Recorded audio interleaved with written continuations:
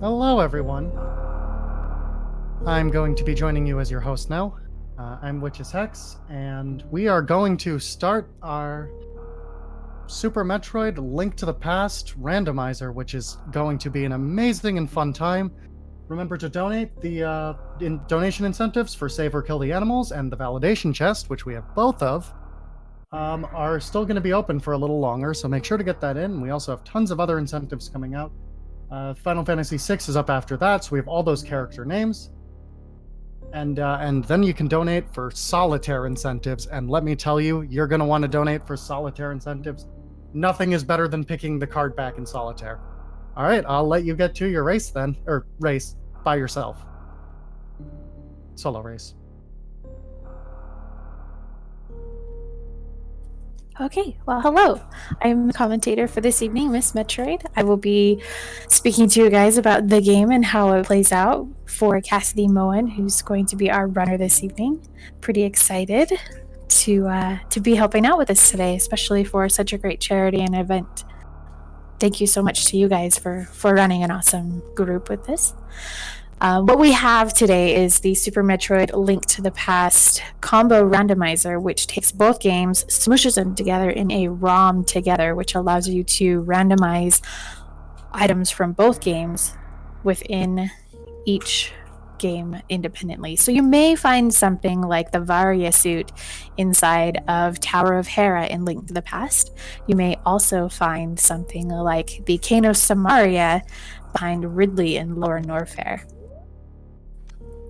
The way that this works, now don't get too ahead of yourself thinking that, hey, let's just put all of the games together in one and randomize everything.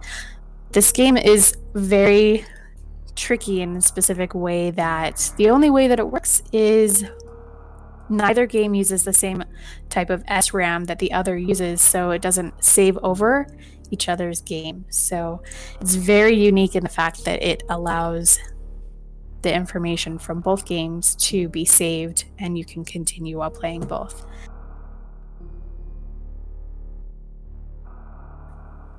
And you do start in Super Metroid. There are 4 fixed locations within each game that allows you to teleport from one game to the other. The first location from Link to the Past is the Lake Hylia Fortune Teller, which will send you to the Criteria map room. The back of the Old Man Cave, or the cave just to the right and above the old man's entrance, will send you to the Norfair map room, more commonly referred to as the business center. The Dark World Ice Rod Right Cave, which is kind of out of the way. Most people don't even know that there's a cave there. Will send you to the Meridian Missile Refill, which is behind Blattrune, but before Dragon. And the Misery Mire Right Shed will send you to the Golden Chorizo Energy Refill Room, which is just above the vanilla location for the Screw Attack.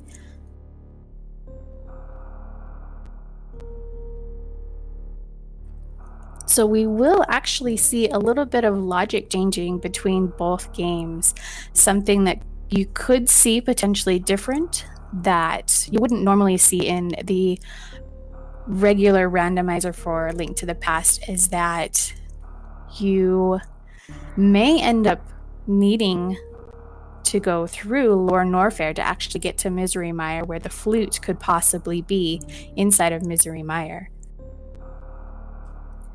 So it is a little bit interesting to think about how both games work together, figuring out the puzzle between each game.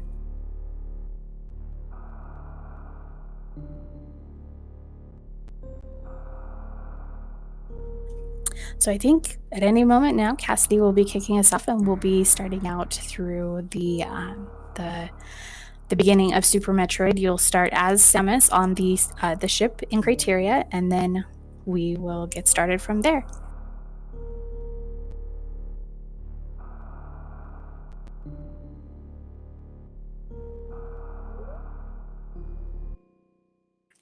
You will start Super Metroid with your usual 99 energy, the base items that you would get, just the regular beam and your regular Samus suit. And then normally most runners will dip directly into Link to the Past simply because of the quantity of items that are available. The density for the items available at the beginning of Link to the Past is much higher than what you would find in Super Metroid. So it looks like we've got the X-ray beam right there on the Lake Hylia Island. So if we want to use the microwave beam strats or the X-ray plasma charge beam strats, we will want to be finding the mirror to pick up that item. So it looks like we've got our first Light World map check. Both Desert Palace and Tower of Hera will be our crystal dungeons for the Light World, and it looks like we also have a vanilla green pendant at Eastern Palace.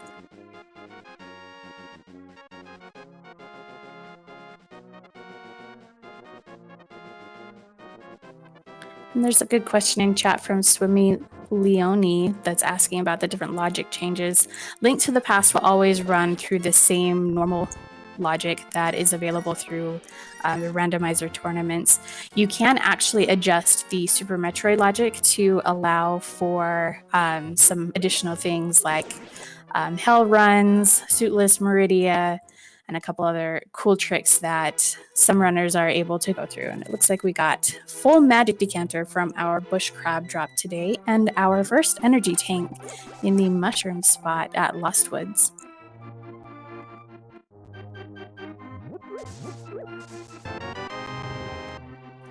Ooh, and I believe that's our tier 1 tree pole giving us 8 bombs.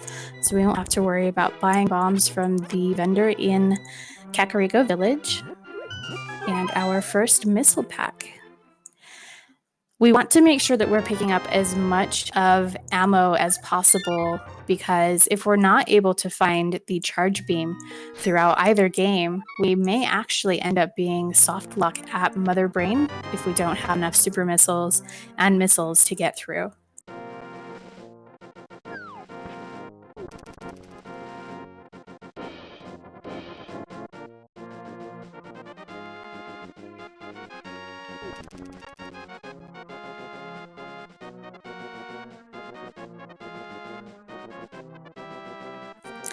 And now we're going to check over here to the Eastern Palace area. This is commonly referred to as Sahasrala's closet.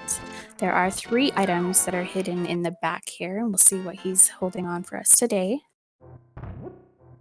All right, so we have a regular missile pack, the mirror, and a heart piece.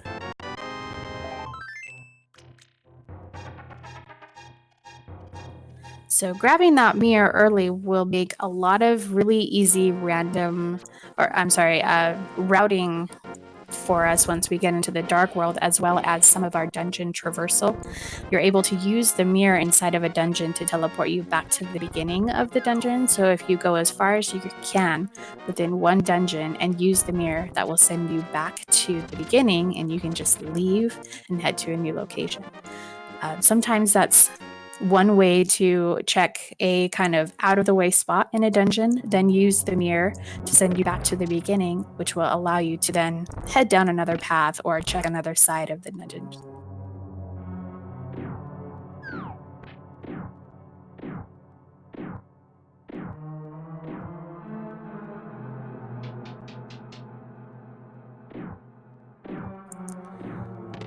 All right, so the first item that we have found so far in Eastern Palace is a dungeon item. It's not a progression item or anything that we're going to be looking for to help us progress further in either game.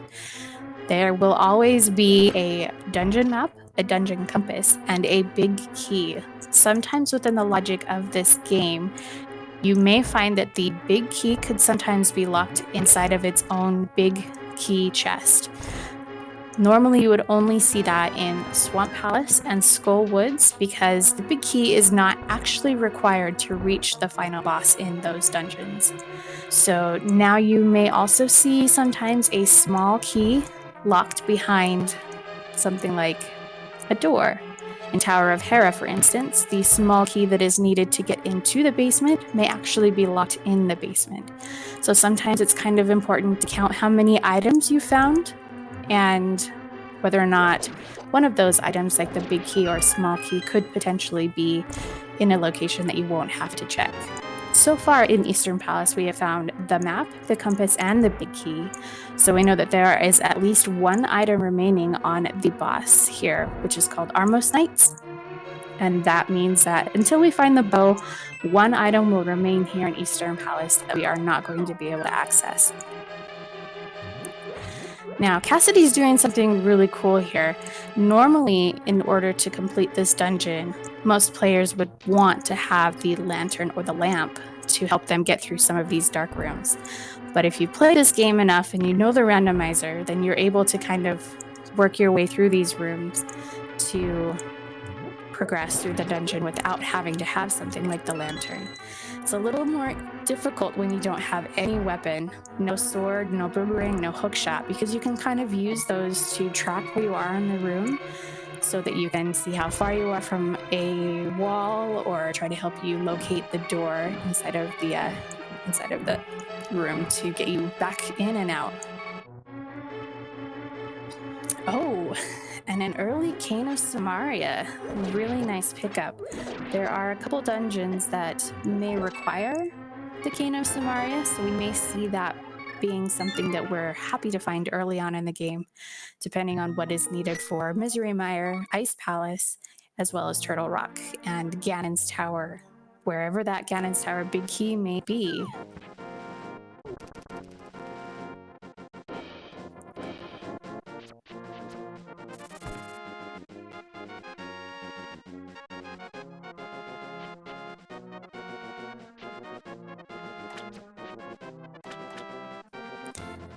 All right, so here we have what we like to call the sewers or the dam.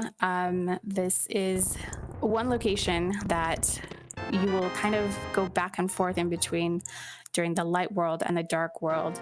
You need to be able to drain the water here to get to an item that's underneath the water, as well as in the dark world. Ooh, there is our Super Metroid Morph Ball. That opens up quite a bit of options for us in Super Metroid. We have not yet seen power bombs or the Super Metroid regular morph bombs, but once we get something that helps us blow some stuff up, we'll be able to check quite a few things in Super Metroid.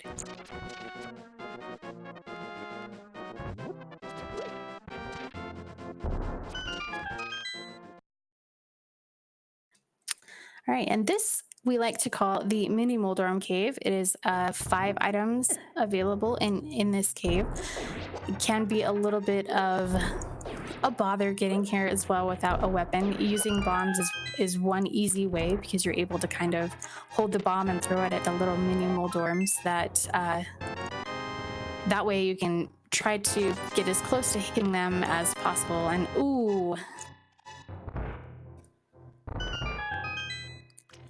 One of the worst enemies that you can come across here in the light world are these little green crabs.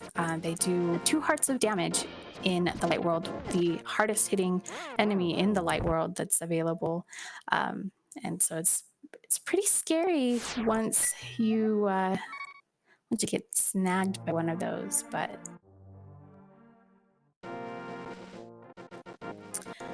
quite a few more items here that we can check in the light world before heading into Super Metroid. Again, the density of items available is still very high for things that we can check that's remaining in Link to the Past. Looks like we have a big 20 at the maze game, so we won't be heading over to pick that up.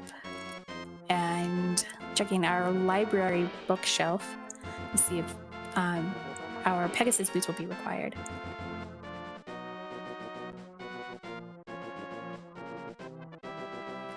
It doesn't look like boots will be required for our library item. In the vanilla game, you would pick up your Pegasus boots right after Eastern Palace is completed to get the Book of Medora from that location. In the randomizer, that could be anything from a sword upgrade to a big 20, a bottle with a potion or a fairy in it. Could also be your fire rod or your hook shot, maybe even the wave beam. And here in the chicken hut today, we have a single dollar.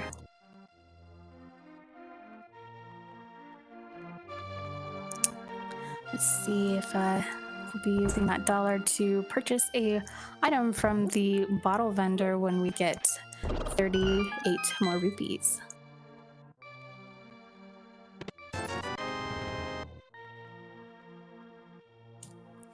All right, this is the Kakariko Well. 5 more items hiding out here. The first item that we'll come across is a reserve tank, or affectionately called the Nope Tank, amongst many Super Metroid speedrunners, just because generally you don't want to pick up very many reserve tanks if you can help it. And a couple more ammo pieces, some more rubies, a little bit of health, and our bottle vendor for today seems to secretly be a weapons dealer.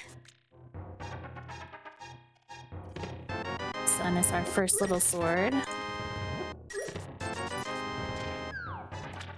And then here in this little basement area called Blind's Hideout holds our next 5 items, which appears to be a spring ball, a missile pack, 100 rupees, and the chest in the back, an additional 300 rupees. So that gives us quite a bit of good cash that we will want to be using towards some of our Dark World item locations, as well as the King Zora ledge and King Zora himself, which takes 500 rupees to get a potential love lesson, a life lesson, or a great progression item. And now with a reliable weapon at hand, we will be going to the escape sequence.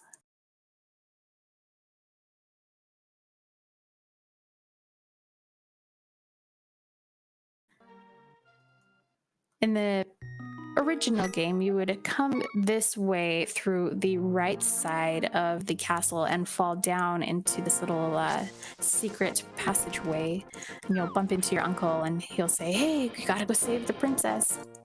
But today, he's just gonna give you 20 bucks and say, "Go order a pizza."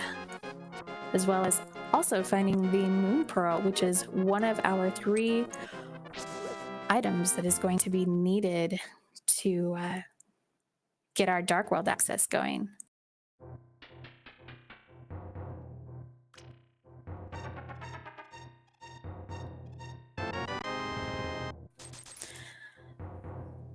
All right, and heading on down to the escape sequence where you would normally venture to find Princess Zelda at the beginning of the original game.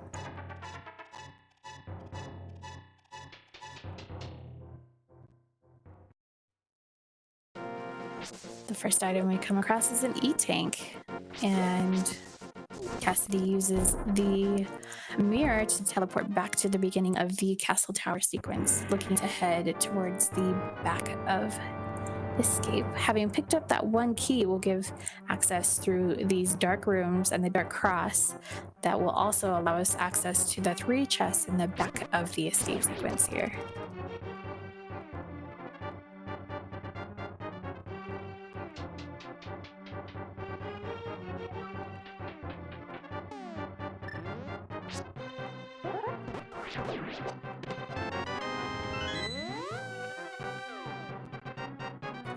Right, really good job clearing through that snake room. Can be a little bit of a bully area because they'll all chase you down this kind of thin little hallway.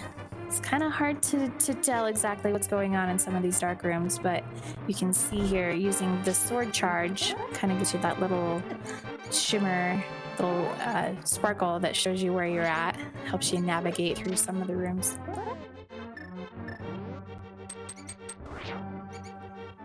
Ooh, and the ice rod in the dark cross room. That could be a big deal depending on whether or not Turtle Rock will be a pendant or a crystal. We'll have to see what else we can find through the back of escape here.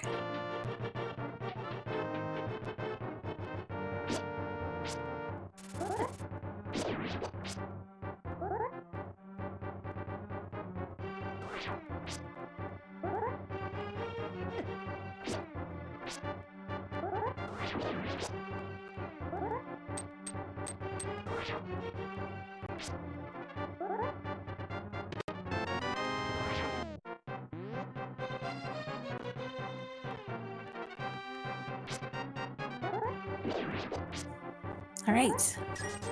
Making it through.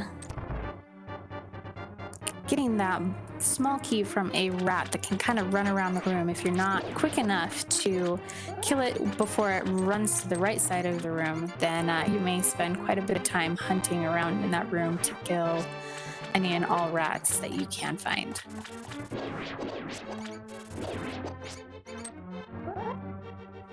All right, so we got our turn of a small key, the various suit, and hook shot. Definitely worth it to pass through and pick up those items from the back of escape. Those are currently out of logic because we do not have the lantern to get us through those dark rooms, or our first power glove item pickup, which would give us the logic to get those 3 items from the sanctuary graveyard area.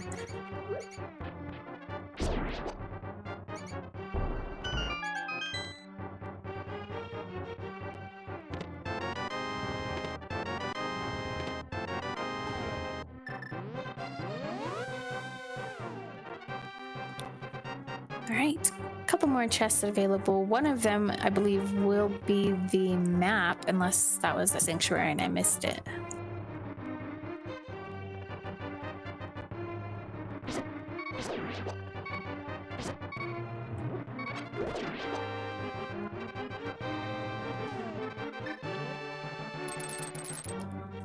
All right, one chest here. Just gotta poke this blue guard here, pick up a missile pack, and the map appears to be in Zelda's chest, as we do not see it in Cassidy's menu there. So at that point, we know that we can save and quit, because we know that the last item within that escape sequence will be the map. So now with our morph ball, some power bombs, various suit, and spring ball, we'll probably be able to clear out quite a few things within Super Metroid. So Cassidy's going to take us there for our first checks through this area. Various suits definitely going to help quite a bit, as it will reduce the area damages from lava, as well as heated rooms, and also be able to take a little less damage from any enemies hitting us.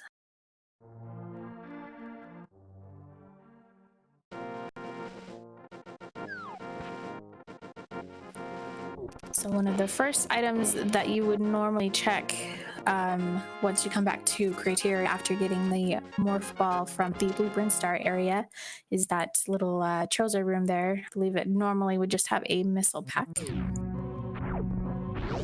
And then we'll be heading down into the Bomb Chorizo area. One thing that we'll notice here that's really cool is that coming into this room in the normal game, this chorizo here would give you the morph ball bombs. Today we're just going to get 3 Link to the Past bombs. But if you notice, the boss does not activate and will not attack you.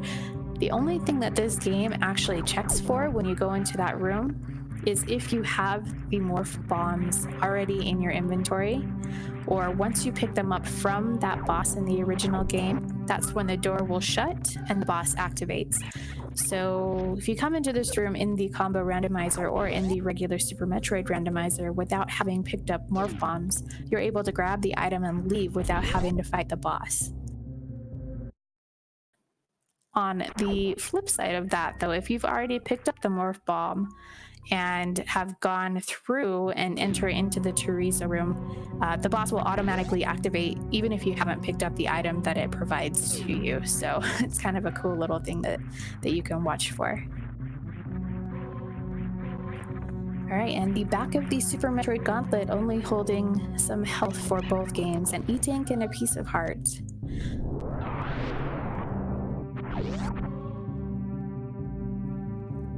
And with the red boomerang at Terminator, we will go ahead and proceed onto the green Brinstar location.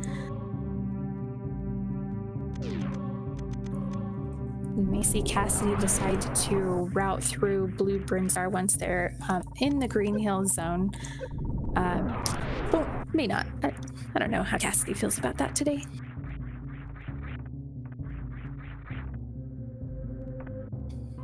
All right, so we'll see a cool little trick here. We're gonna check with this item, his arrow capacity upgrade, and then Cassidy will be performing a mock ball to kind of get past these gates without having speed booster, and gets the first try. Very well done. Now here in the green Brinstar reserve room, there are 3 items. Looks to be some rubies and our first bottle of the game, holding a fairy. Picking up our first bottle is a little bit of an important thing to remember next time you head into Link to the Past and are within the Kakariko village. You want to make sure that you stop by the sick kid's house to turn that bottle in for just let him know that you found a bottle. You don't have to give the kid the bottle. But he will in turn give you an item. Potentially could be progression or maybe a little bit of love, some cash. We'll have to see what sick kid's got for us today.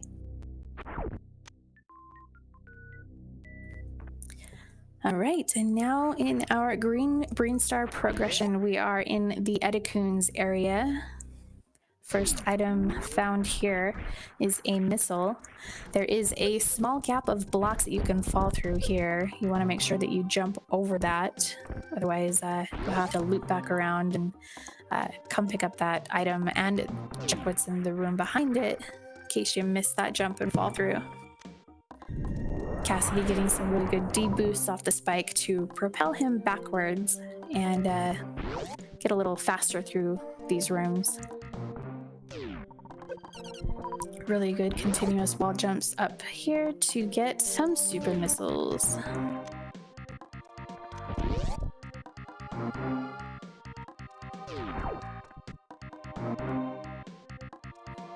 Cassidy's doing a really good job of clearing out the Queen Brinstar location. A lot of the items here pretty much just require the morph ball and power bombs or some morph bombs to get through most of it. Power bombs for Edicoons and picking up a couple extra. Now we'll be heading towards the big pink location. There's quite a few items that we're able to find in this area, as well as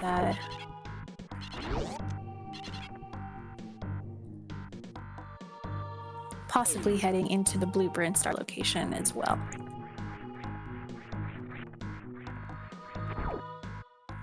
Oh, and we have our second Sword of the Day Master Sword here in the Mission Impossible location.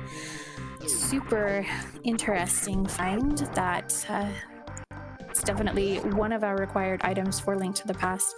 You cannot complete the game with a fighter's sword, so it's definitely one good thing to find. Will help with a lot of our bosses as well.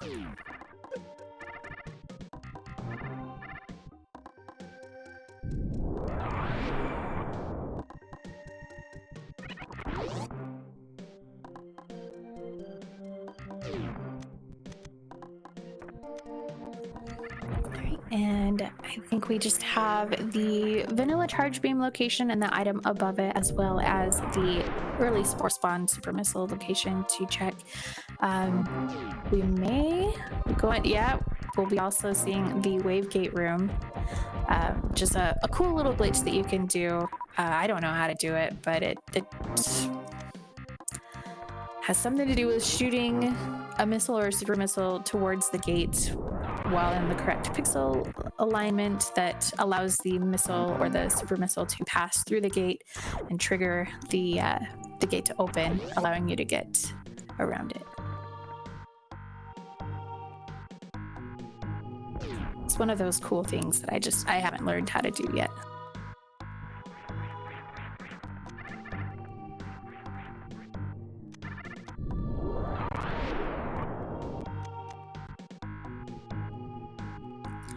Farming up a little extra health because the enemies in this room do quite a lot of damage. Really good job clearing that out. And Cassidy's going to set it up. You have to kind of like be in the doorway but then jump so that you get pushed out of the doorway while shooting at the same time, and that allows the missile to go through the gate.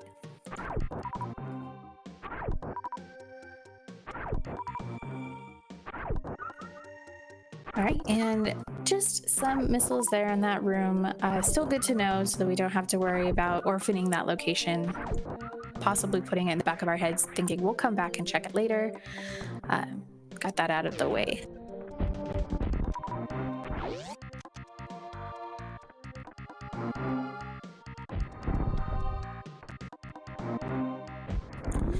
A little bit more farming, and we'll go down to check a couple more items in the charge beam location, and going for our spore spawn early items as well.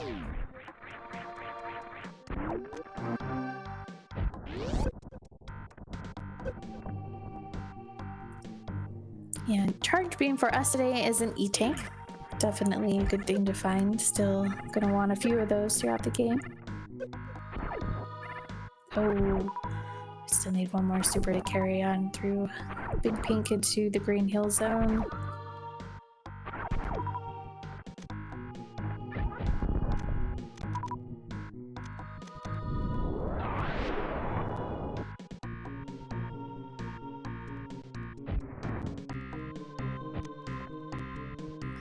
Alright, so we have one item here hidden behind this little tube, which is the high jump boots.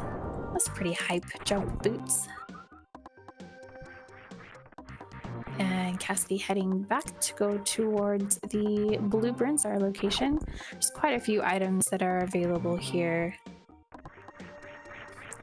And just a heads up to everybody watching, we are going to maybe just do a quick refresh on the stream to see if we can get the sync to line up a little bit. So if you see a flicker or if it pauses momentarily, just give us a little bit, be patient while we try to fix this so you don't have to worry about the future tellings. Concourse, you know, all of that.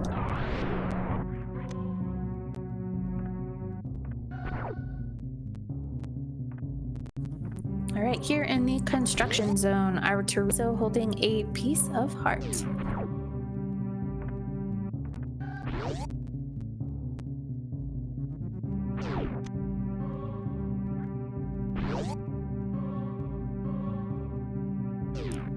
Right, we've got a couple more items here, one of which is in the ceiling, the flute.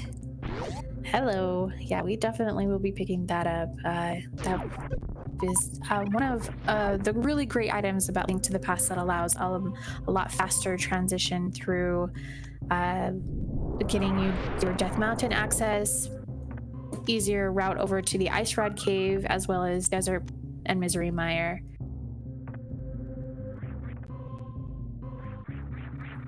And Cassidy is going to give us an early peek at what we like to call the Billy Mays room. Generally, through logic, would, I believe, require gravity suit, but being able to do a jump while transitioning through that door will get you enough height and speed to get over onto that platform without having to fall into the water. But looks like Billy Mays just has a little bit of love for us, and not going to be any progression there today.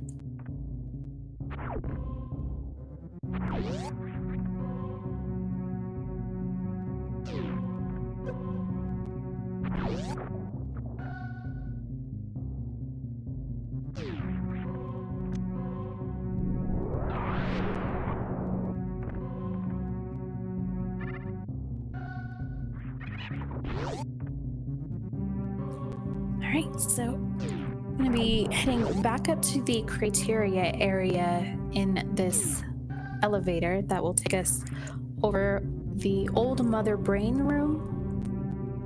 Will look a little bit familiar later on in the game when we're back to fighting Mother Brain.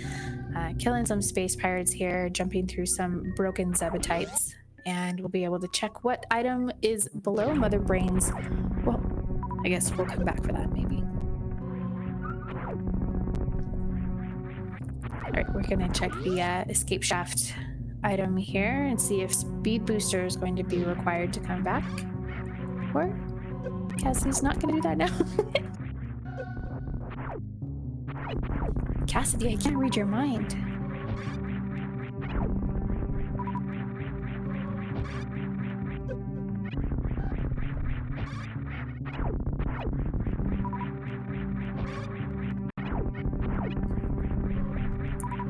All right, so I think we're going, oh, no power bombs, Tess, that's why. Okay, so we're going to the ship to refill. How silly of me.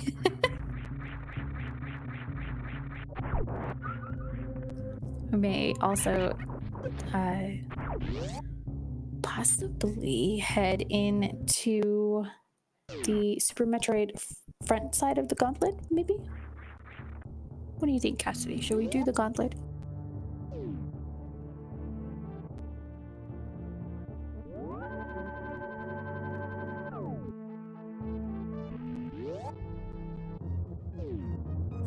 Ooh, going for the wall jumps, no high jump. Ooh, yeah. This is fairly tricky to do. I believe that this would normally be in hard logic only, potentially required. And he gets it. Yes, very nicely done. That was really awesome.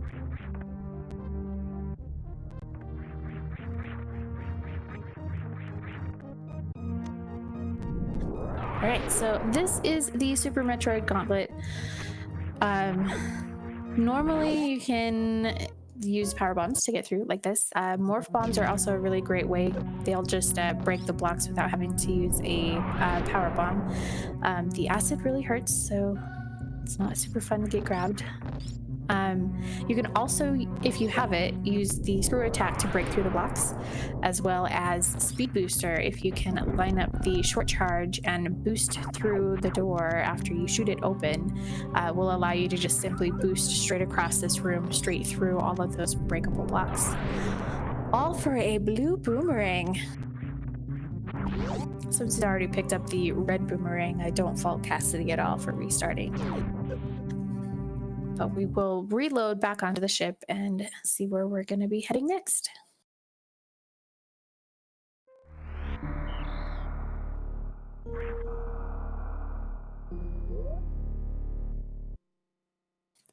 All right, looks like we're heading possibly towards an early red ship, or at least the top of the red tower, or the Alpha Power Bombs location.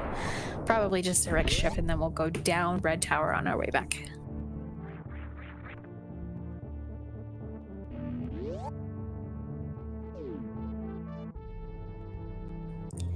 Now, wrecked ship is another location that will technically be a little bit more difficult to get into. We do have Spring Ball, which possibly could help with jumping over the moat. We may see Cassidy go for a continuous wall jump as well. Ooh. Ah, silly rupees getting in the way.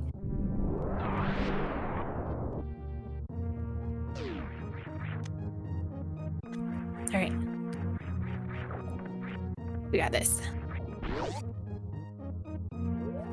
So a continuous wall jump would normally only be something that would be required to potentially get to wreck ship through the logic in hard logic.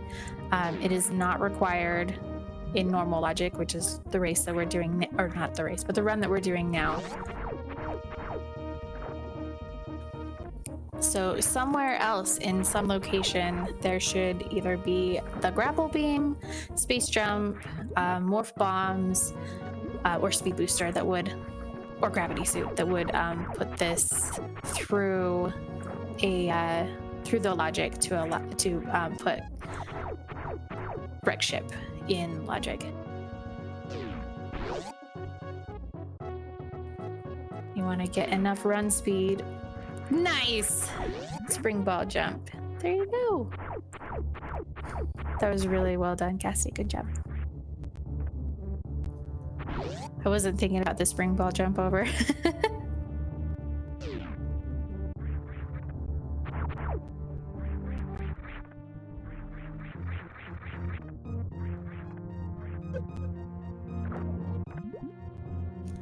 Right, and so we have the drowned lake item here, which is going to be a big 20. Still gonna need a little bit of money for our King Zora purchase, as well as the chest game and digging game in our Dark World Link to the Past. So we will see what those things are.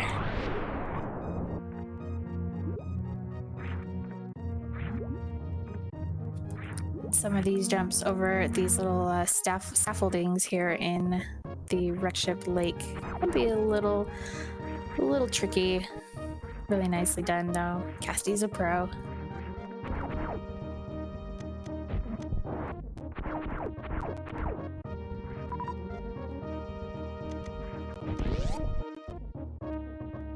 All right, so wrecked ship, there is one item that you can get prior to going up against Fantoon, simply because you can bomb the wall like that.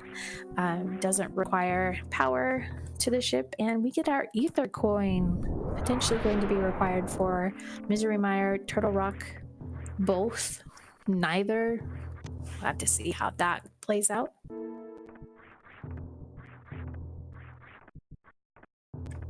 And Cassidy heading into the Fantoon fight. One of my least favorite fights, personally, in Super Metroid. Unless I have the X-ray plasma charge beam combo. And even then, I'm still pretty bad at it, but...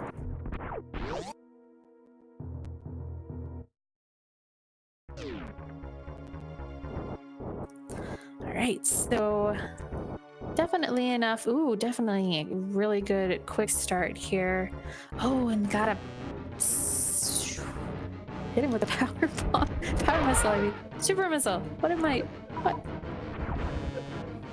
Phantom's giving me the creeps.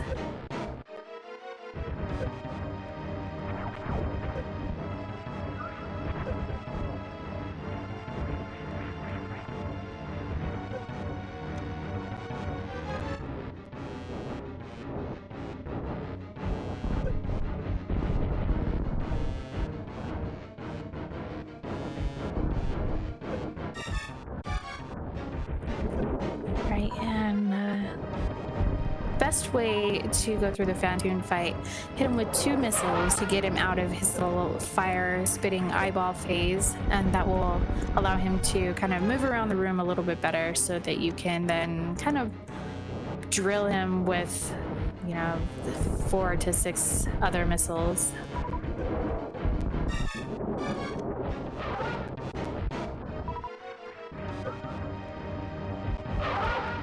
Right, and using a little bit of the reserve energy from his nope tank to push through. Oh, and getting the middle phase, that doesn't help. Fantoon, you're a jerk.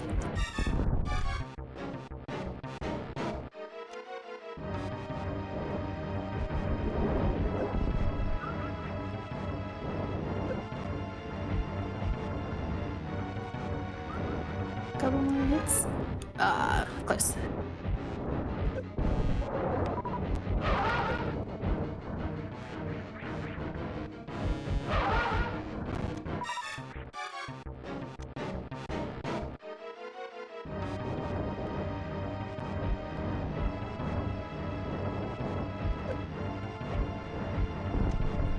Oh, going for 1 super missile and finishes the fight off. Very well done.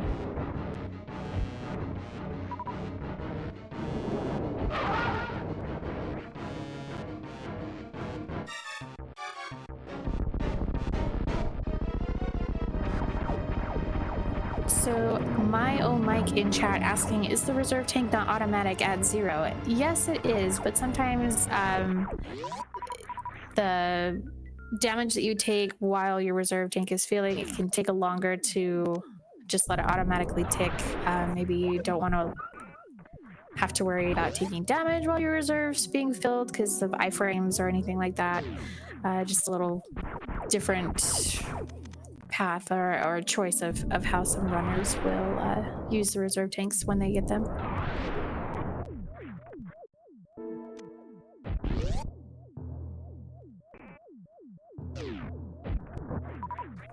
Getting a bloopy from the location here.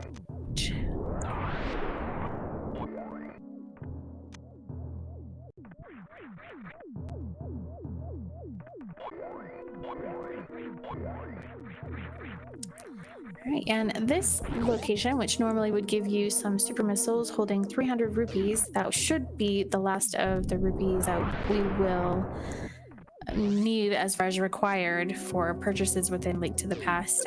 Never bad to pick up some extra for rupee purchases.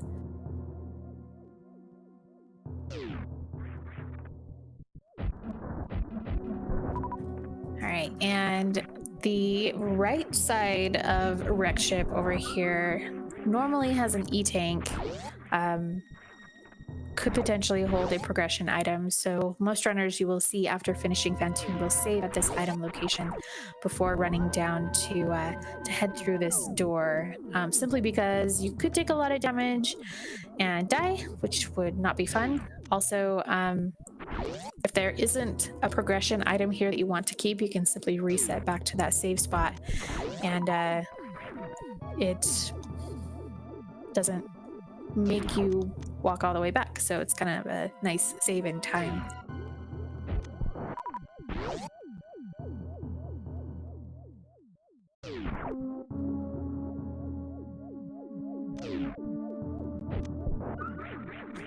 Now, doing this without gravity suit, space jump, or morph bombs can be a little bit of a pain, depending on whether or not you want to try to do boosts with power bombs, wall jump, or something else. We'll see. Cassidy, I think, is going for the power bomb boost.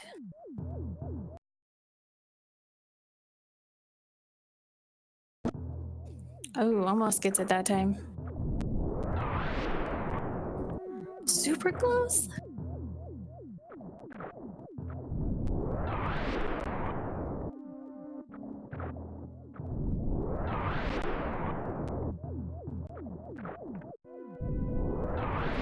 Alucard 2004 saying, I think you could just use high jump and jump up there. But what kind of showcase would that be, Alucard, if we didn't show off all the cool tricks that we can do with power bombs?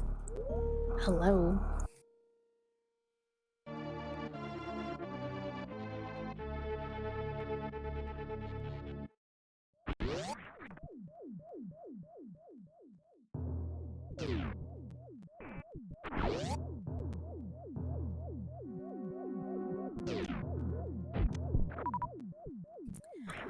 Don't forget, everybody, we do have our donation incentives for save or kill the animals, as well as validate or invalidate the run. Very nicely done, Cassidy.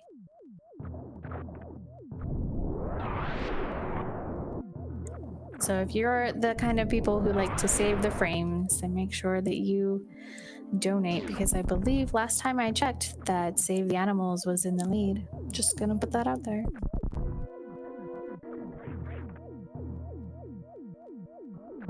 We only have a $5 difference between validate and don't validate, so you could easily swing that one.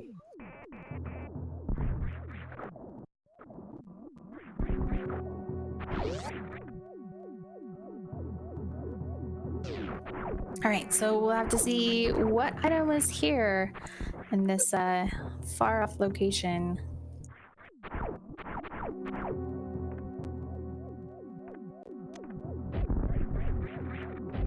I hate this room without gravity. Spikes!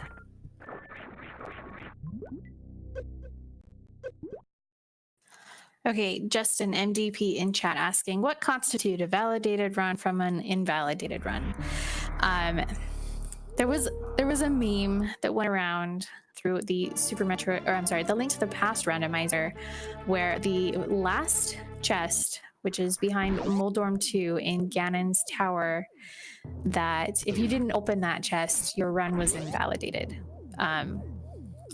Of course, that doesn't actually really happen. You don't get disqualified or anything like that if you if you don't open that chest. It's just a little bit of a meme for the jokes and stuff. So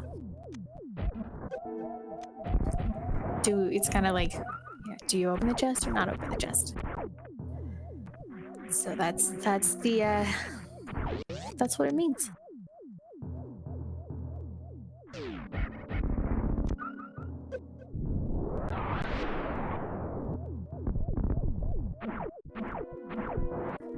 Yeah. People aren't disqualified or anything if you don't pick it up, but this room is really scary because these key hunters do a lot of damage to you, and with the ammo situation for Cassidy where it's at and health as well, it can be a little scary to go through this room where you have to kill all the enemies.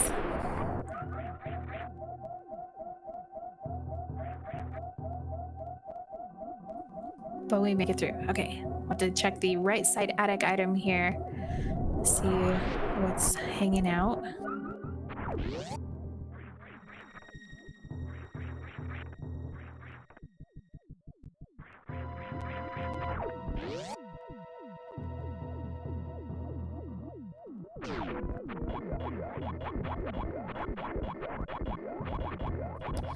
And our attic item today is a reserve tank.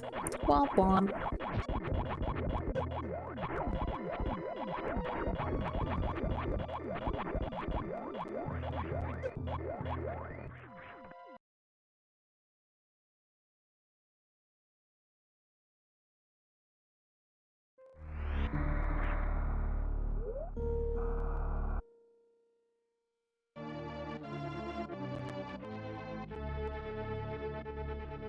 All right, one more time. Going for the oh, just picking it. Gonna farm up some power bombs. Nope. Okay, we're gonna go. It's scary to leave the items behind, but there's a good chance there's nothing there.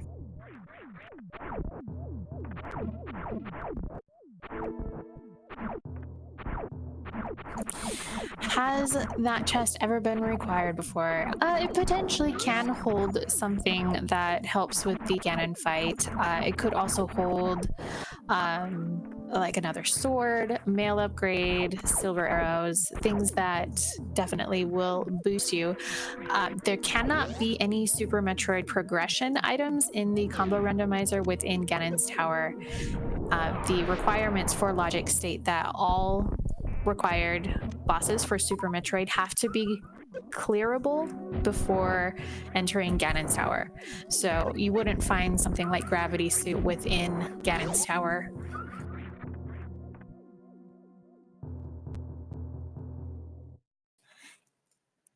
I believe that in Entrance Randomizer, there could be progression at that chest, just because you don't have to go through the main Ganon entrance to get into Ganon's Tower.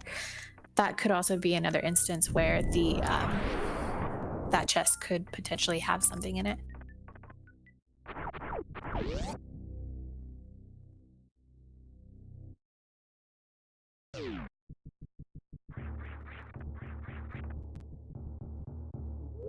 All right, so we're going to be taking a little coffee break for anybody who needs to get up, stretch your legs, run to the bathroom.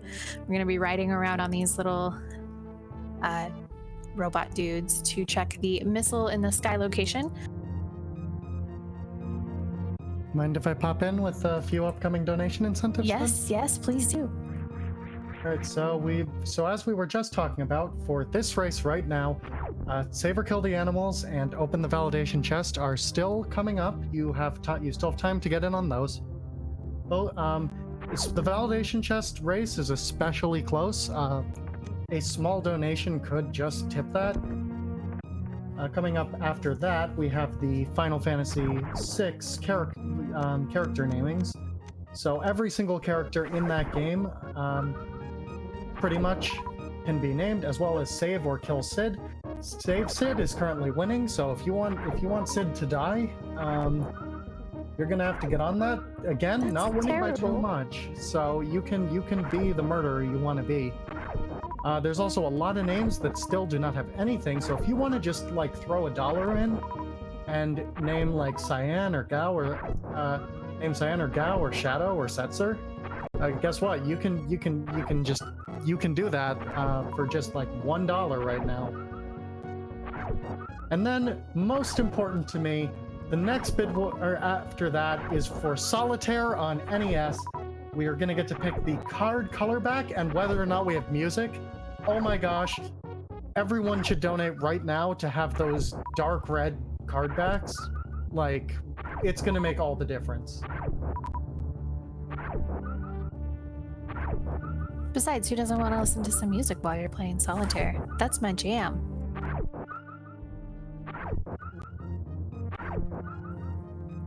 All right, Cassidy's doing a little bit of farming here simply because heading into this next area without grapple, space jump, or speed booster, well, I guess speed booster doesn't really help you here, but we're going to be running into some spikes, taking some deboosts, and spike damage is pretty significant, so we want to make sure that we have enough health to get to the bowling area. Start with a running jump. Nice.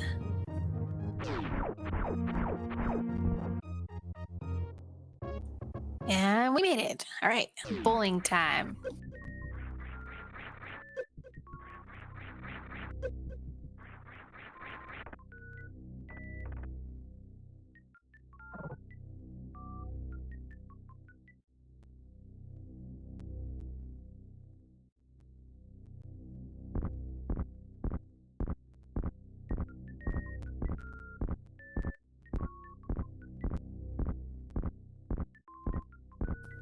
All right, so there is a couple items that are held back here. I think Cassidy did check the speed booster item to see if speed booster would be required. I missed that check because I think I was checking out the incentives for a second there. So sorry if I missed that. Hopefully speed booster is not required for that, but there are some super missiles which we would love to pick up and go. All right, Cassidy's heading on the way out, so I believe, okay.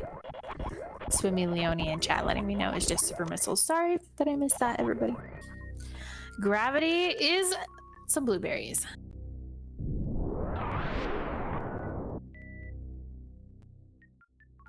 I'm trying to get that deboost off of that little ripper there, and wasn't quite close enough to the wall. But we will still be progressing through here. I believe we'll be heading towards the Red Tower area next. There's still a lot of locations that we're able to check in Super Metroid, including pretty much all of Upper Norfair. I think we'll be heading to that area next, probably get our second boss kill in Super Metroid done with Kraid, and see what more we can find before dipping back into Link to the Past.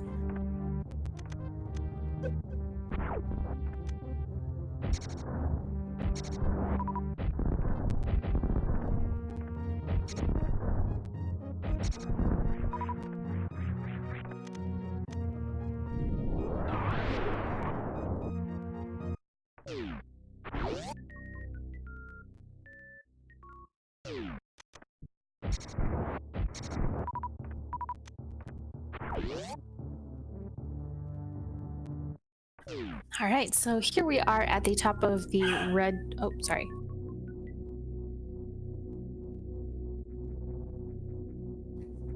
At the top of the Red Tower, commonly referred to as the Alpha Power Bombs. This is where you would normally get your first Power Bomb pack in the original Super Metroid game. The first item here is a pack of blueberries, again.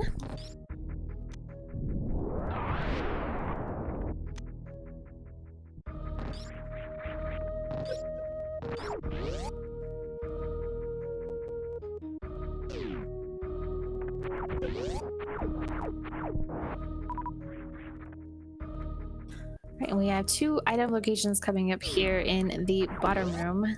Normally that's where you would get your original power bombs. There is also another item hidden behind the chorizo in this room.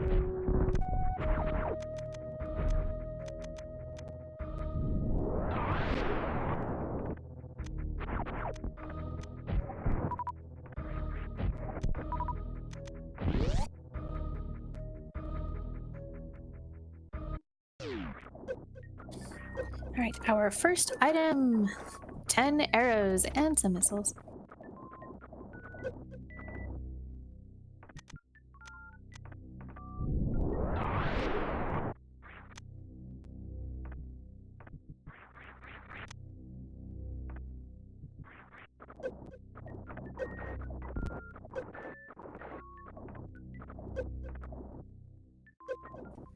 All right, we're going to be heading in through the spiky room here. Not the actual spiky death room, but similarly, it kind of has some spike in it and can cause death.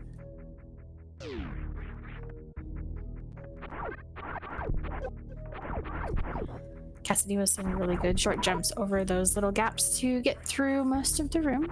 And into the top of the red tower, we have the X-ray beam location that we may stop at.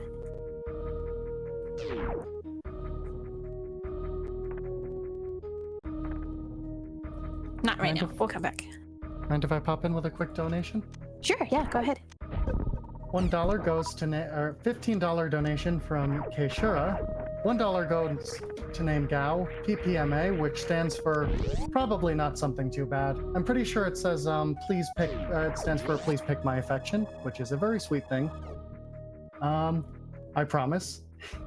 $4 goes one each to name Cyan Setzer, Shadow and Stranger. Strango. Please let Miss Metroid and or cassidymoen choose the names. The remainder goes to my choice. Ooh. Gonna pick a name. Okay, we'll deal with that later. I'll put the others down for now. All right, so the phaser beam holding only some missiles. Still definitely gonna want to be picking those up until we see that charge beam.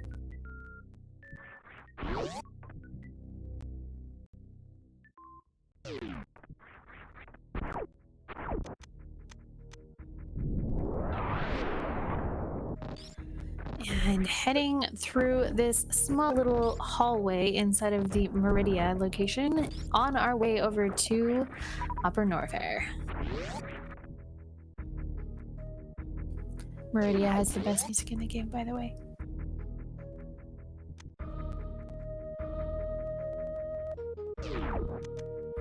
All right, gonna be going over here to take out everybody's favorite prom date. We'll have to see if he's gonna go this evening or if we'll be skipping out on prom.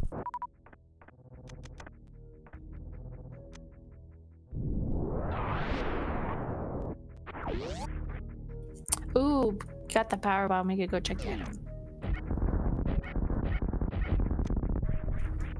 We'll check it on the way out. All right, so I'm gonna blast up this little mini crate here and head on over. We have enough ammo to get through crate if we get the quick kill, but we do want to make sure we pick up just a little bit more ammo. And here we go.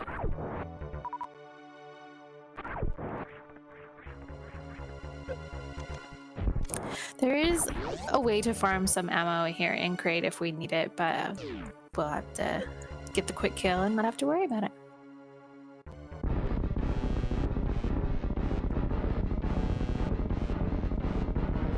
Ooh, and we get the DLC.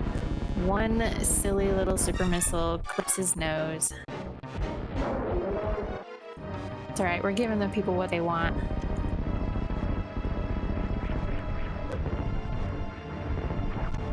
Oh, so close.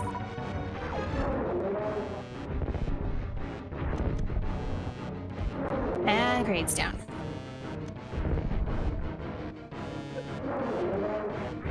Crate used to scare me when I was a little kid. He's not so tough now. Alright, picking up a heart container. I do believe we are still a little low on health for our Link to the Past run, so definitely want to see some more health in both games, it looks like. Not a very healthy seed so far.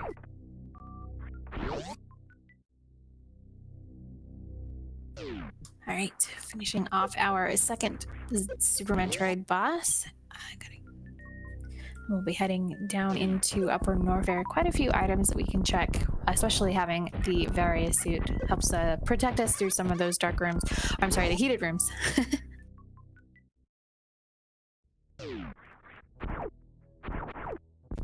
One more item to check here in the crate area, which is the crate e-tank.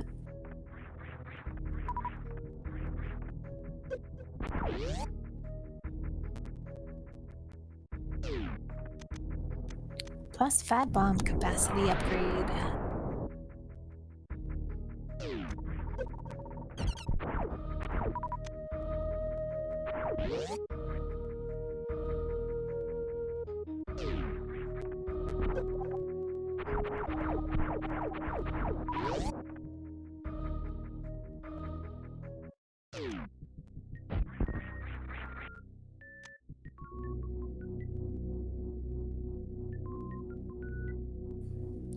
Right, definitely gonna pop into this ice beam location, our second mock ball of the game. First try, once again, very well done.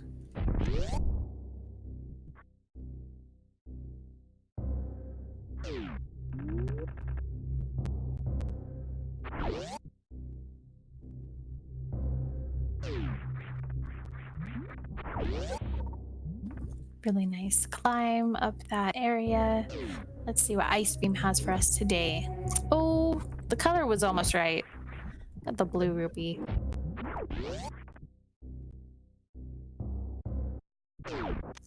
Game's being pretty stingy on some progression here. I would love to see hammer, glove, some boots maybe.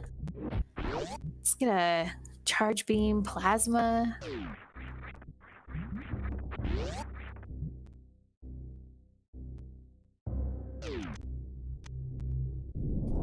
All right, here in the Crumble Tower, we have a Big 20, so affectionately called because all platforms in that room are crumble blocks, and if you stand on any of them, you will fall down.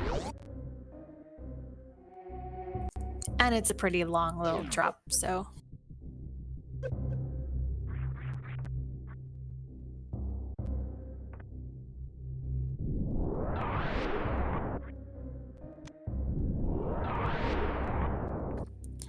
All right, a couple different things that we can check here, starting with the high jump location, as well as the Crocomire Green Gate, which is a potential item that we may want to pick up if it's anything good. First high jump item is a missile pack, and I believe that I just saw silver arrows. Yeah. One of my favorite items in both games, because I don't know how to do silverless cannon. Every time I see that, I breathe a sigh of relief. And for anybody asking, AG on the arrow icon, there is the periodic table of elements little tag for silver. So that's what that means.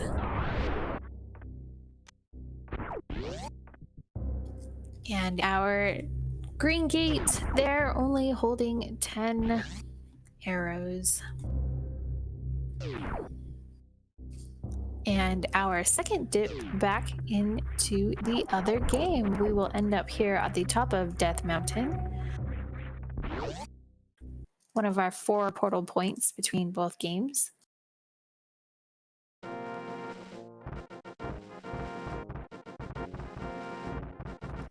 Checking up here on Spectacle Rock, the first item on the top is a +5 bomb upgrade and our power gloves. Woo! All right, that's 2/3 of our Dark World access there. Just make a quick hop down here into this cave and a little walk up these steps and we'll be able to pick up our power glove.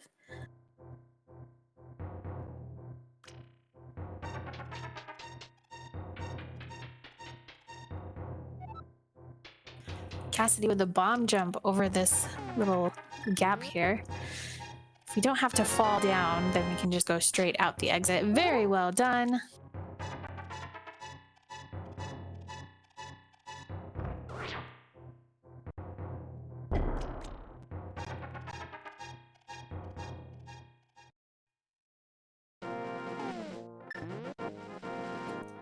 All right, and having the hook shot will allow us to go across this broken bridge and give us access to the eastern part of Death Mountain.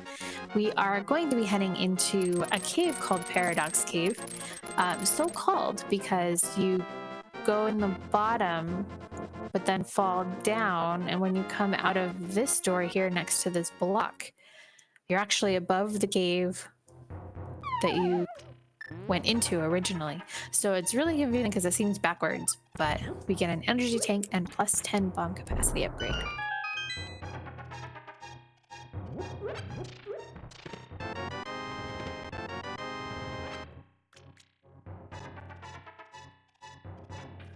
And the next 5 chests holding pack of blueberries, screw attack, titan's mitts, well, a third sword, and another reserve tank. A really great cave there to hold quite a few progression items there. Screw attack definitely helps with killing some of the enemies that are in Super Metroid, as well as progressing through areas that make it a little bit easier so you don't always have to use power bombs. Titan's mitts, definitely a big item to be picking up. That is our Dark World access through our Village of Outcast.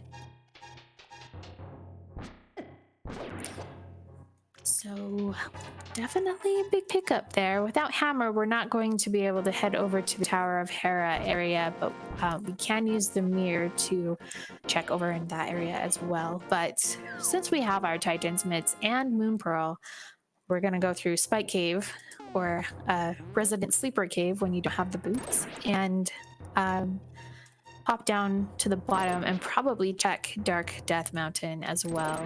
Having Hookshot makes that a really good play because you're able to check out Hookshot Cave, and we can also find out all of our pendants, crystals, is Turtle Rock going to be required, and what medallion Turtle Rock may need.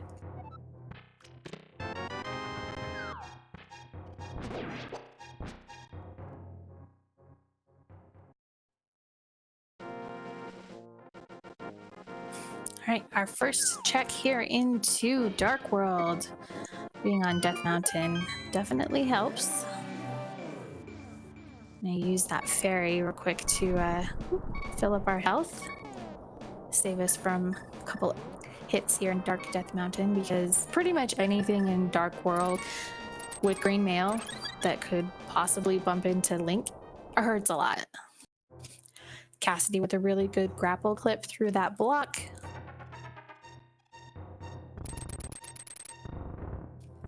And in the Super Bunny Cave, we have 2 chests, piece of heart to start, and 50 rupees.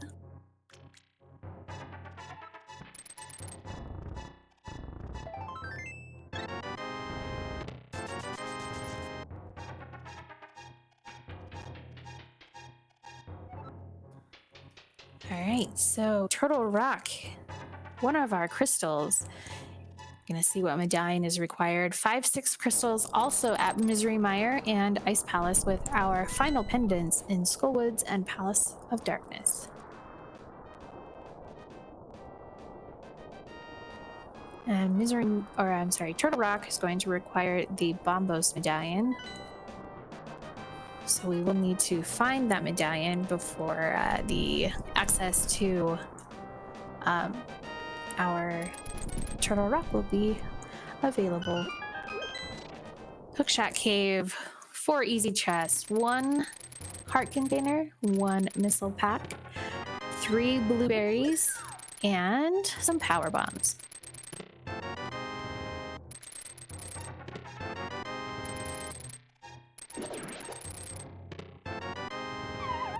Then heading back over here to the left side of Dark Death Mountain, we'll be able to use the mirror just outside of Tower Hera to step in and go through that dungeon.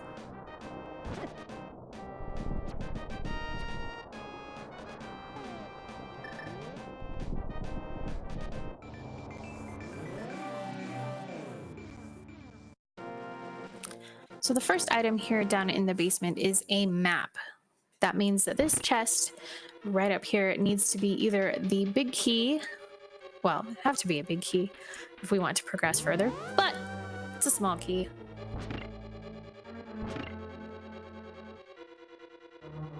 That means that the big key will actually be vanilla in the bottom of the Hera basement. Without a fire source like the lantern or the fire rod, we're not able to progress any further through Tower of Hera.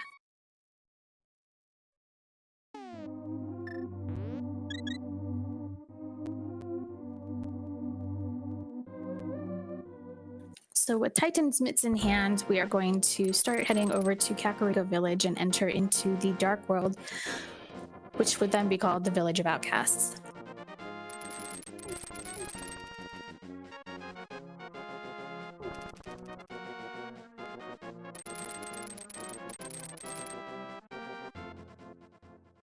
Yes, let's activate our flute first.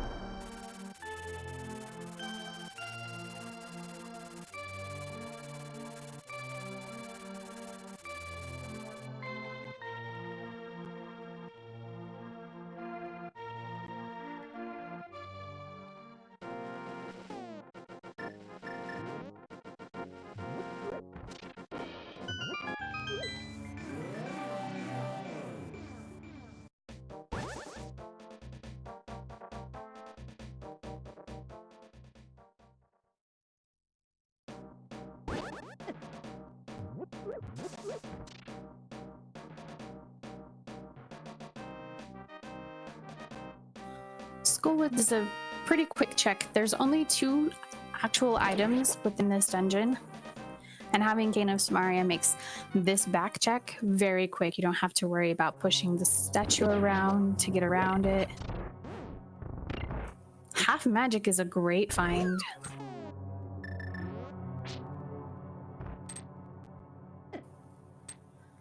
Alright, so one of our 2 items so far from Skullwoods. And just a reminder, this is one dungeon where the big key could potentially be locked within that big chest here in this middle room. All right, great. That is our second item from within Skull Woods. So the only reason that we may actually need to come back to Skull Woods, with it being one of the blue and red pendants, would be if anything progression or required is on pedestal. And we wouldn't want to wish that on Cassidy at all.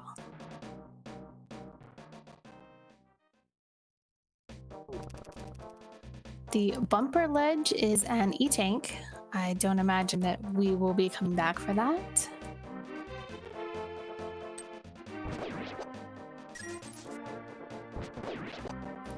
And taking a quick bop over here to the Village of Outcasts. A couple different places that we can get items here. Having Mirror and Titan's Mitts makes quite a few checks very easy. This is the city-shaped house with our Mario portrait, which holds a pack of super missiles.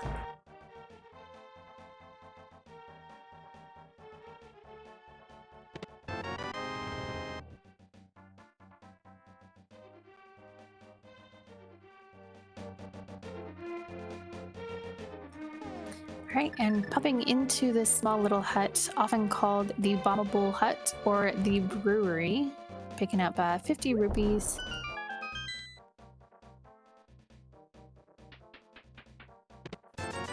Cassidy remembering to turn in his bottle to the sick kid. I was going to say something earlier when you were activating your flute, but I decided that would be a hint, and that should not be good. All right, a couple extra missiles there for our ammo count. Until we find that charge beam, we definitely want to be picking up whatever we can, as long as it's in a convenient location. The chess game coming up.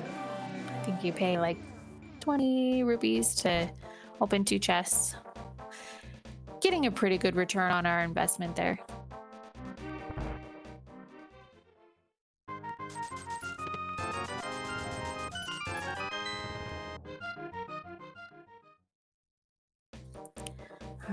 into the Thieves Town dungeon we go. 4 chests in the front of this dungeon here.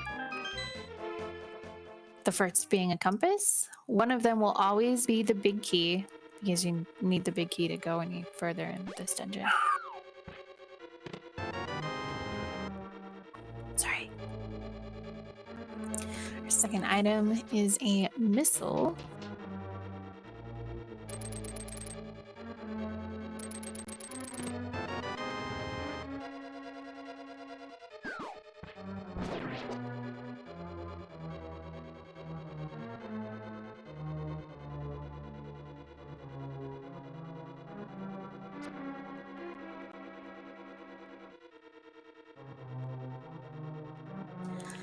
Our big key for Thieves Town, which will help us progress further through this dungeon, and the bug nut. So, could potentially be an item that we will be leaving behind here in Thieves Town. Let's keep our fingers crossed that we find the next items as well as the map within the next couple chests within Thieves Town. If we don't find a small key, that could potentially be locked behind the door that it would normally be used to open it. Or if we do find that small key, then without hammer, we're unable to actually open that big chest.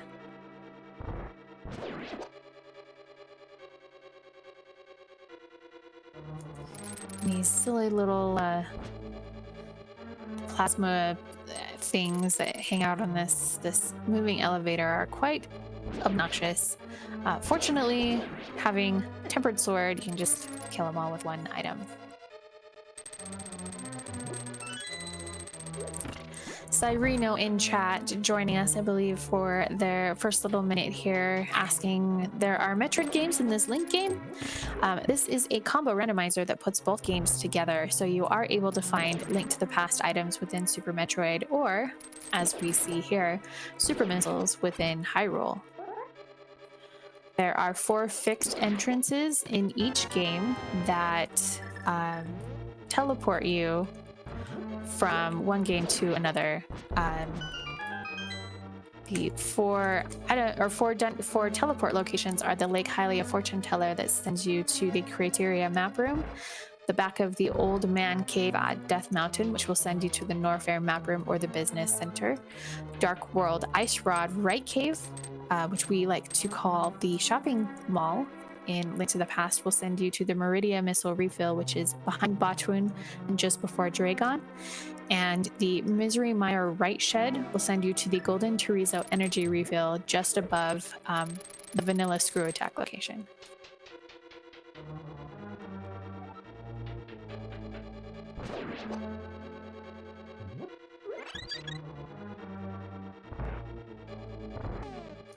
Oh no! The small key. We need hammer to get one more item from this dungeon.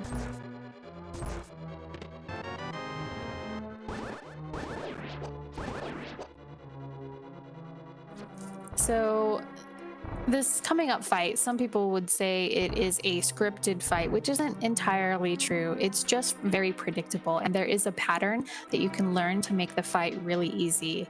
But it technically isn't scripted. You just want to be able to get the first 3 hits off here on blind.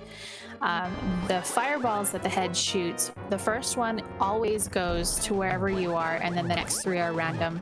Then the next one shoots at you, so on and so forth. And Cassidy doing a really good job. Very good blind fight.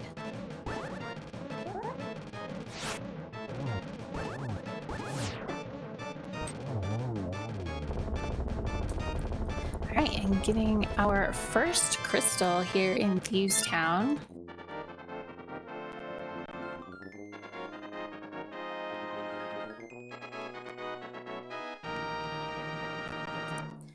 And then we'll head to the south area of Village of Outcast here. We will probably want to do the dig game first, since you can't pick up the frog and take the frog with you to go to the dig game. the guy who runs the dig game isn't, very friendly, and he doesn't want you to bring friends. And then we could pick up a frog and take him on a world tour. We may end up doing that. With Mir, it's pretty easy to turn him in. Ooh, piece of heart there in the dig game. Fairly quick to get.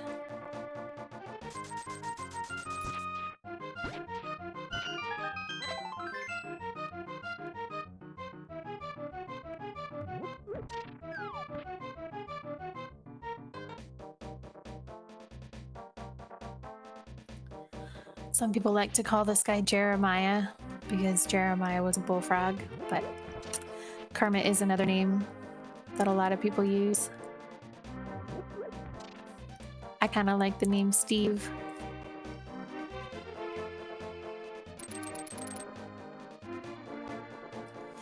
All right, and using the mirror here allows you to just quickly swap to the light world and take him to his home where he has been lost from.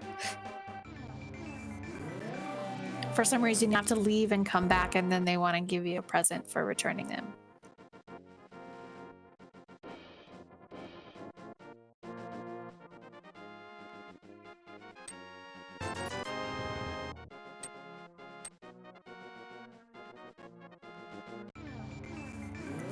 All right, picking up Gary's lunchbox, or the purple chest item here, we can now head down to also check the Stumpy item location, as well as the cave south of the grove. Using the mirror will allow us to change from the dark world to the light world and end up on a ledge just above the normal walking area that you can't get to unless you use the mirror from the dark world. Oh my goodness. Looks like we found our Pegasus boots here at Stumpy. It's time to go fast, I do believe.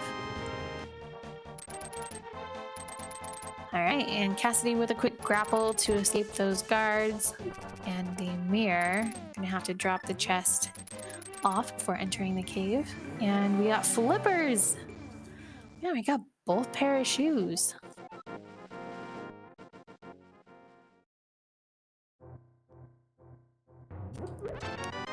All right. Picking up the Pegasus boots as well as our flippers opens up quite a few more locations. The boots will free up the Bonk Rocks cave. Our Titan's mitts and boots combination allows us to also check King's Tomb. And flippers gives us access to Swamp Palace with Mirror and Hookshot. Still need the hammer, but we could check the first chest. Nobody ever does that, because why would you do that? We also have Waterfall Ferry. The right side of east, or the right east side of Dark World is also now open with the flippers. So I'll be able to check quite a few things.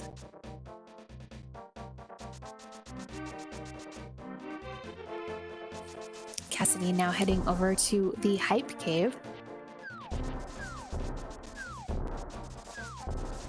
to see how hype it is. In the earlier versions of the Link to the Past randomizer, this cave seemed to hold quite a few rare items. Today it holds a heart container, the Spazer beam, as well as the blue mail.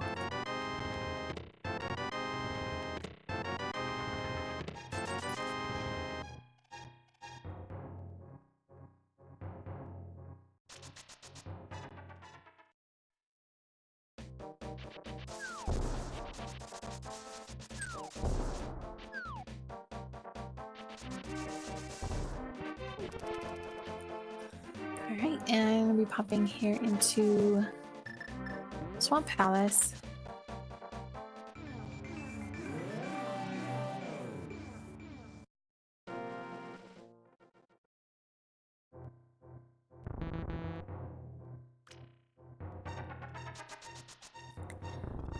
Entering into Swamp Palace requires that you use the mirror to go into the dark or into the light world to drain the swamp, which then fills this little moat area of the dungeon with water.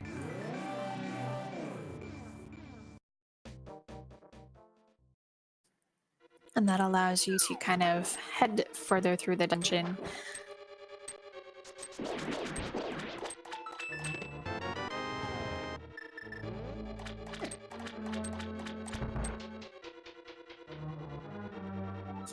All right, the first chest here being the dungeon compass.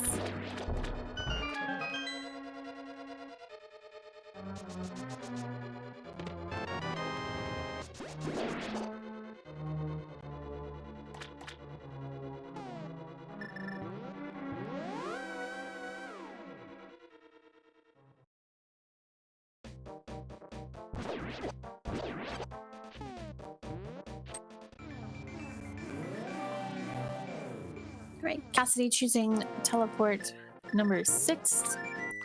Or, wait, going to number 2. Filling up on health and buying a potion. Very well done.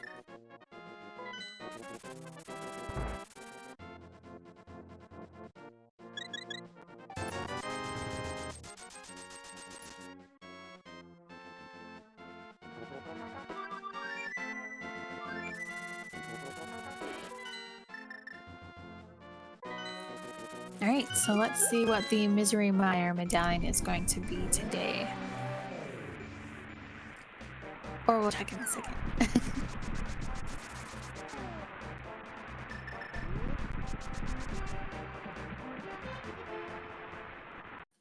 Alright, Misery Mire shed holding some missiles and a piece of heart.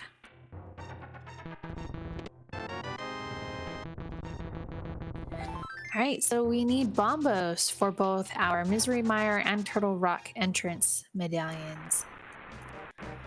Could also potentially be what we need to access and enter into Ice Palace if we don't find the fire rod before all of those dungeons are open and available.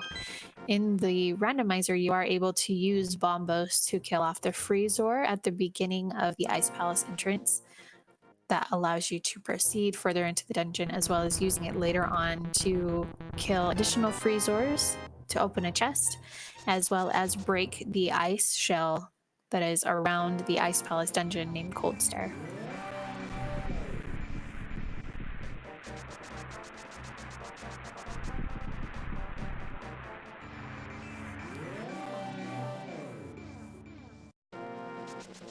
All right, and dipping into Desert Palace, it is our one of our crystals here in the light world. We'll have to see if it's going to be boots locked, and it is. It's a good thing we picked up the boots there in at Stumpy.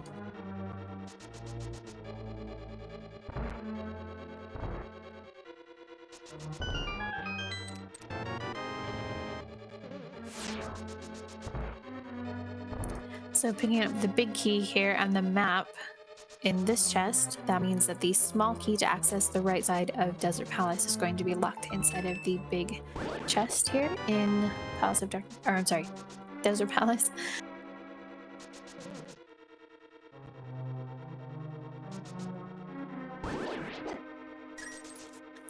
So now we'll be able to head over to the right side and check 2 additional items before heading to the back of the Desert Palace to finish off the Landmolus.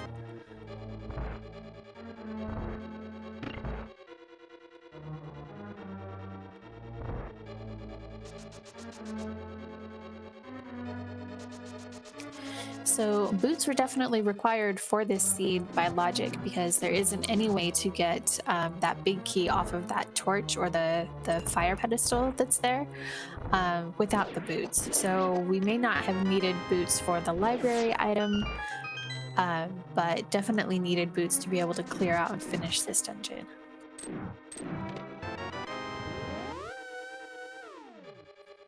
Right, and a heart container on the desert ledge, and popping over to Sahasra's brother named Agina. He has 1 item hidden here in his fancy little cave in the desert.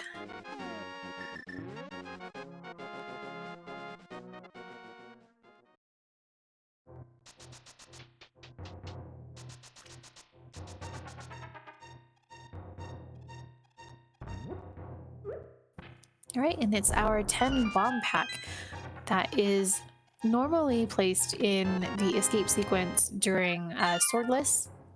Or, I'm sorry, not normally, but it can be. And sometimes you are forced to use the bombs to escape the escape sequence through bombing the guards in Castle Tower.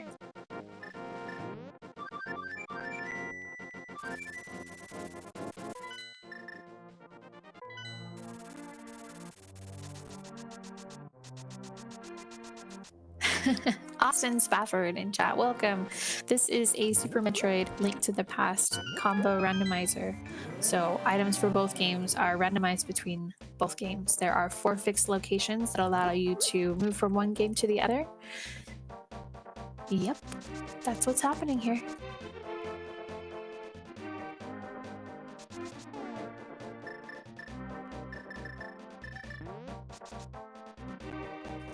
All right, let's see what other items are hidden behind boots.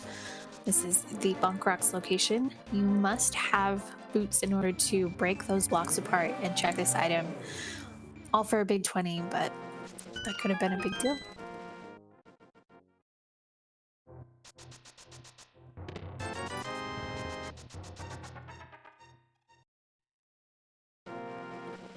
Cassidy making a quick dash up here to check the Lumberjack's cave. Potentially a progression item could be here, which would require that we go to the castle tower, but it doesn't look like that's the case today.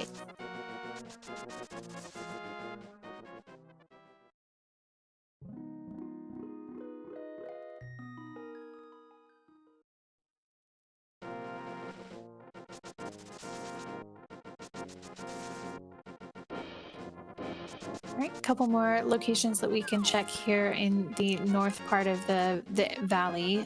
There's the Graveyard Ledge as well as King's Tomb.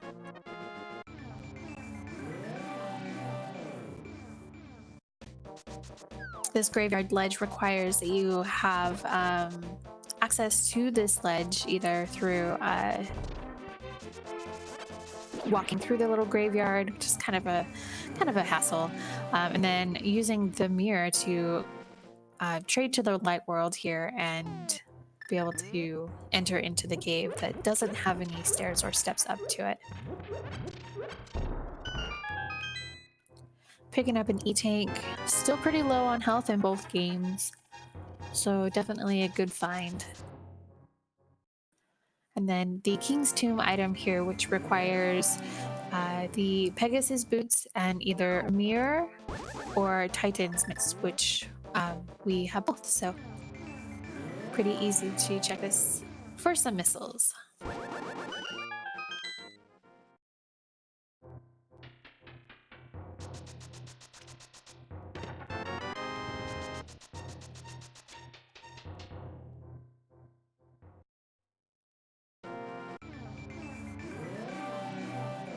Now, normally in the Dark World, having the hammer would allow you access to this right side of the Hyrule Valley. You're able to bash through some hammer pegs that would get you access to this area, or defeating Aghanim number 1 through the regular castle tower entrance will put you at the top of the pyramid, and then you can climb down from the pyramid and head to the right side. When you have flippers in the Dark World, you are able to jump into the river here and pop up on that little wharf or the little dock area, and it allows you access to this right side of the valley as well. And the catfish gives us some power bombs in trade for a rose. It's very sweet.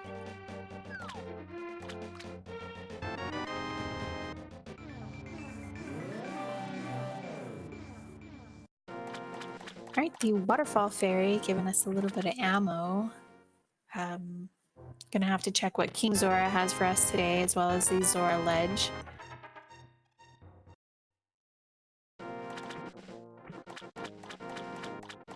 All right, Zora Ledge today. Flippers giving us a 10 arrow capacity upgrade.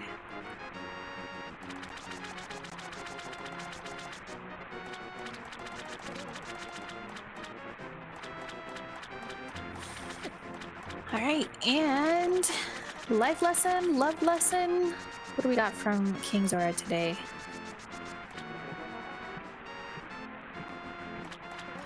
Ooh, looks like the Meridia portal from Lake Hylia seems to be passing some power bombs down the lake. Both Catfish and King Zora with some peebs today.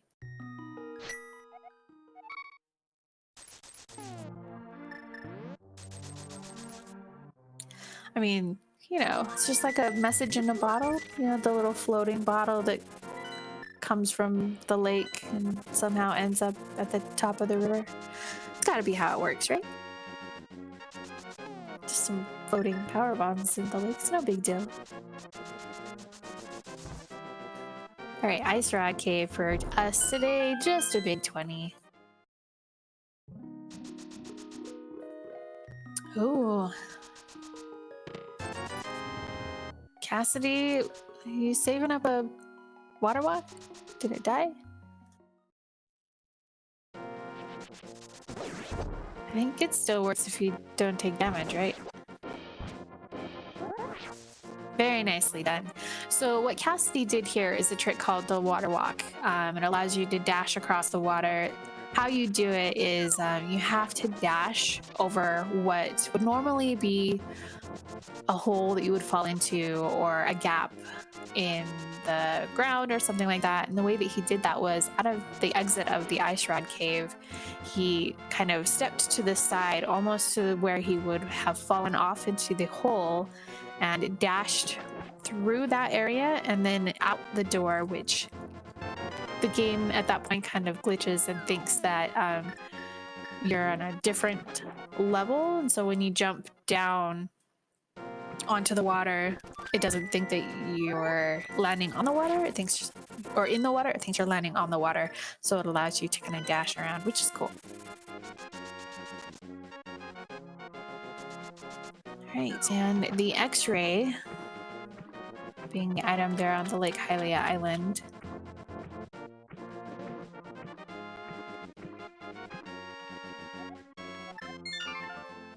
Where do we go next?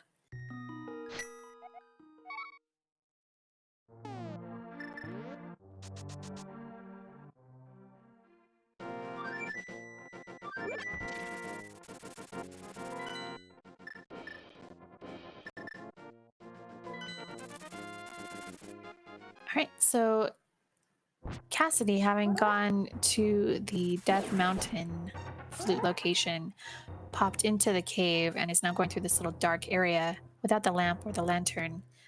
This is a little tricky to do. I think it's easier to do the original way through the cave than it is to go backwards like this, but that's just me. But it allows him to come into the cave and pick up this little grandpa who's lost in the dark and picks him up and walks him out of the cave so that he can get home to his little mountain cave location for a blue potion. Nice pickup.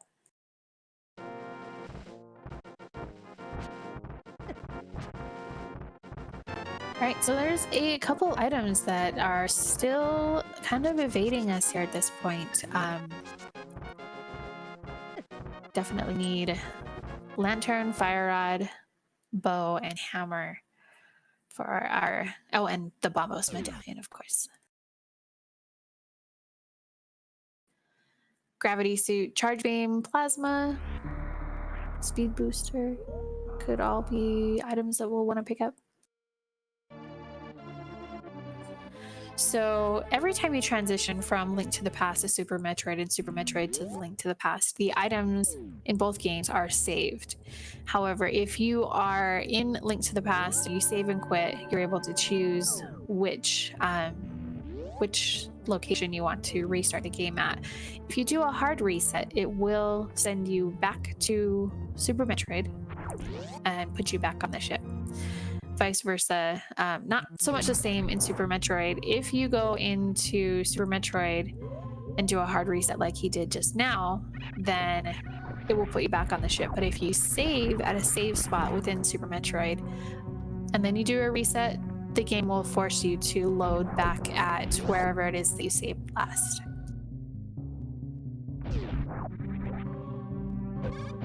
And another thing that you may notice, if Cassidy pulls up the menu, not that I'm saying you need to, but if you notice when he pulls up the menu at some point that the map where he has been shows blue, like a dark blue or an unexplored area, that is part of the SRAM from combining both games that doesn't save.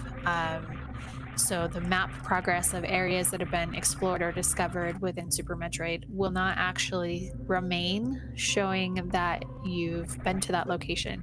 So it can make coming back into Super Metroid and thinking, okay, where have I not been? A little bit more confusing, a little bit harder to keep track of, just because the map will not retain that information when you transition from Link to the Past to Super Metroid. So far, Speed Booster is not required. The only other item that I believe could potentially be locked behind Speed Booster at this point is the Waterways location. And that requires Speed Booster, and by logic, it also requires Gravity Suit. We're not able to even check what that item is without Speed Booster.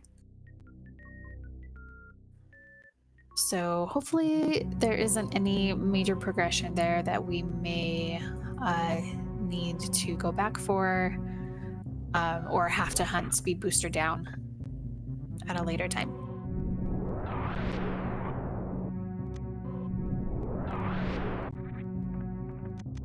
All right, so progressing through the Blueprint Star Vanilla location into the Green Hills zone. Going to be popping back towards Big Pink.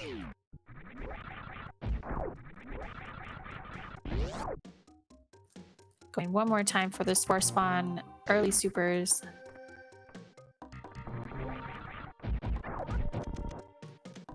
It's pretty hard to get because you have to first off destroy the blocks that block the area, but then get close enough that the super missile block actually spawns, and then be able to shoot through that gap and hit the super missile block. And you can kind of hear it. It makes a little audio cue when you actually hit the block and it destroys it. That allows you to know that you've destroyed the block and you can go through.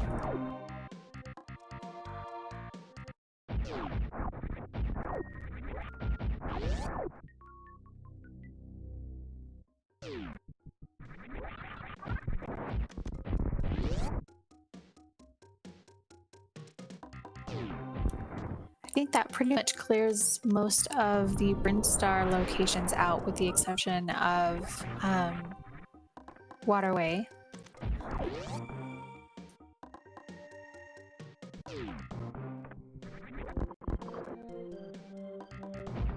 And that gate being a little bit tricky there.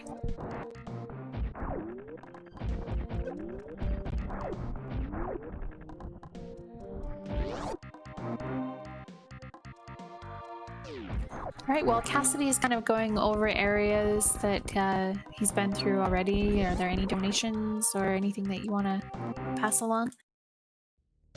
Well, we can talk a bit about the charity and read some of our upcoming donation incentives. Yes. So we are raising money for Take This, which is a wonderful charity. Take This's main mission is to inform the gaming community about mental health issues, provide education on different disorders and prevention techniques, and reduce the overall stigma around mental illness. Take This runs AFK rooms at various conventions.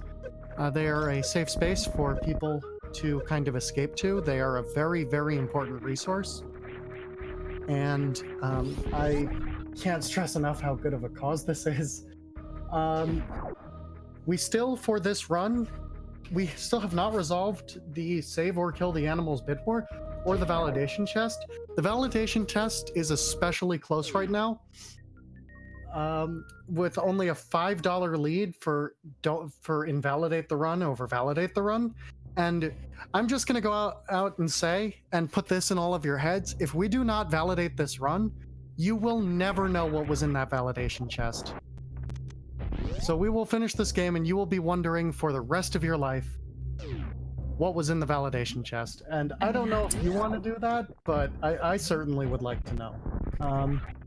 Then we have all of the different Final Fantasy VI character names: Terra, Locke, Edgar, Sabin, Cyan, Gao, Celeste, Shadow, Setzer, Strago, Realm, Mog, Gogo, and then a bid war for Save or Kill Sid. Once again, an extremely close race. Save Sid is up by less than $10, literally 1 cent less, so a $10 donation would swing that. Most besides Mog and Locke, or besides Mog, Locke, and Edgar, every single one of these donation incentives or things have a low donation start. So if you want to snipe one of these characters, it'd be pretty easy to. Then following that, we have for our next incentive war, we have what I'm going to keep promoting because I think this is the most important bid war of the run, or of the marathon rather. We have the Solitaire for NES incentives, where there's a bid war between the card back colors red, dark red, magenta, blue, or gray. Please donate for dark red. And the music on or off. And I'm gonna tell you, that's gonna be so much fun. And there's tons more incentives. We also have a lot of prizes that just by donating a certain amount, all of these are on the incentives document. Just by donating above a certain amount, you can win one of a few prizes, including a Sadis D-Power gaming headset, an SNES Classic, an SNES Poodle skirt, and there's images for all of these in the incentive document. And at the very least, I would strongly encourage you to come look at these because they are incredible. There's so much more than what I just read, by the way. I can't read all of these prizes, but you'll be entered. If you donate enough, you'll be entered for these. Most of the prizes, you only have to donate $15 at any point. The Poodle skirt is $25, the gaming headset is $30, and there's an SNES Classic. If you donate $50 over the course of the marathon, you'll be entered for that. So definitely make sure to at least take a look at these like wonderful prizes, because they look so incredible. Yes, you did hear SNES Poodle skirt. That is, if you donate $30 or more, you will be entered to win this SNES Poodle skirt. And you know what? I will actually link this one in chat because look at this thing.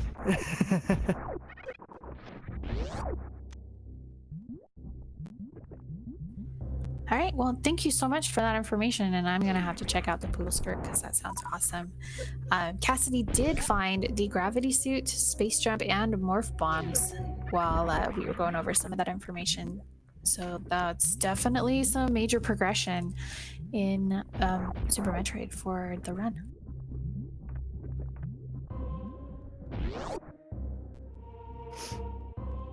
All right, and the Norfair Reserve location just having some health and rubies.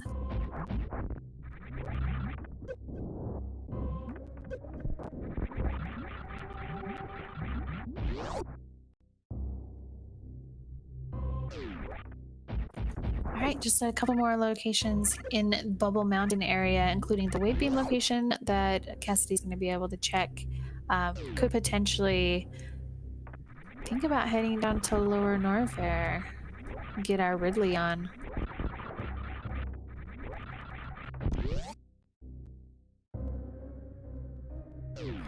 Oh, making that a fall, but with Space Jump, definitely a lot easier to climb up there. Oh, but then getting clipped through the little elevator is kind of a nuisance.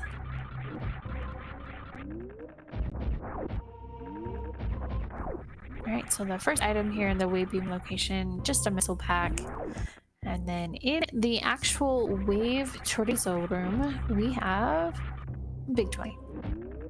So I gotta know, where is our fire sources? Lantern, fire rod, hammer too. Like a lot of these items that we've already picked up, some of them are behind a couple logic breaks, I do believe.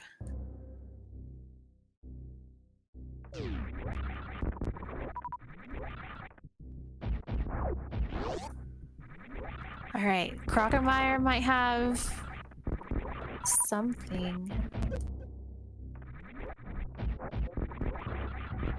No, we don't have speed booster, so Crocomire technically I don't believe is in logic. Interesting. Cassidy gonna be doing a fun little thing called the gate glitch.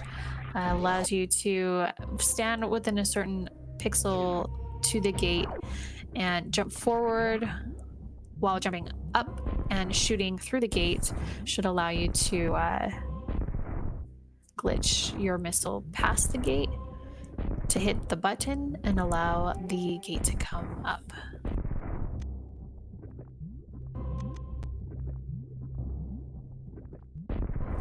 And we got it.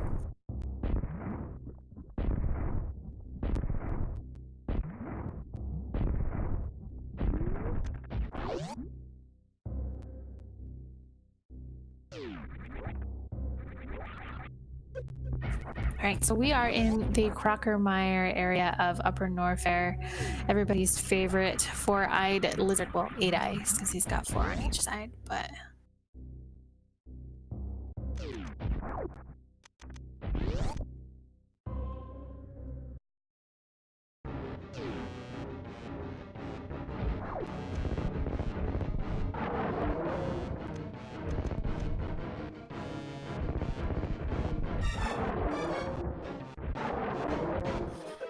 So it takes a couple missiles to make him move back a step. A super missile, I believe, has him move back 3 steps.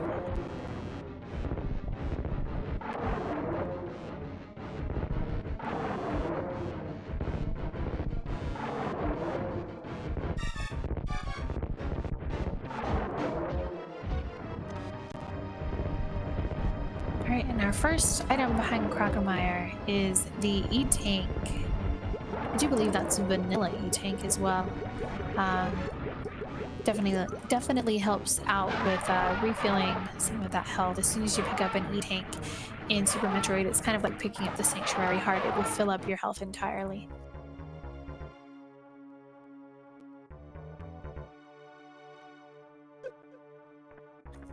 Crocomire making his return. Gonna spook us all.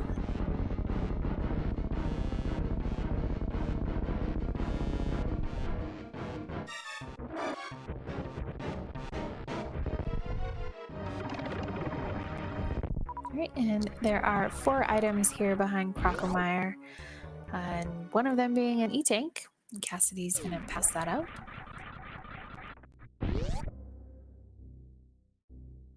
Get a little bit of refill here, looking for probably some super missiles.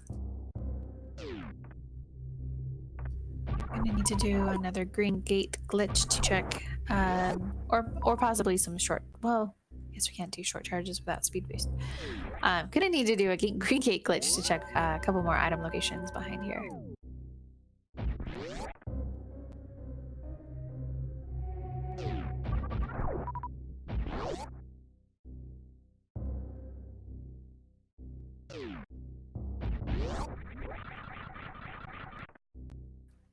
Ooh, Ice Beam.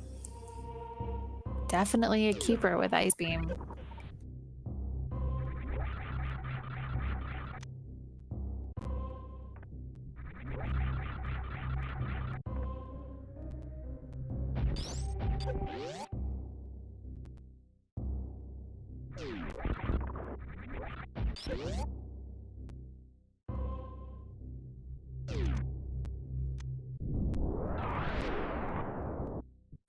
Right, the Indiana Jones location having just a big 20, and silly me forgetting that we have Space Jump. We don't need to do green gate glitches at all. Power bombs here at the Grapple Beam location. And that's pretty much it for Crocomire.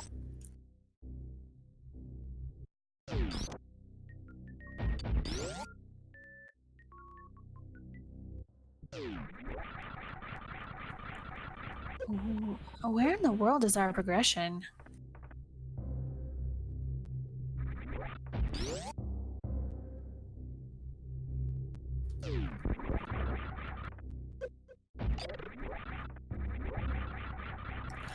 I don't recall if getting to Crocomire through the gate glitch is part of normal logic, but I don't believe that it is.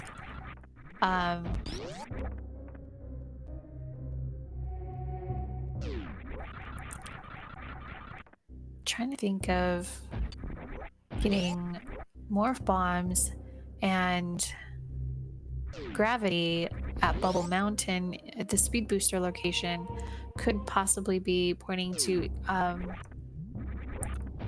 either Lower Norfair or Meridia that may potentially have the remaining progression items that we need, such as Fire Rod, Lantern, Hammer, and Bombos.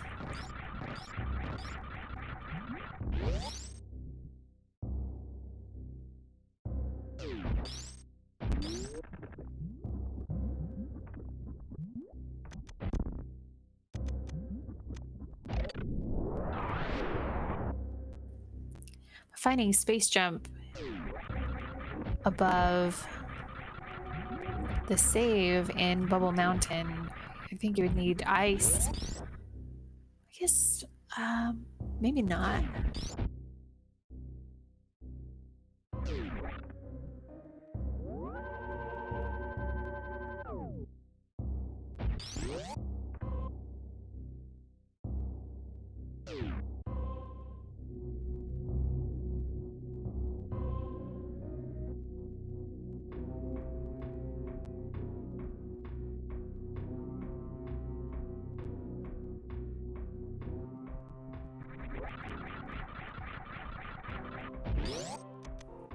All right, we are now in Ridley's hideout, or Lower Norfair. Gonna be shooting for this green gate glitch. One more. Ah.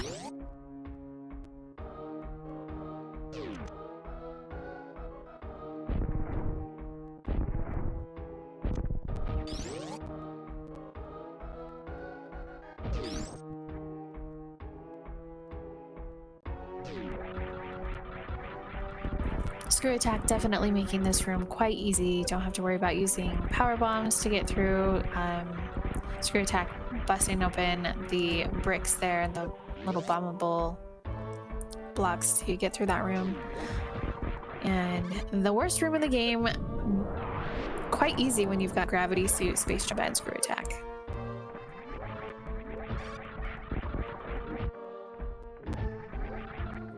Right, and heading up through the worst room in the game. I'm gonna pop over and check out the Mickey Mouse room.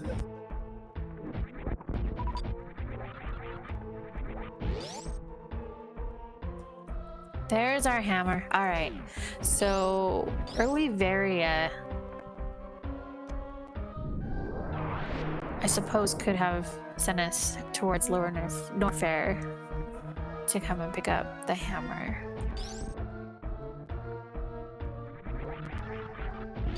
But still, we would have needed gloves, which I don't believe were early.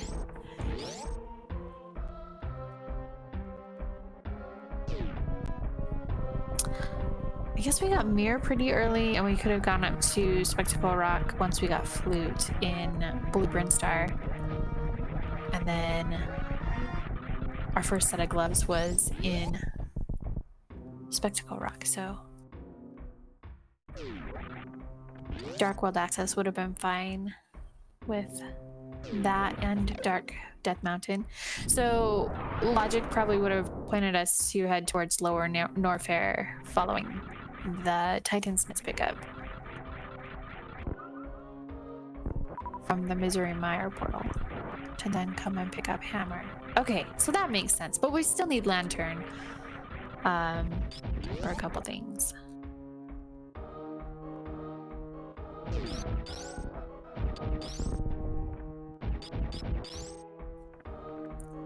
Lantern could have been at... No, we checked checkerboard. Mind if I read out a couple donations? Yeah, go ahead. So people are starting to get on. People are keeping on this FF6 name bid war, which, by the way, that run is right after this, and we're in time. yeah, we're closer to the end of this than the beginning. So I assume. Yes. So, time's ticking. But we have a $5 anonymous donation to name Terra Erica, which actually puts Erica in the lead as Terra's name. So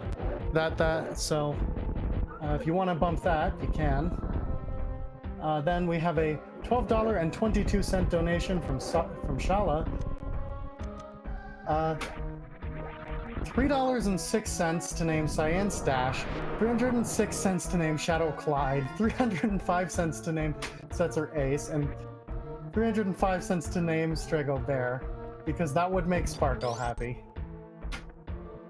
And as I was reading this, thank you so much, Cyreno, donated $50. Please put this towards naming the AD&D Pool of Radiance Fighter 1, Gwyndian, after my brother's best fighter in that game. So I will take care of those, and thank you all for donating. Please keep donating.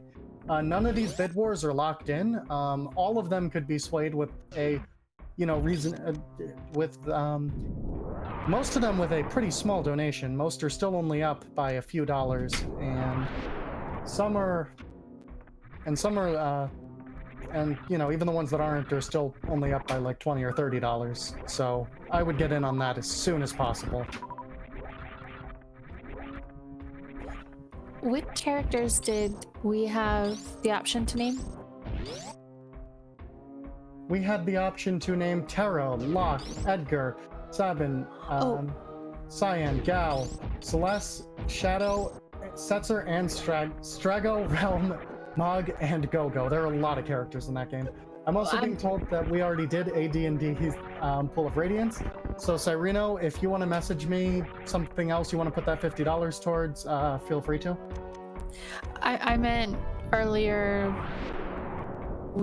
Cassidy and I got to put points or money towards a name, right? Yep, I still have those. I still have that set aside for you, but you aren't winning right now. So unless one of our lovely viewers or you after the run would like to donate a few dollars, because it's only up by like $2. So if anyone wants to donate and give us back some commentator's choice here, we can put that back into first place again, which could be pretty fun. Yeah.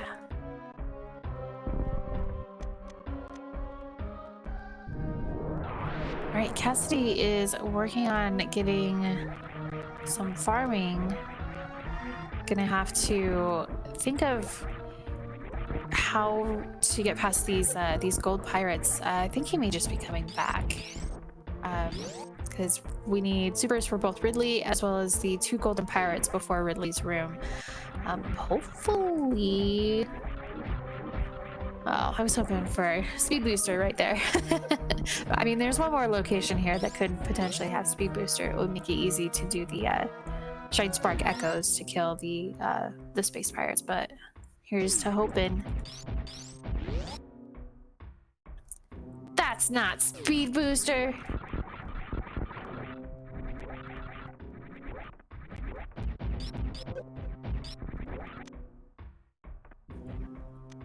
Okay.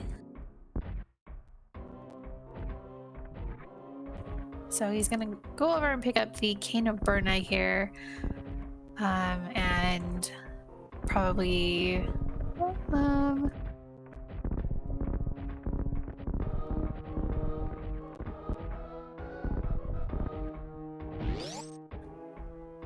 see where we're gonna be heading next.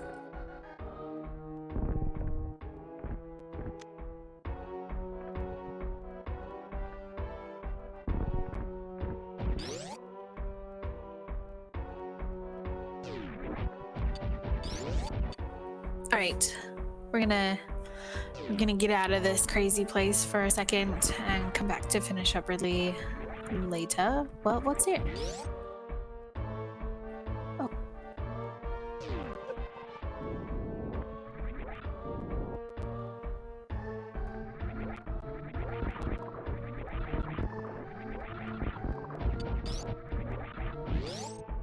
All right, so having picked up Lantern, that does give us a fire source for both Desert Palace as well as Tower of Hera.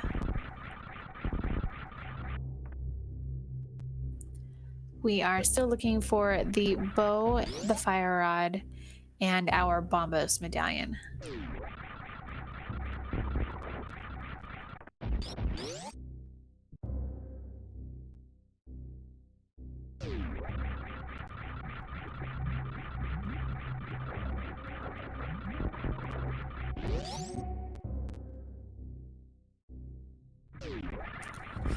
All right, so we do have pretty much everything in Meridia that we could complete currently, and definitely a couple extra dungeons now in Link to the Past that we can pop into and clear.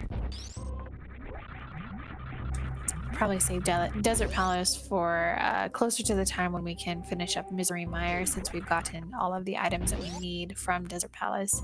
Pretty much just need to pick up the crystal from there.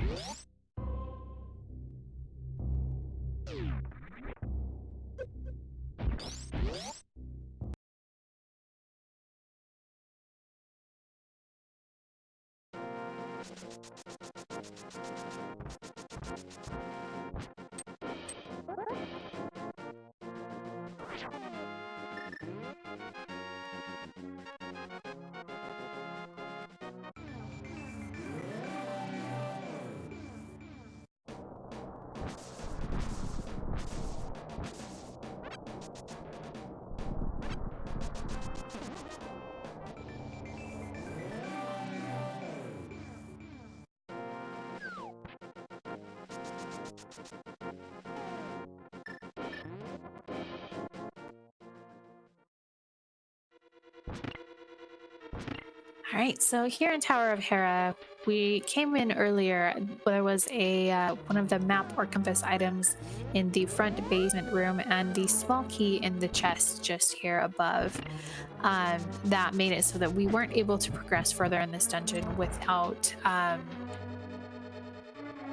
coming down to the basement, which is locked behind a fire source, which is the lantern or fire rod, because the chest down here, which has the big key, requires that you light 4 torches in the room before the chest will appear. So we are now on coffee break number 2. If there's any other donations that have come in since then? Yes, we have a $2 anonymous donation, which I apologize for. Whoever recorded my previous donation, that was me, on the tracker mistyped it. Another couple dollars for Tara's name to be Erica. I kind of had a moment and I put Tara's name down as Tara because that's where my brain was. But it should be Erica. It is fixed now. I apologize. I have fixed it. I put the extra money towards it. It should be good now.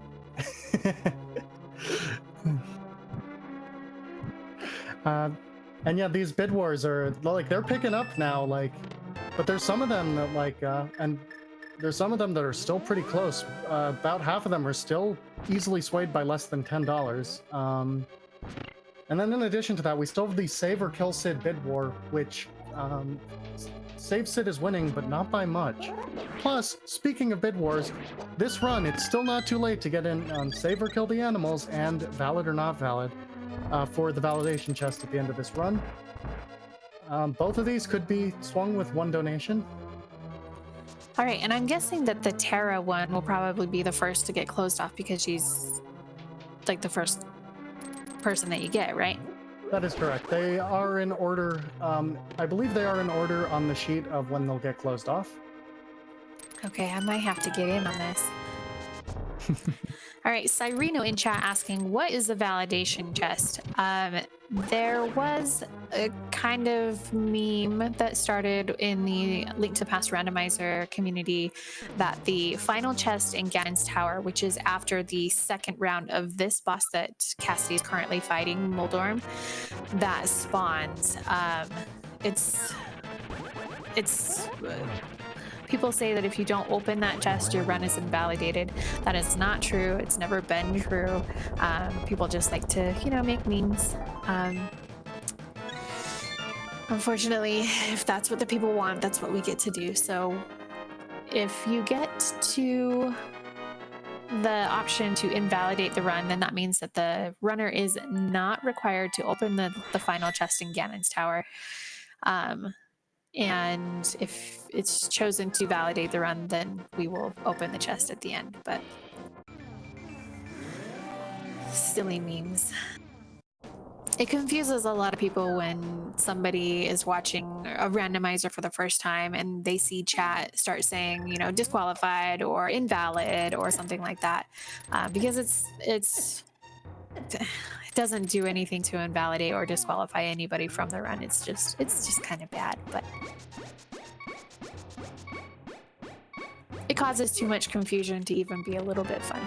But it's what the people want because people like memes, so.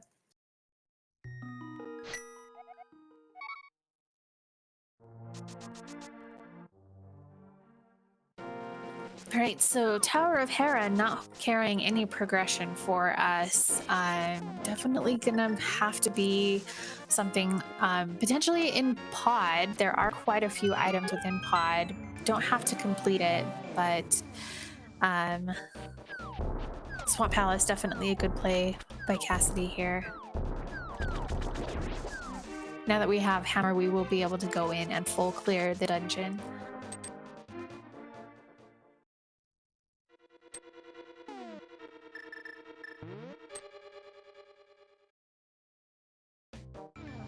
Oh, and Cassidy did another thing that's really cool. Using the mirror to pretty much destroy those blocks in a not in a dungeon, in a cave or a room similar to like this this little sewer drain for Swamp Palace.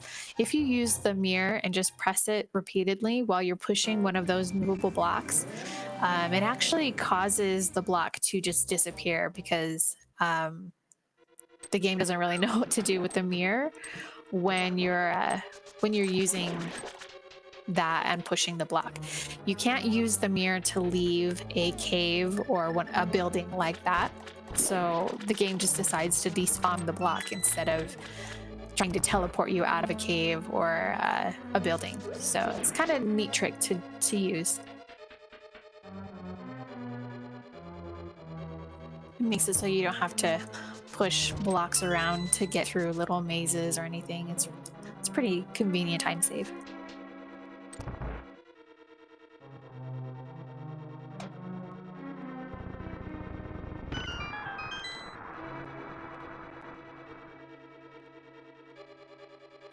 All right, so having the hook shot makes this dungeon quite easy. If you have already collected all of the items that you need for the game, once you come into this dungeon, into this room, if you grab that small key from under that pot right there, you're able to just go straight to the back of the dungeon, straight to the boss, and finish it up. Of course, we are still looking for a few items to complete our go mode, which means that we are in a mode that means we have everything that is necessary to complete the game.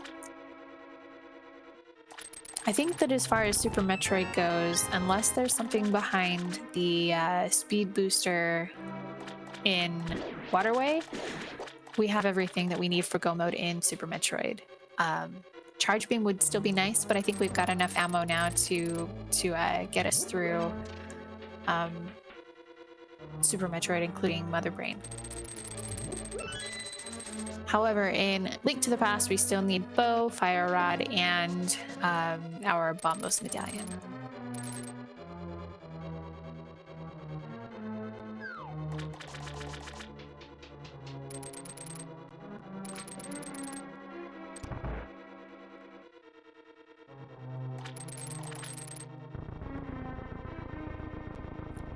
All right, a couple more chests back here in the back half of Swamp Palace. We are still also looking for the big key. While it's not required to complete the dungeon or get to the boss and finish off the boss, we still might have an item there in that big chest that we definitely want to be able to pick up. All right, 2 more items here in the drowned chests.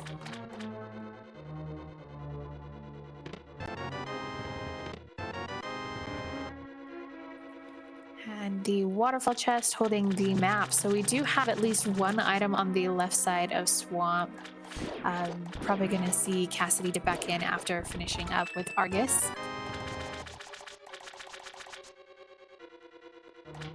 Actually, the first chest was Compass, right? So there are two items on the left side of Swamp. I remember now that we came in looking in that first chest, so hopefully we just get Fire Rod here, or Bombos would be great too.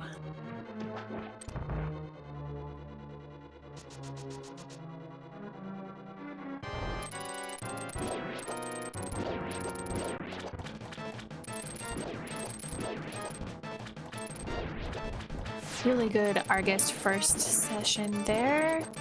Tempered Sword, 2 quick sword spins, and he is done. Bloopy from Argus, so I think we'll see Cassidy dipping back in.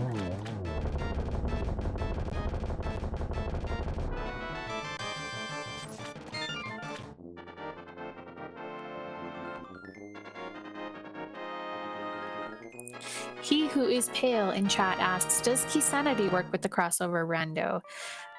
There are plans to implement a Key Sanity mode with the crossover, which would require a key item to be created and found before accessing bosses with the Super Metroid, including Mother Brain.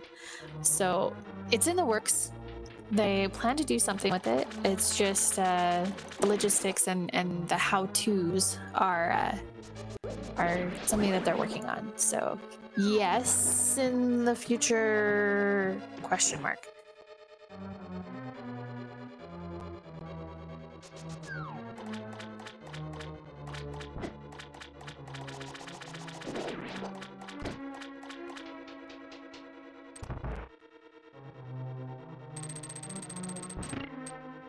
All right, so this could still potentially be one example where the big key for our dungeon is technically locked inside of that big chest right there next to where we are walking now, simply because the big key is not required to get to the boss and complete the dungeon.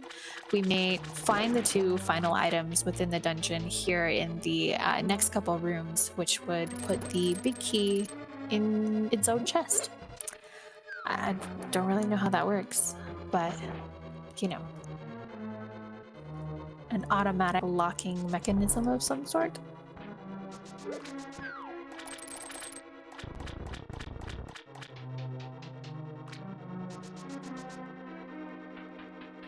All right, couple chests coming up here. Let's see, the first one is, I am disappointed. The second one being a 5 bomb capacity upgrade. So back to the big chest we shall go.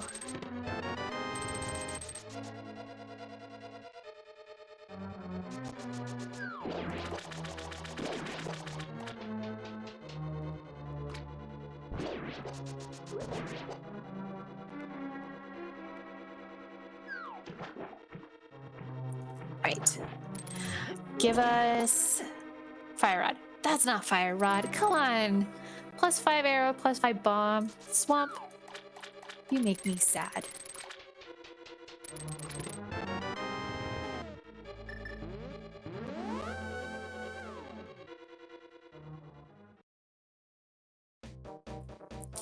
All right. Dark World, heading over to Lake Hylia. Are we going to be heading into Meridia next? Yeah, let's do this. So this is a location in Link to the Past that is very rarely checked. Probably more often now with version 30 of the Link to the Past randomizer having been released, because there is a cave over here that does have a telepathic tile, and in the version 30 the telepathic tiles can give you hints to item locations. However, up until version 30, pretty much nobody ever came to this side of the lake in Dark World. But in the crossover rendo, you have a reason to, because it gives you backdoor access to Meridia. And if you can hear right now, there's no music. However, door transitions allow the music to start. For some reason, there's some glitch with this teleport location. It doesn't start the music for some reason until you transition through a door. Kind of one of those weird glitches that nobody can explain, but it doesn't hurt anything, so nobody has plans to fix it.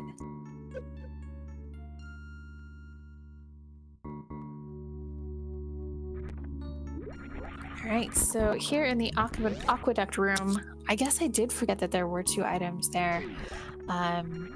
Definitely gonna check out a snail clip here to try and glitch our way through these little aqueduct pipes to see if we can check out those items. It's pretty precise little trick. You just need to get the snail in a location to allow you to crouch and then jump up just like that. First try, Cassidy. Very good job. Really impressive. So far, nothing still hidden behind Speed Booster.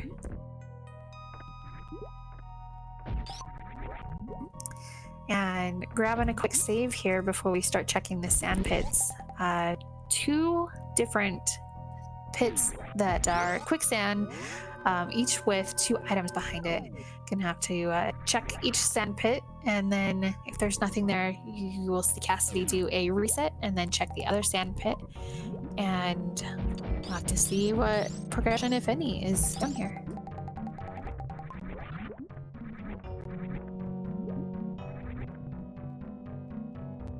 All right, the first item locked in one of these Chozo eggs will have to power bomb, but there's super missiles on the left and a knee tank, so probably gonna skip those for now, or forever. Forever. All right, right side sand pit.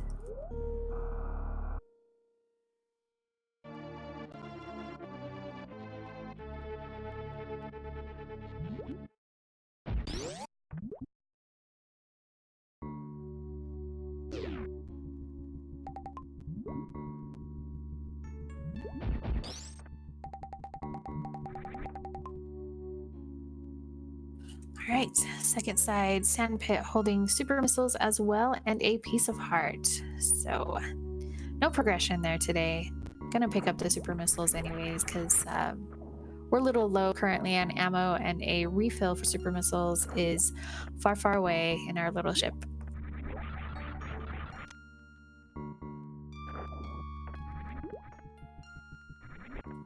And without hookshot, or I'm sorry, grapple beam in Super Metroid at least, it would be cool if you could use hookshot in Super Metroid or grapple in Link to the Past, but nobody's found a way to make that work yet.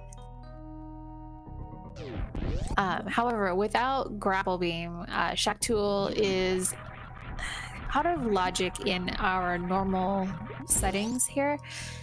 We could try an ice clip, but it's one of those really far off and out of the way locations that I just don't think that we're gonna use.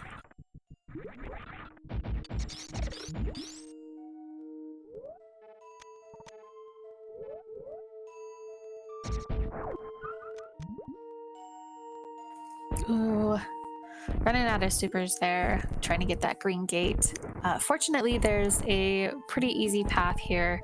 Just takes some time to go through, and then we can head into the Meridia proper entrance, or at least the original entrance, using some power bombs.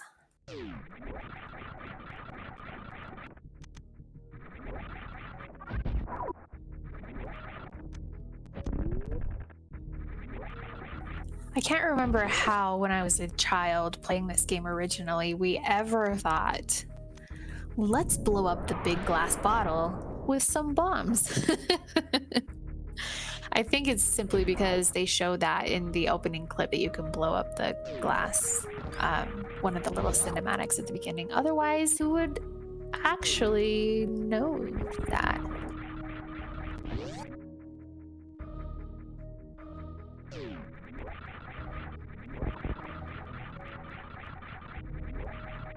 All right, getting our first look at the X-ray item location here. So much easier with space jump and especially screw attack as well. Allows you to kind of just burst through all those enemies, blast past the graboids, and check out what this item is.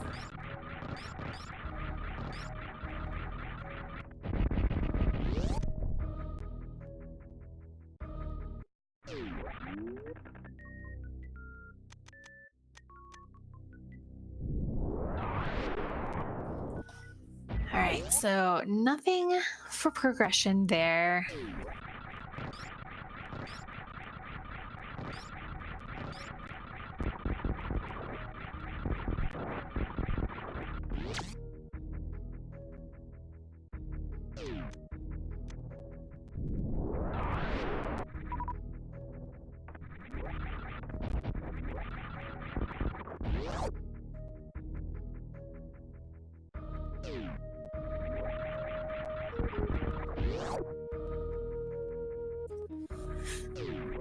Potentially one item remaining here with a speed booster behind Main Street missiles.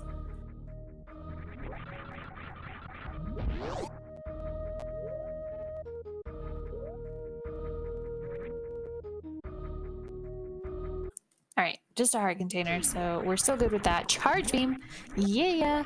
All right.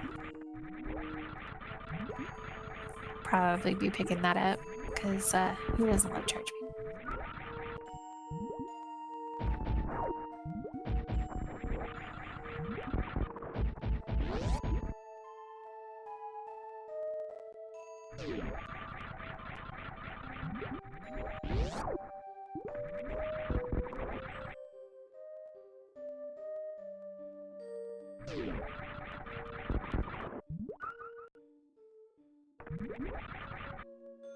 Oh, trying to grab this this ledge. Sometimes I have to turn off gravity suit to actually slow fall enough for Samus to grab onto that little ledge of the hidden little hallway here, because I'm bad.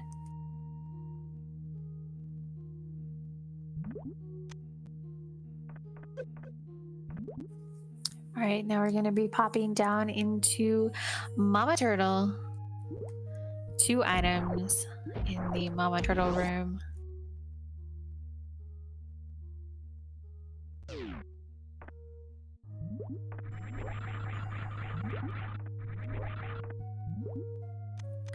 Fortunately, we can just leave her and her babies alone because we've got space jump, so we can just check our second shield and 300 rupees.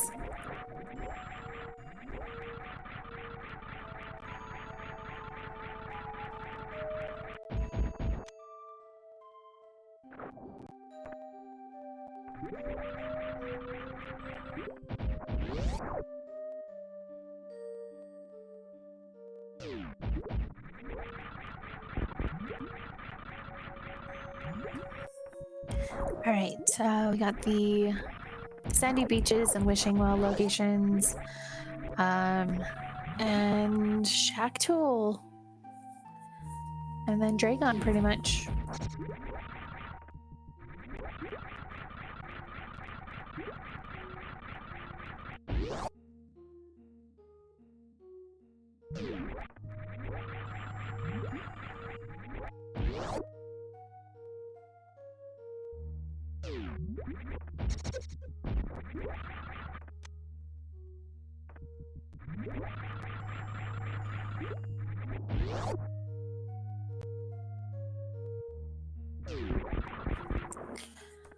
Right, 2 more items here in this wishing well, or oh, Quake. Don't need Quake.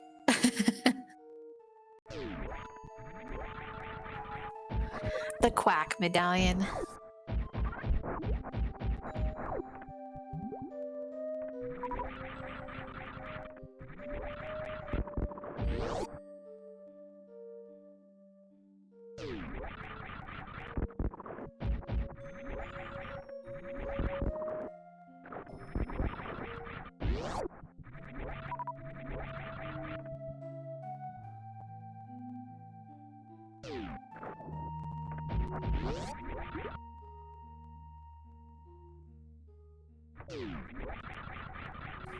I love this music so much I don't even want to talk while it's playing.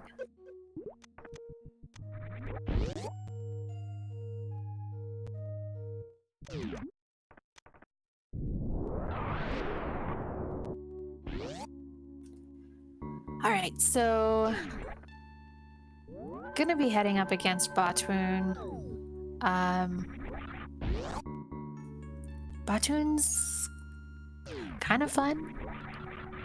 Really easy to finish off Batoon when you have oh, you don't have speed booster. Gotta ice clip this Metroid. I completely forgot about that.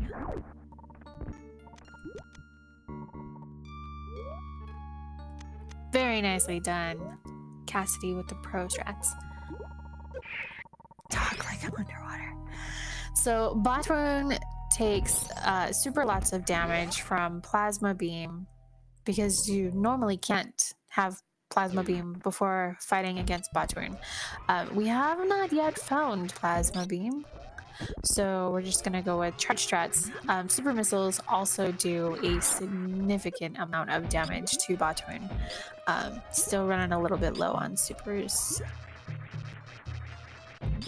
but doing a pretty good job so far with charge shots. They do pretty good damage, especially with ice.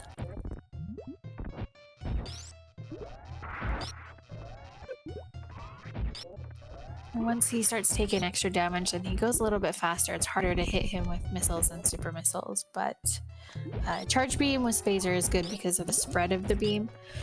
Allows you to have a little bit wider hit box to get a couple of those shots off.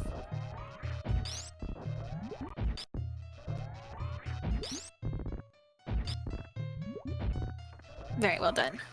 Batoon is down.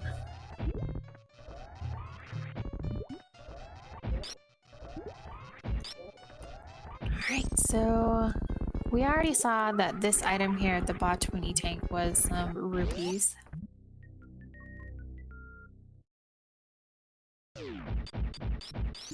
So we have the missile pack just before Dragon and the item behind Dragon itself. Plus, once you've got Dragon completed, the Plasma Beam location will also open up. That is a total of 3 items here behind Dragon.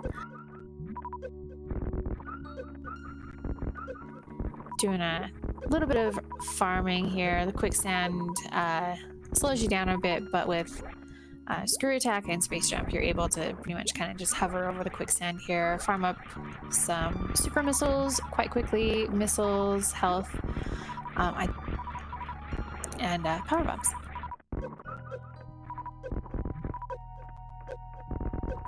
These little water bugs kind of spawn pretty fast, so it's a pretty quick spawn to farm up the ammo that's needed. Definitely want to have as many super missiles as you can. They're pretty effective against Dragon as well, without speed booster to do the spark attacks or grapple to do the fried shrimp, and no plasma and no x-ray yet for the microwave strats.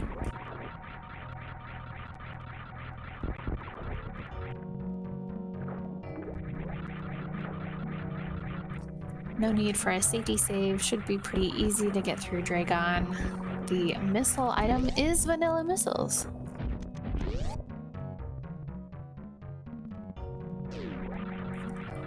So I've heard a little bit of back and forth talk between several different commentators about Dragon.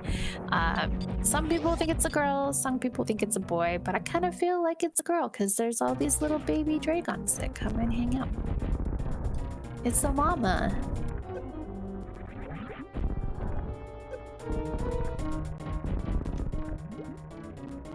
Besides, Mother Brain can't be the only girl in the whole galaxy that's a bad person.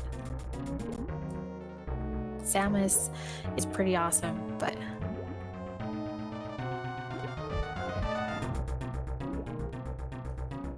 alright. Couple more super missiles.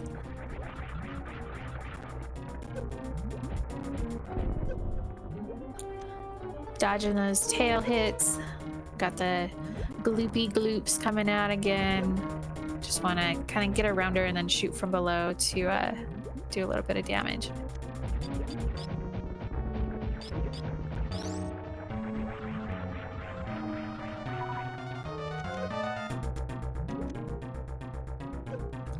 If you get hit by one of those little gloopy blobs, Dragon will normally head straight for you and pick you up, and if she grabs you, then she will hold on to you and generally spike you with her tail, and it hurts a lot, and it's really annoying. The only way that you can escape from that, I believe, is to do 6 full directional pad rotations or like 660 inputs of D-pad or something. I can't remember.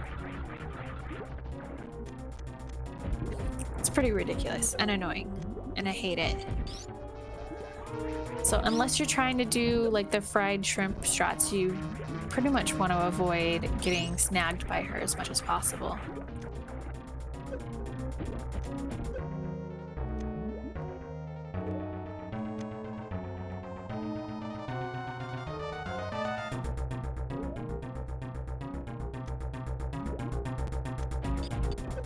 All right, Cassidy finishes her off.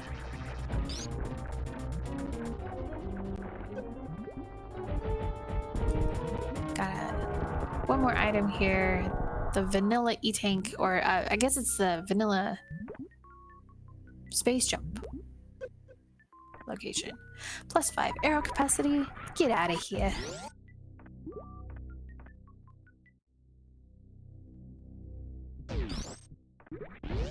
All right. Next, we could head back towards Ridley. Still looking for our bow, fire rod, bombos medallion. And we also have the plasma location that's available to us as well.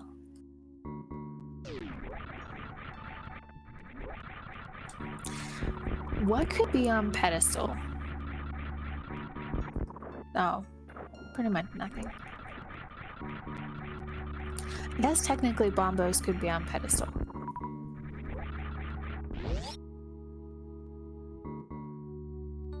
Because we are required to have fire rod for Skull Woods, which is a pendant, and we also need bow, which is required for Eastern Palace and pod.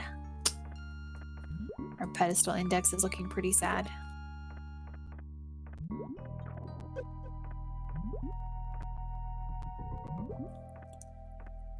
I think there are a couple other overworld locations in Link to the Past, such as the pyramid ledge that we haven't checked yet.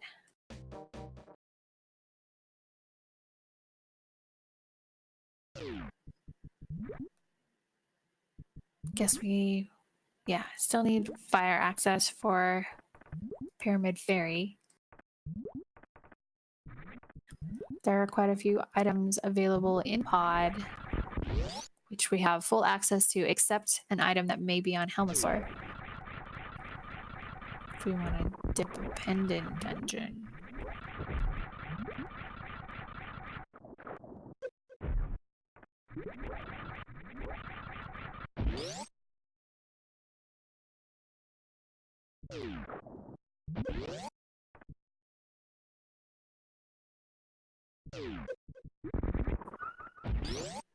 How odd that the music that we're getting now after the game transitions is the menu music? Am I hearing things?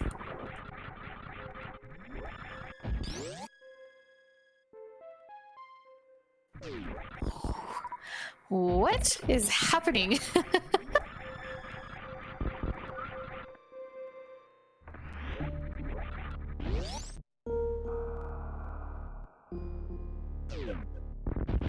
Ah, big 20 at plasma. Womp womp.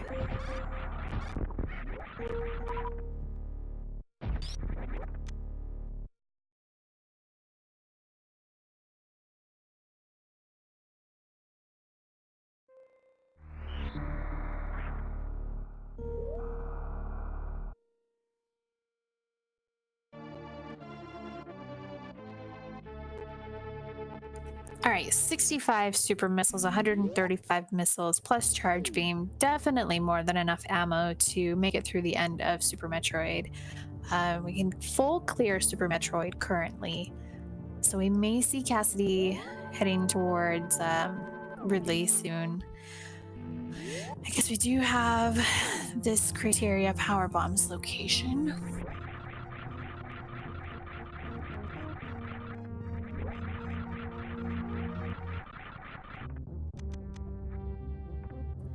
Pizza Hut. Oh, now I really want pizza for dinner.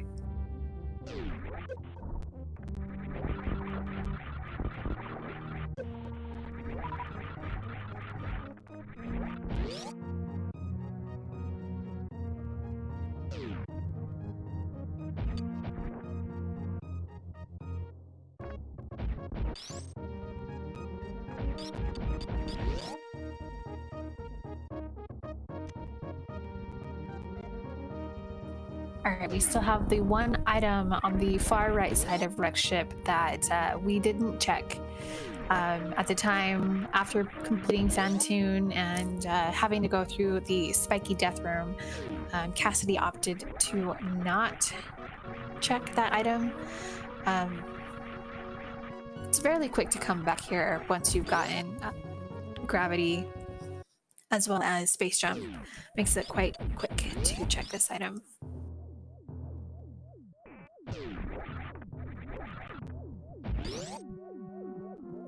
It's far less spiky death in this room when you can move through it like that.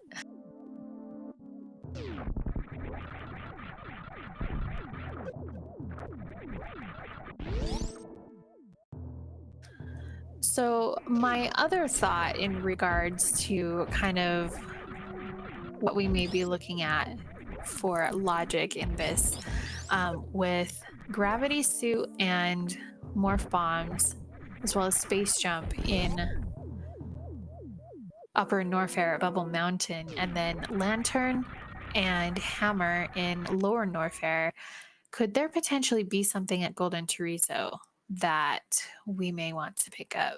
Because that is another place that we haven't been to yet.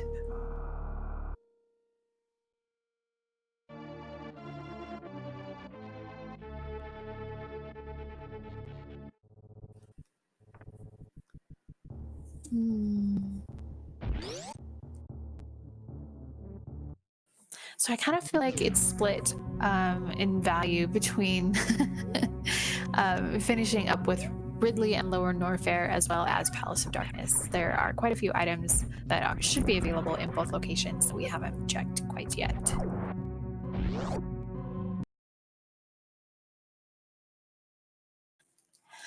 Goodness knows that we do not want to have to do a pedestal, but Bombo's medallion would be the only thing in Link to the Past and Super Metroid that could, well, speed booster if Bombos is behind Waterway.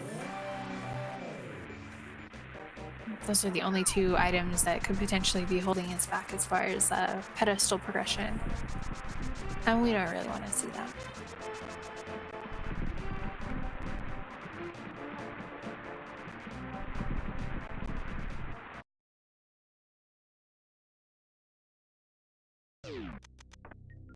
All right, red mail and 5 arrows. Okay.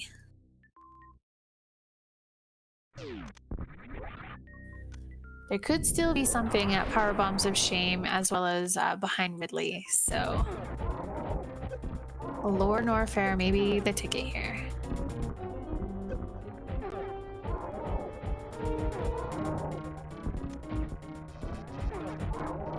Cassidy with the perfect little spot here on Golden Chorizo, right inside of his back foot that allows you to stand or crouch just in front of him without getting hit by any of his lasers, strikes, or the little spitballs that he shoots out. You can shoot directly up with the charge beam. Does pretty good damage, or using super missiles to attack. He will catch, I believe, every 4th super missile that you shoot, or 3rd super missile that you shoot, but he does take pretty good damage from super missiles as well.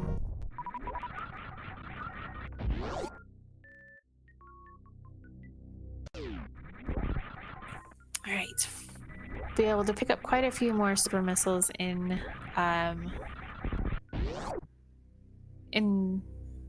this room, but I guess with 40, we've definitely got plenty to head towards Ridley.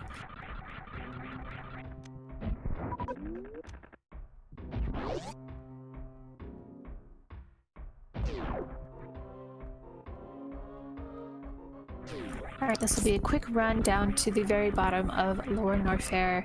We've already made all of the item checks, well, most of the item checks here that are available.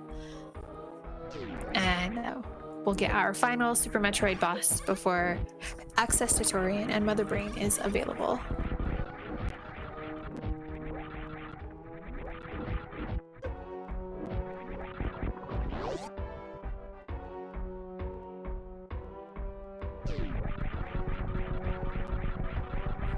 Really good amphitheater there, super easy with the space jump, even more easy with screw attack as well, that allows you to kind of plow through any of those gold pirates that you run into. And heading down to the metal pirates that we didn't have enough super missiles for before.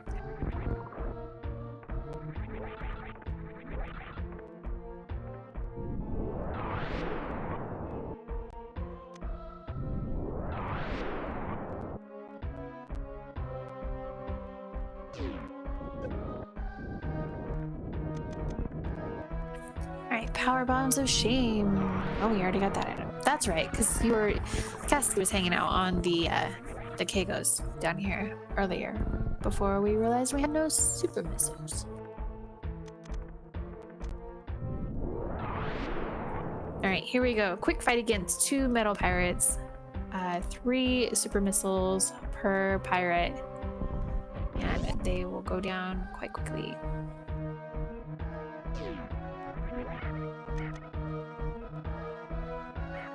And with more than 30 super missiles, we have enough ammo and charge beam as well to go up against Ridley. Definitely enough health as well, so anticipate we will be heading directly there.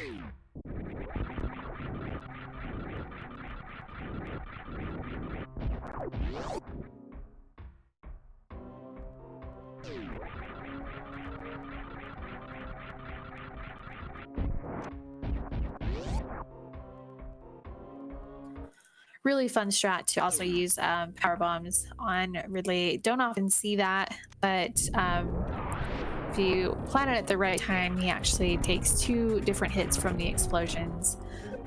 But 30 super missiles is enough to finish off Ridley. And also having charge as a backup is really helpful. Ridley being super nice with his pogos there, pretty much just asking to to get shot in the face. And then being a little bit of a nuisance, not grabbing Cassidy, just wanting to take a couple dives and check our item here behind Ridley. Vanilla E-Tank is not the story. We got some power bombs.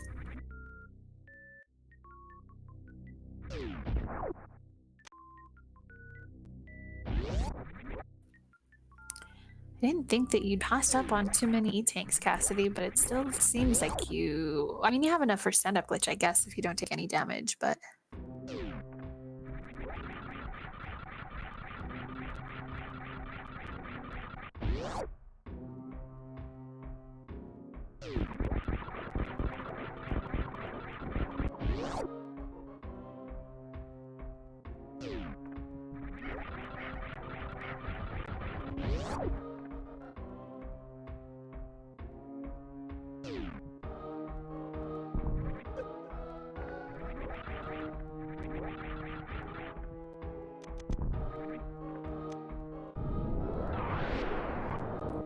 Alright, one item remaining that I can think of here in Lower Norfair, and then it's gonna probably have to be something hiding out in Pod, which is unfortunate, because nobody likes to dip a Pundit dungeon.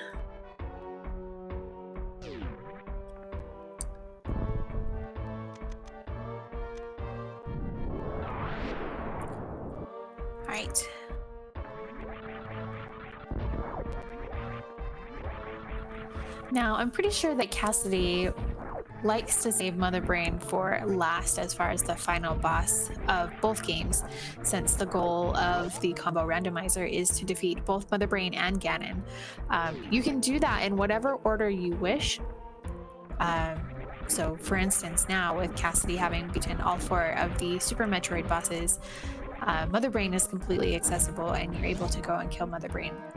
The escape sequence after you finish Mother Brain will start as normal, but you actually won't have a timer.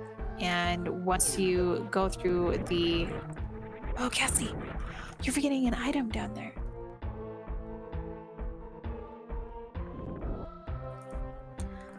Don't do it. Don't do it.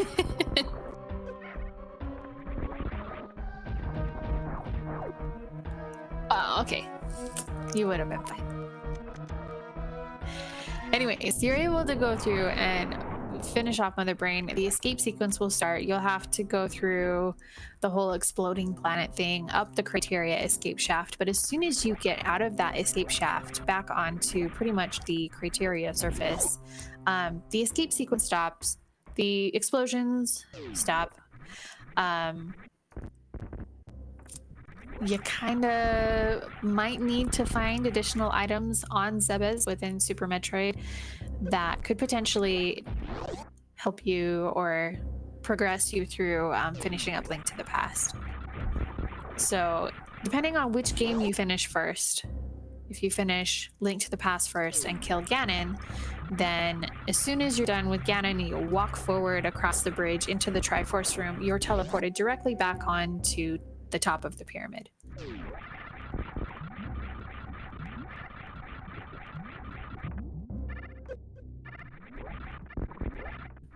So that if you finish Into the Past but left something in a pendant dungeon like Gravity Suit or well, I wouldn't say Morph Ball because that would be a little silly, but something like Gravity Suit or Charge Beam, if you haven't gotten enough ammo, that could potentially be holding you back from completing Super Metroid, you are able to go back into whatever game you finish first to finish up, look for additional items, and get the items that you need to beat both games.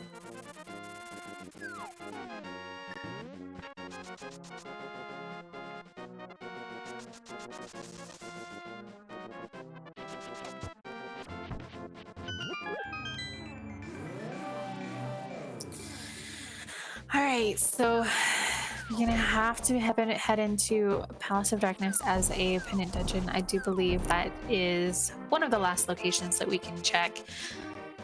A couple other overworld locations, like a pyramid ledge here. I'm pretty sure we also left hammer pegs open.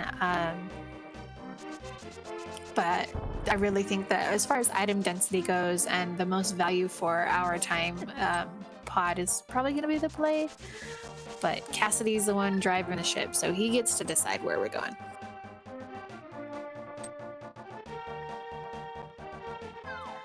And with just a regular missile pack on the pyramid ledge, we are going to be heading towards Pod. Cassidy checking to make sure that he had at least one full potion in his bags, which is a really good idea. Since we don't have the bow, could potentially be required that we do something called the potion glitch. If it's required, or if Cassidy does it, I will explain it at the time. Alright, picking up everybody's lovable favorite monkey friend, Kiki, who is also a money-grubbing, 110 rupee stealing friend of our Link here.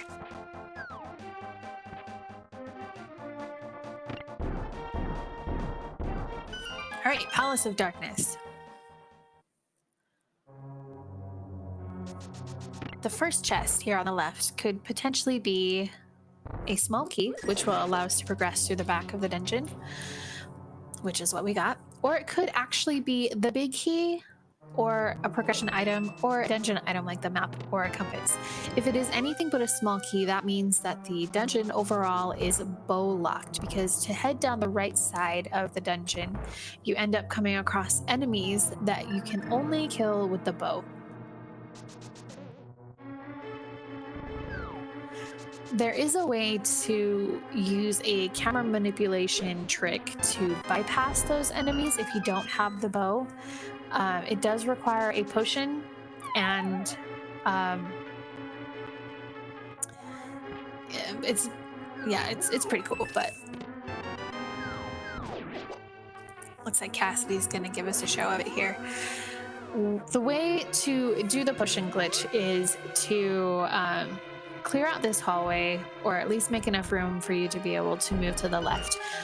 An important part of the trick is that you must open that bomb wall first, and then as you're moving left and the screen is still scrolling left, if you drink a potion, the camera, as you see here, will continue to allow the screen to manipulate. And as you do that, you can move the enemies around in the room because they mimic your movement, which is why they're called mimics.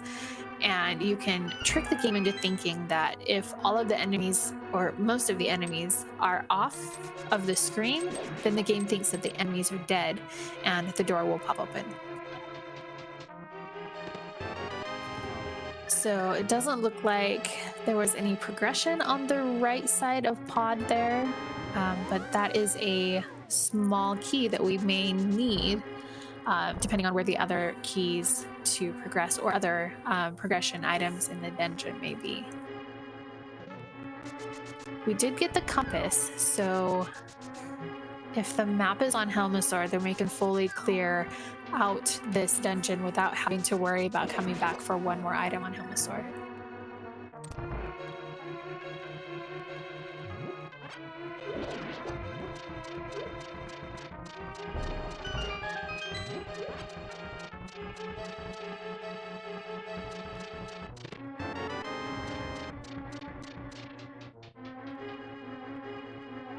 All right, so a magic powder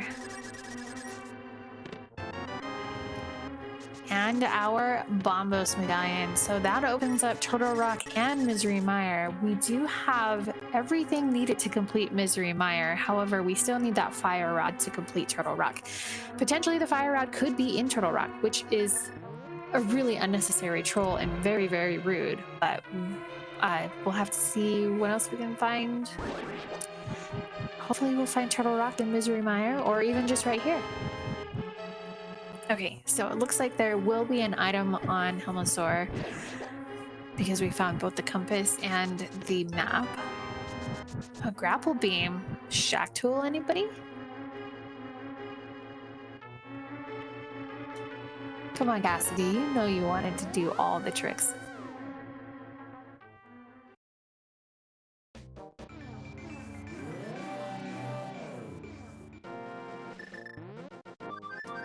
All right, so Palace of Darkness having a little bit of value there with the magic powder, which is a really nice item to have. Definitely helps a little bit with some additional safeties. You can turn anti-fairies and bunny beams into fairies to help you get a little bit of health, catch some fairies for some bottles, as well as the Bombos medallion, which is required for our run to complete both Turtle Rock and Misery Mire.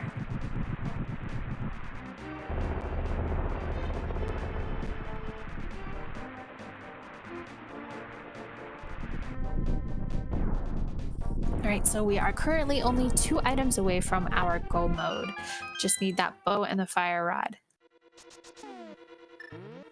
And here in Misery Mire, there are 2 items that are available. Could be quite quick that we find out that neither of our progression items are here.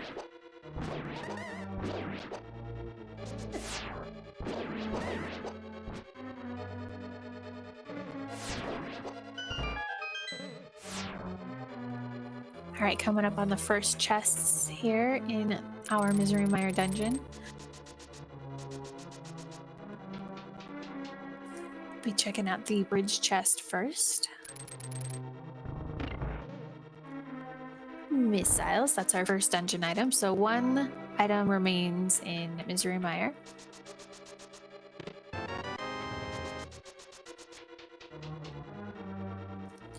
I believe that this chest has to be a small key. I could be wrong. Or a big key. That is God mode mire. Picking up that big key super early makes it very easy to just pretty much do what Cassidy's about to do. Head directly to the boss.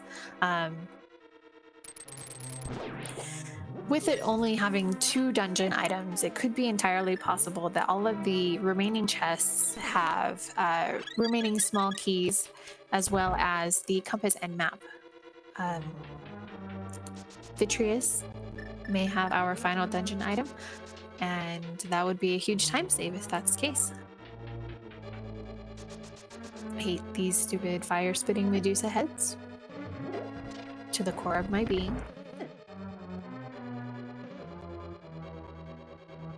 Especially in that room.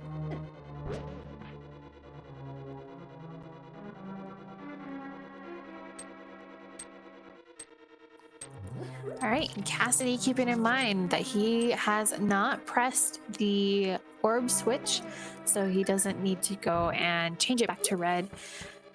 I always forget that.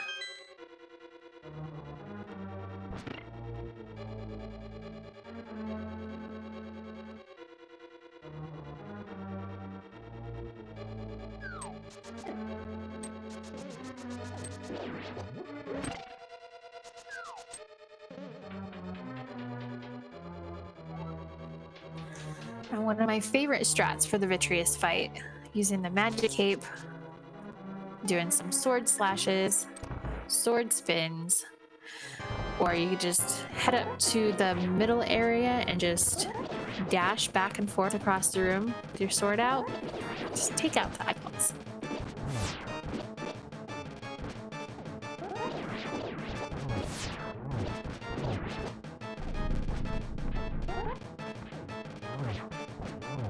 Vitreous is a big scary bully, but we got him.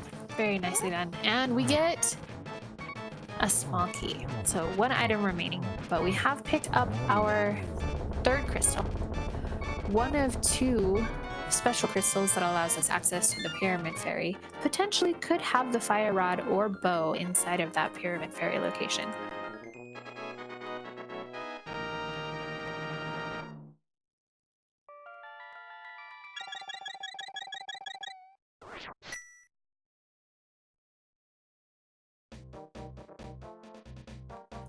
All right, a couple more items here on the, or inside of Misery Mire. 2 chests on the right, 2 chests on the left.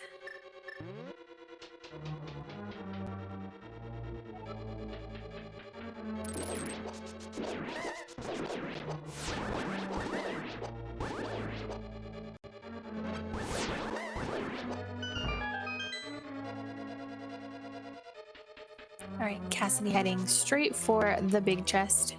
See what's here. Small key. Wah!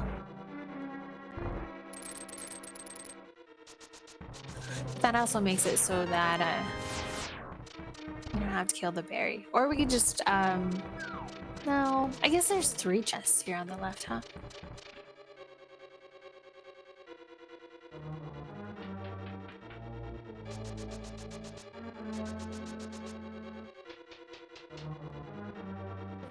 Too many small keys in this place.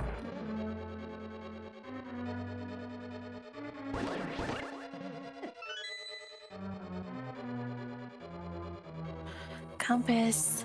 All right, so 1 chest on the right, 2 remaining on the left.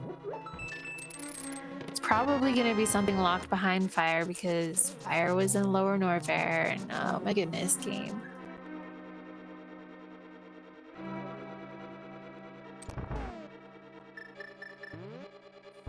Come on. Be fire rod. No.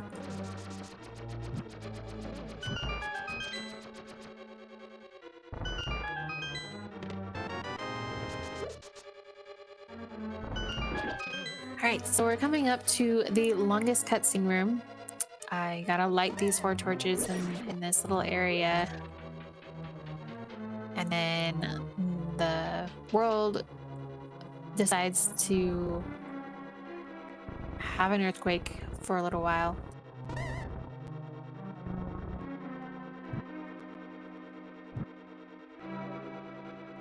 Very nicely done.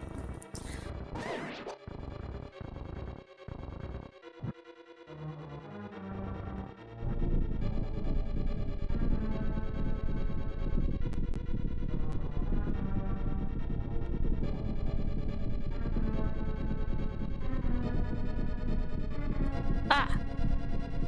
Wizards are evil!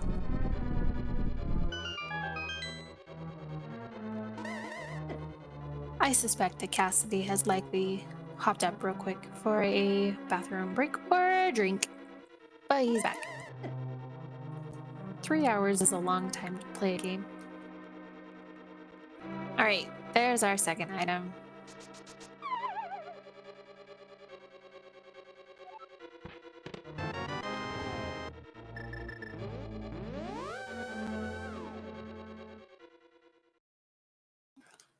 Alright, so do we... Alright, Ice Palace. I was gonna say, do we take the chance that fire rods in Turtle Rock, or do we not?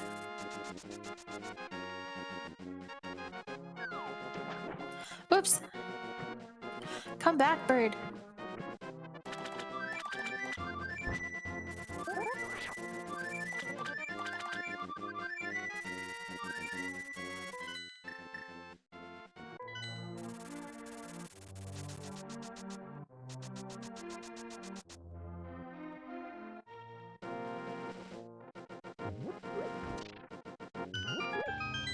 Alright, Village of Outcasts. Head into Hammer Pegs.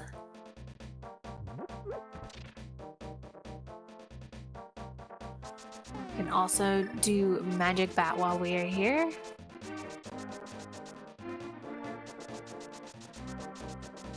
Really cool hammer strats. This is something that is only available in the Japanese ROM. Using your I forgot about what button it was. Your Y button. Hey, Plasma, that's a nice pickup. Using your Y button at the same time that you use dash, or shortly after pressing the actual use button for that ability, will allow you to dash with that item. So you can do bow dashes, you can do Cane of Samaria dashes, blue Brian Cane dashes, hammer dashes, shovel dash is pretty cool too. Just a little bit of swag to get you through the day.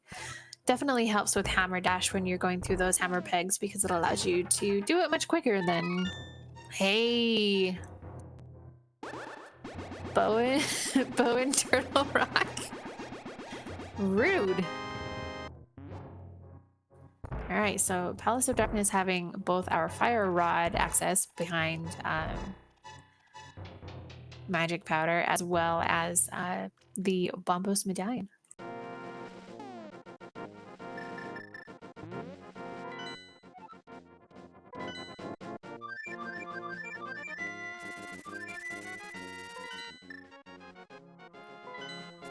Alright, so Ice Palace should be fairly quick. We have everything we need to beat it, including half magic, which makes the place a piece of cake.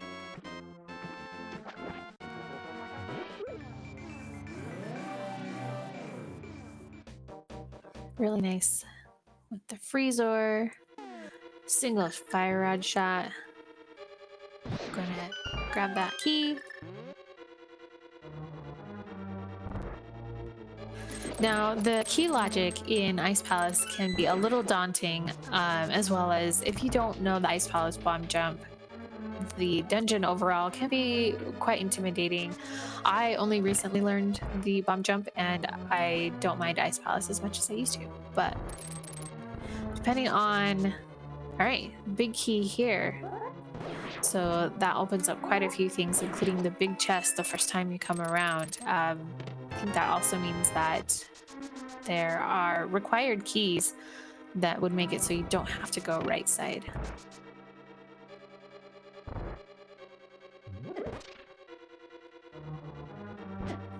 I remember reading something that Pink Kitty Rose once said about the Ice Palace logic, and it was very, very precise and a little confusing, but there is some logic behind the key placement in Ice Palace. Knock him down. Cassidy already getting in the habit of checking version 30 tile hints. Tile hints should be coming to crossover randomizer someday, TM.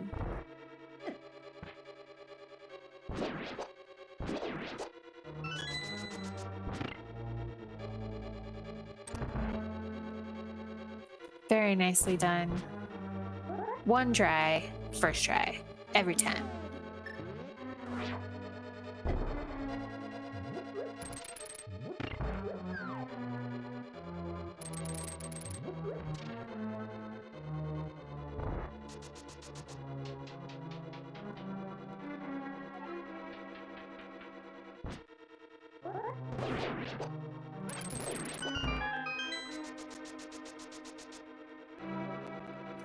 Alright, so it looks like Cassidy's going to be heading straight to the back right. Should send you towards the iced tea room.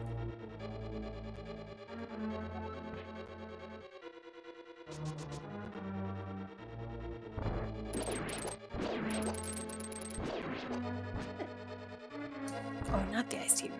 I'm wrong. This sends you to the big key room.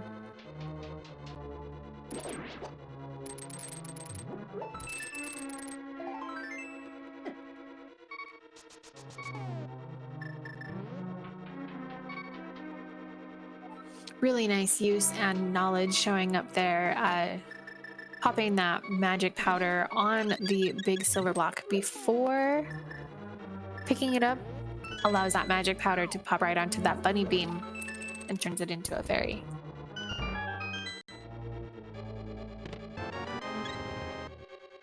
Alright, so gonna have some more keys and progression on the left side here.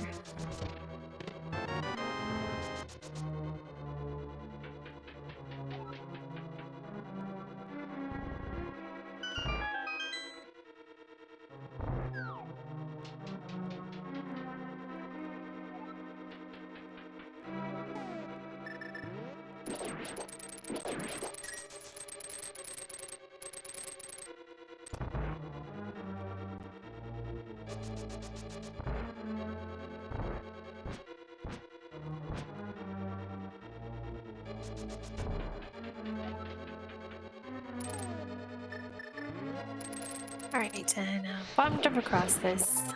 It's pretty nice. It allows you to skip one circle path around.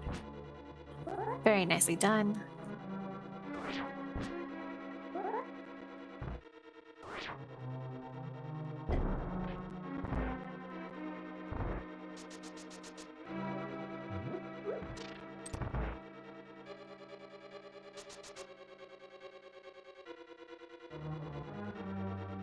Alright, compass is here, so that means that we either have a small key in the big chest or an item in the big chest and a small key on cold stair.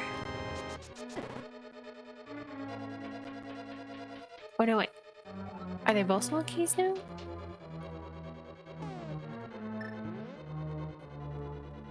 I think they are, right? Because you need one, two small keys. Yeah, I wouldn't gamble on my brain either.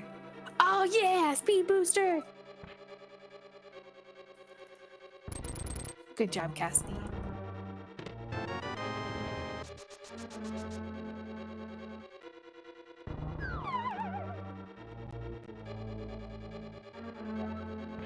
Alright, so that opens up Waterway, which potentially could have Bow, which would be pretty ridiculous, but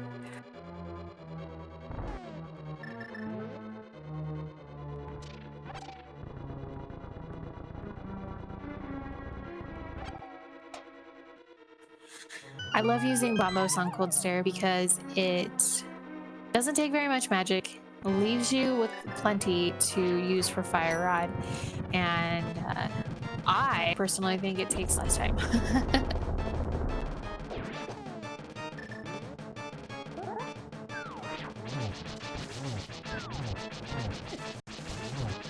Yo, really nice Cold Stare fight. Very well done.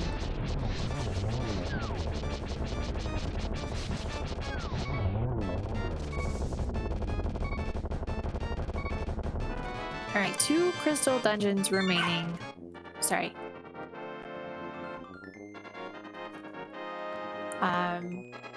Gonna need bow required for Ganon's Tower. And with as close as we are to the end of the game, you guys don't have very much more time to do your save or kill the animals as well as your valid invalid runs. Can we get an update on those goals? Certainly. Save the Animals is up by $50, which, you know, is very much in the realm of... Which is very much in the realm of, you know, flipping. If we get one kind of big donation, or if a couple people want to donate, we can get back to kill the animals. Additionally, the animal... I have it on good authority that the more Save the Animals wins by, the safer the animals are in the end. So you might just want to put more towards Save the Animals so they're even safer. The validation chest, however, is currently... We are not going to validate the run. But that's only up by $5. So if you would like to validate the run, then you should get on that. Now, I will tell you that if you don't validate the run, we will never know what's in that chest. And, like, that'll be a piece of information you will never get to know. It'll be forbidden knowledge forever. You don't want that.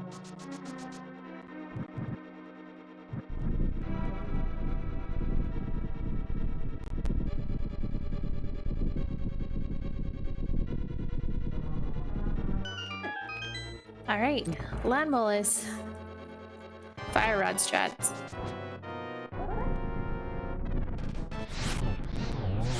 Very well done.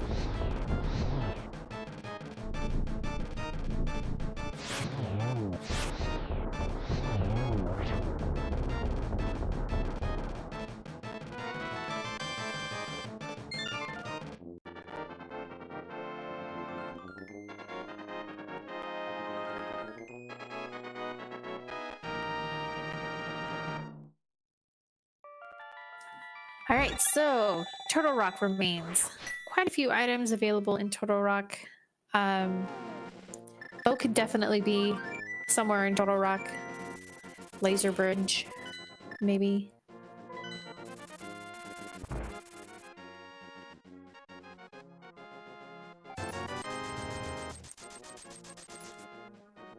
Could be Bow in Turtle Rock. Cassie's gonna make the play though. Gonna check Pyramid Fairy before we head to Turtle Rock.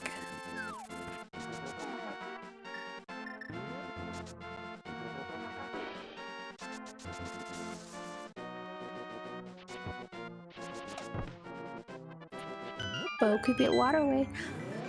Da, da, da. But at this point, we know for sure that Bed is dead.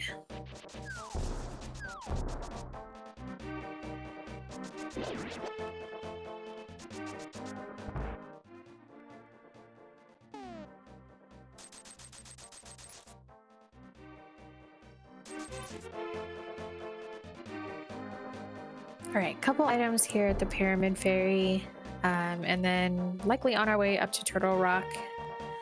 I assume that Bow will be in Turtle Rock. There can't be nothing in Turtle Rock.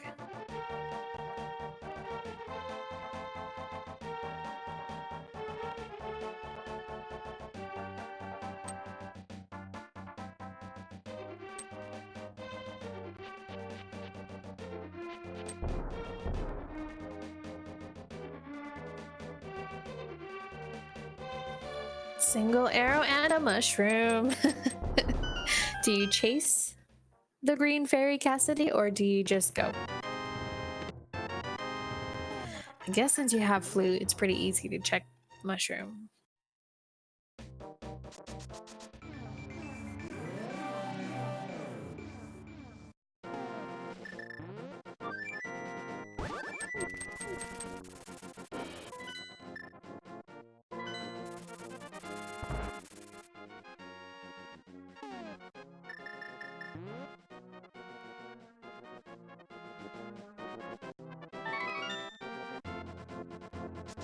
All right, and mushroom is missiles.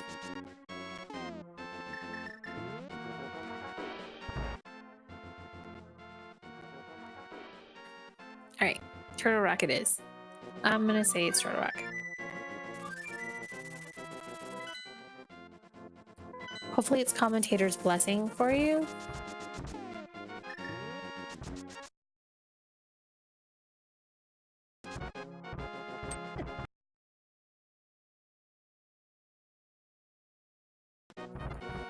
Because that would not be super fun if Bo was in stupid Dead Rocks. If Bo was in Ganon's Tower. I really don't like Dead Rocks.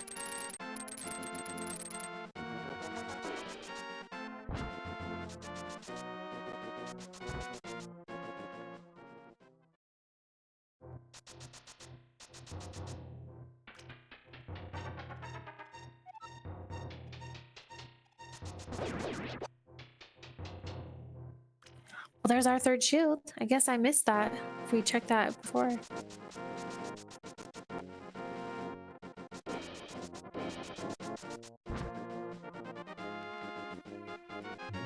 Have we had any donations come in yet for our valid or invalid? Because that's going to be the first thing to come up, I believe. We have not. People, if you want to influence that, this really is going to be close to your last chance. But just a reminder that at the end of this run comes Final Fantasy VI, and with that, we have a number of naming incentives, some of which are one of which is going to close very, very quickly with Terra, only up by, first place Erica is only up by $7. And then quickly following that, we have Locke, and as the game goes on, there will be more and more. So you can get your donations in for those as well. There's also the Save or Kill Sid bid war, and my personal favorite the Solitaire for NES. I'm still pushing that I want that dark red card back color. And I think people should donate to that. I think that's probably the best place for your donations. So please put all of it to dark red card back. Or whatever. Or I guess you can like validate the chest or whatever. Get that forbidden knowledge.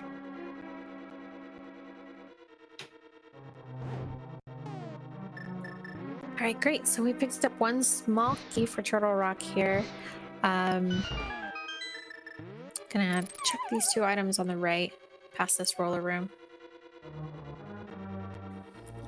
Big key and a bomb capacity upgrade.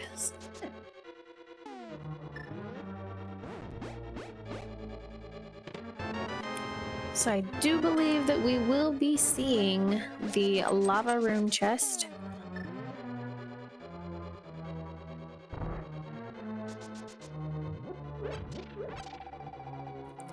All right, and this room here with the Hoboku, or more affectionately called Pokey, will give us a key to progress. And the Chain Chomp room. These guys are pretty scary, and they do a lot of damage if they hit you.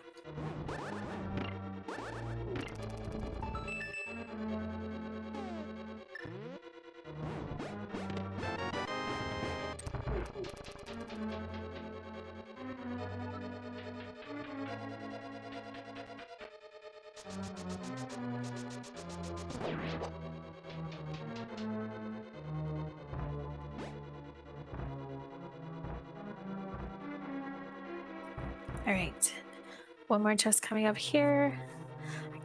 Pretty sure it's going to be key for key, but I could be wrong.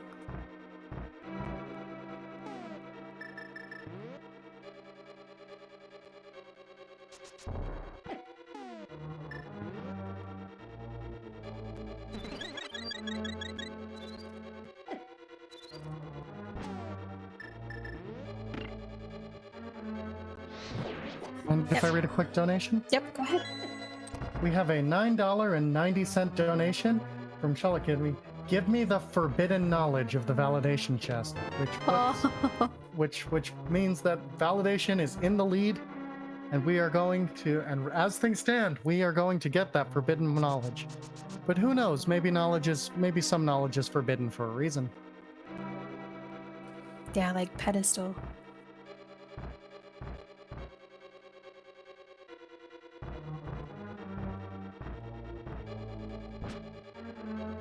All right, so we are going to be coming up on Mimic Cave. Could potentially hold our bow. And the Turtle Rock Big Chest.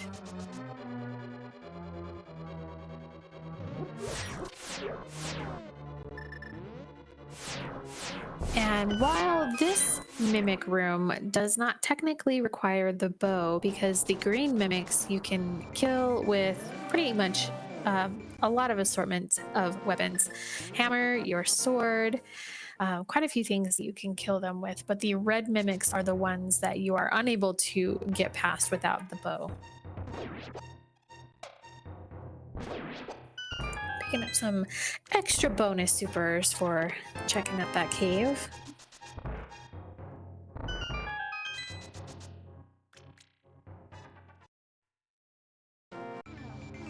Big 20 from the big chest.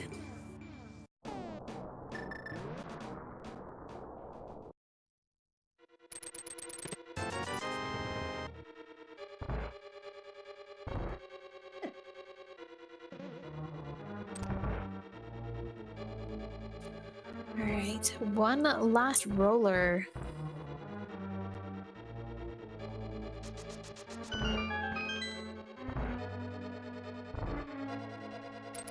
All right, so our final small key will be on Laser Bridge along with a couple more items, and then we will be off to finish up Trinex. We generally close the valid-invalid donation when we get to Ganon's Tower. So if anybody wants to try and take away that knowledge from Shala Kitty, better get that donation in pretty quick. She'll become too powerful if allowed to have it.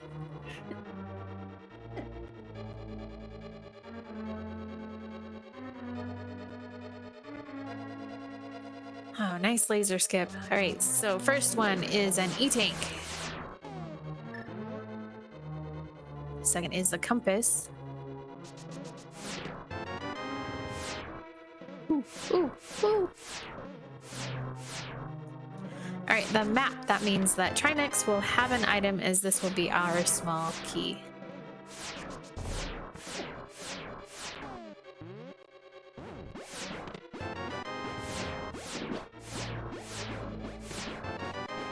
All right, so gonna be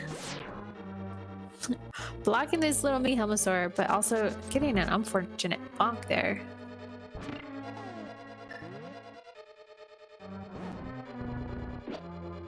All right, switching over to that magic powder, gonna grab up one more fairy.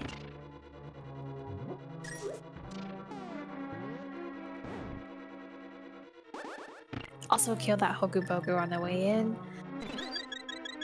Because why not? All right, so Trinex, or actual next, 3-necked dragon here. The first head that activates is the fire head, so most people normally go straight for that. 2 rod shots with the ice beam, 4 slashes. Same thing here with the ice head, and then onto the main snake body.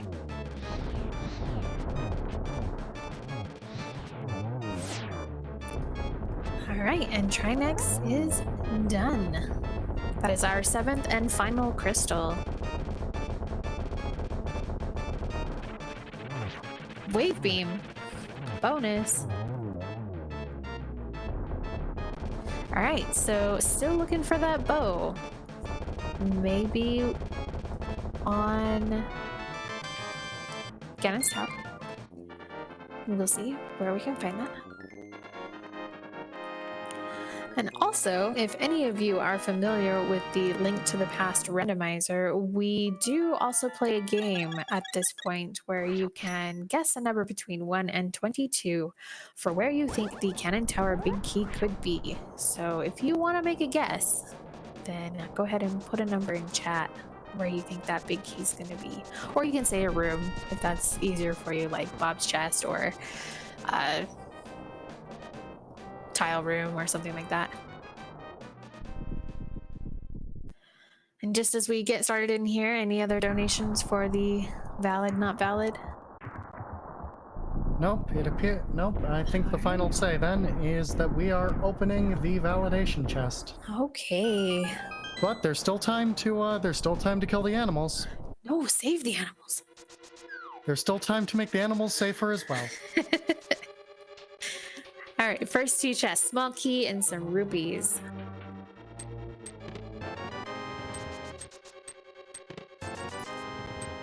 Oh, and Cassidy making a play with tile room early. Could have the bow, could have the big key. While we're still looking for both those items, it definitely isn't a bad idea. Also, he's doing a pretty cool trick here where if you use the magic cape, grab onto a wall and pull in the opposite direction of which wall you're at, you remain invisible, but also your magic bar does not deplete, so you can sit here and be invisible for as long as you like. You're able to do this in Tower of Hera, tile room as well. Just getting a small key. No bow there today.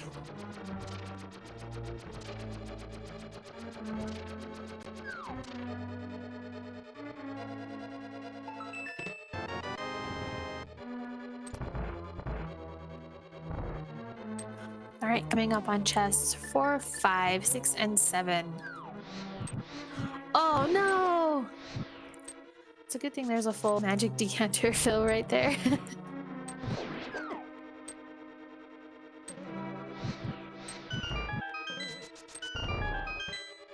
Getting bullied by some Gibdos. All right, we got it this time.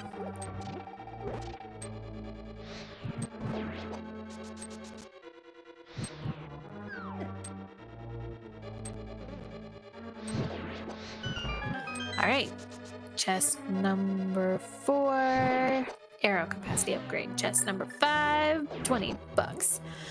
Bloopy, and I was gonna say, is that a sanctuary heart? I don't think we've seen that yet.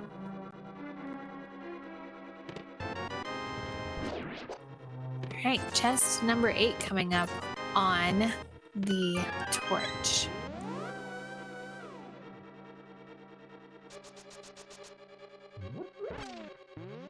Bomb capacity upgrade.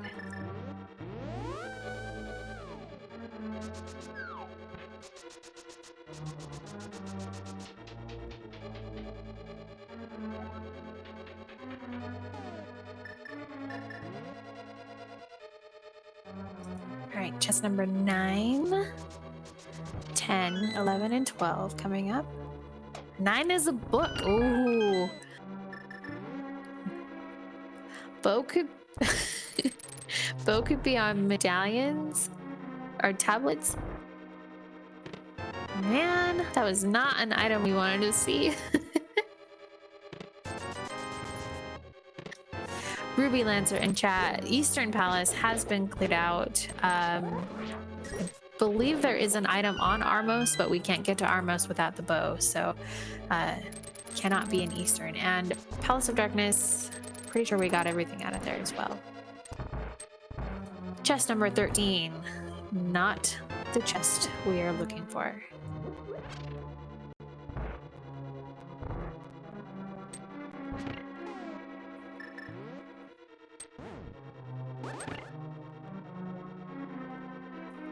All right, coming up on chest number 14. This is normally the chest that I would pick I usually pick number 9 in relation to going 2 right and then full left. But it's not the item today.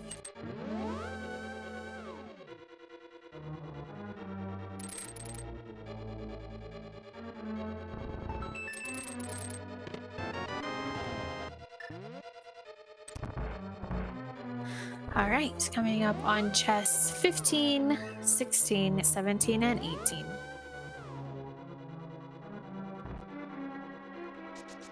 And 19.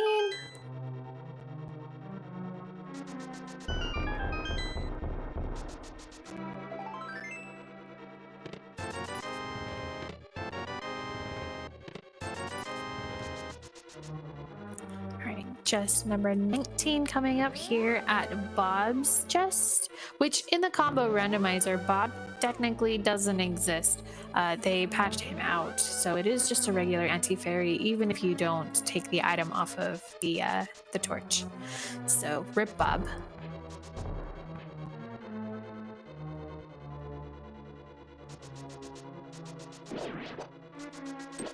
A bottle. All right. So we still may end up with a number 22 chest when it's not even tile room.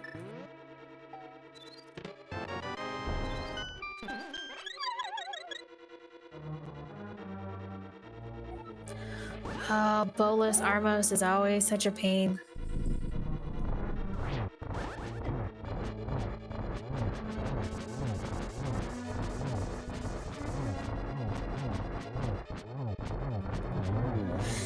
I mean, it's not like it's Boomerang Armos, but...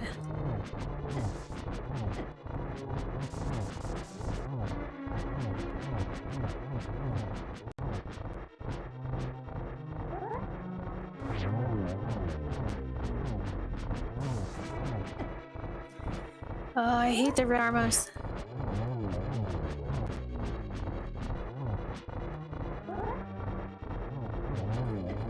Get him! Get him!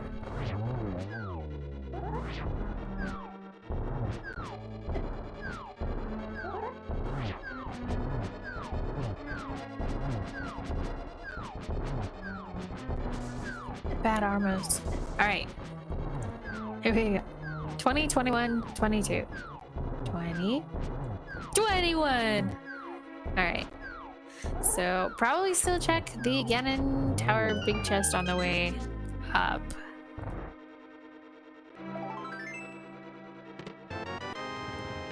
But then we gotta get out of here. We gotta find that bow. That's not a bow! Oh, great. Ether tablet, Bombos tablet.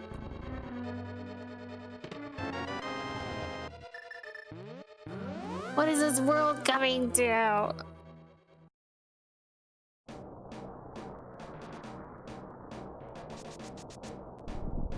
Please let it be here. That's not a bow, man.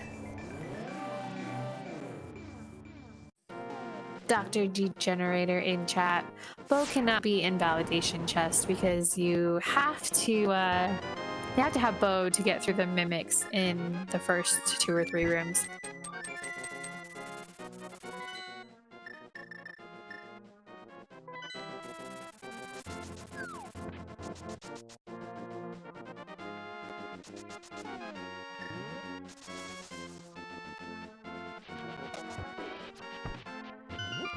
Alright, so here we go. Otherwise, I guess Bo could be in Skull. No, we got everything we needed from Skullwoods. Shoot.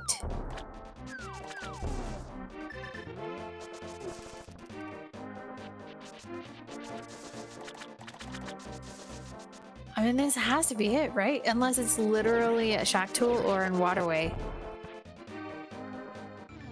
Oh my gosh. No way.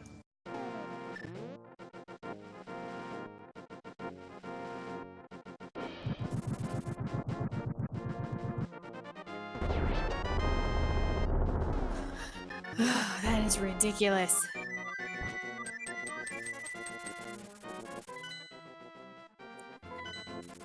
All right.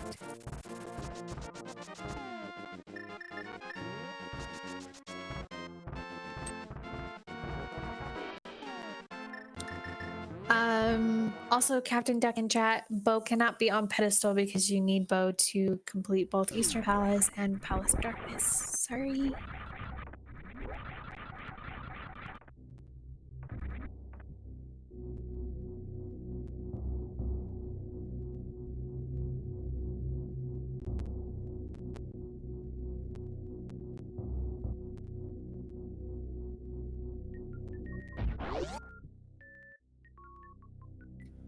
It's gonna be some crazy thing like logic of Speed Booster and Ice Palace forces Waterway or something ridiculous.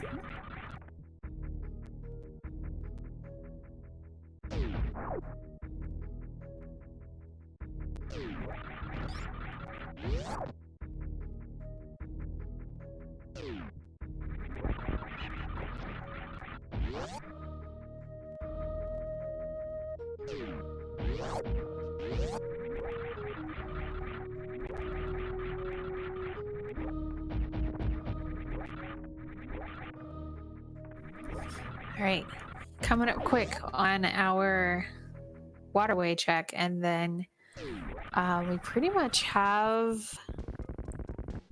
I think Shack Tool is one of the only other places that we haven't checked.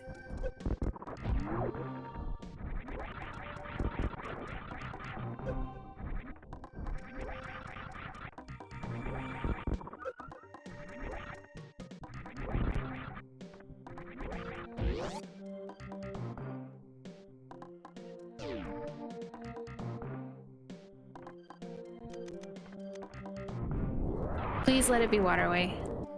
For Cassidy's sanity. Yes! We are in bow mode, go mode. GG's. All right, let's go do this. Whew. Sorry, everybody hoping for a Shack Tool.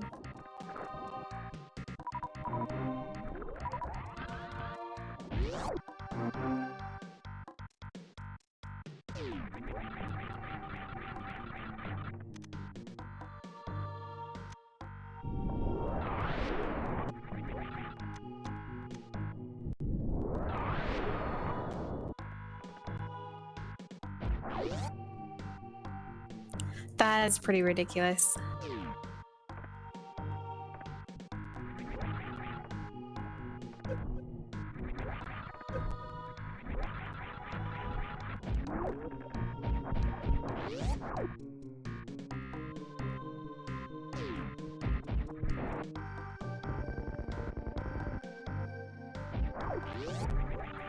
All right, well, while we have a minute for Cassidy to make the trip back to Ganon's Tower, do you want to go over our incentives one more time? Yep, we have, for this run, we have the 2, and because of this, I think that, correct me if I'm wrong, but we can reopen very briefly the validation chest incentive. Yeah, you got about 2 or 3 minutes, that's it. So it's not very often that, you know, that incentives open back up, so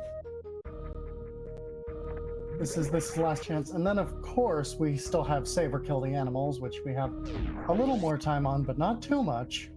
Still gonna have to get that in if you want to flip that one.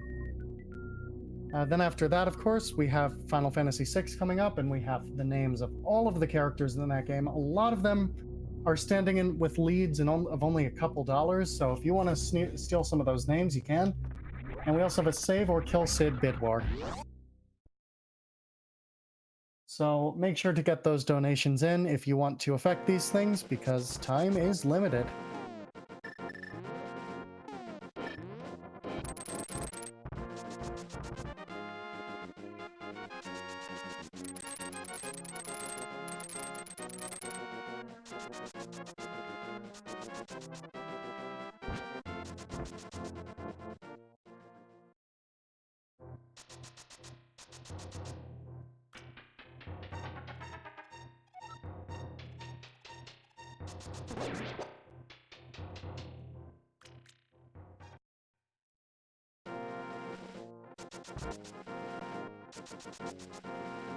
All right, heading back to Ganon's Tower. If you still have a desire to try and block that knowledge for Shalakitty, find out what item it is there in the final chest of Ganon's Tower, now is your time.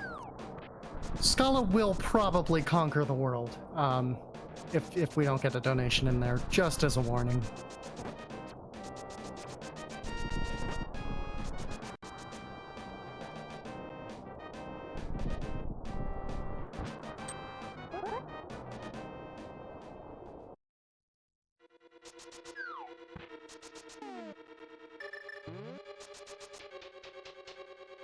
All right, so this room is one of the two rooms that requires the bow. Makes it so that logically you are unable to find bow any further past these rooms. Additionally, makes it so that unless it's Randomizer, you gotta have that bow.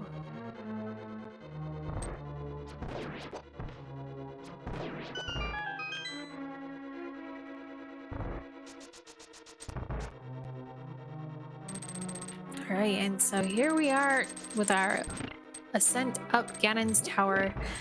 It's pretty brutal. I hate this part of the game, but I trust that Cassidy's got this. Oh, that was so close.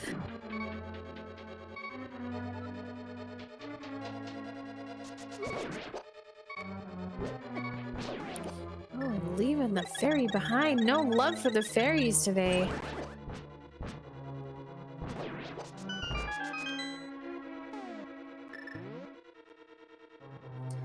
All right, Cassidy, we will be validating this run. So if you would please do us the favor of opening that final chest here in Ganon's Tower.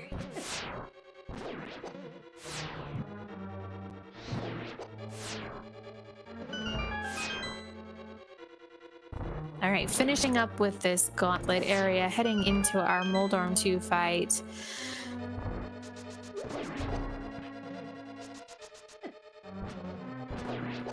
Ugh, this stupid Medusa fireball bumps you out of space and you can't get the arrow. Very nicely done, though.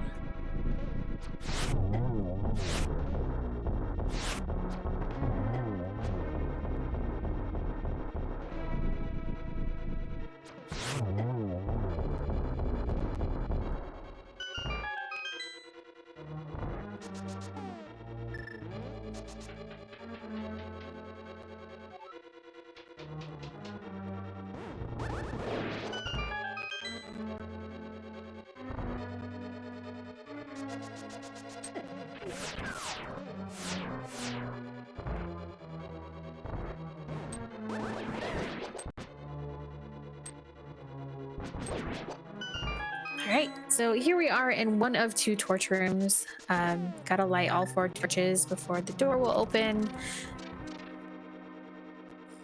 Easy done. Very well done for Cassidy.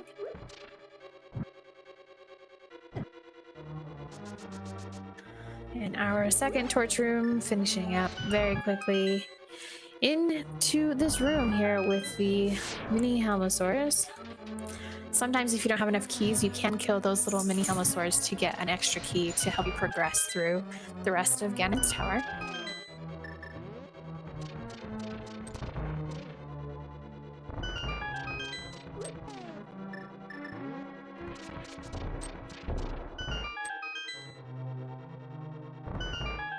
All right, and on to Moldorm 2. Oh. Moldorm with the bullying.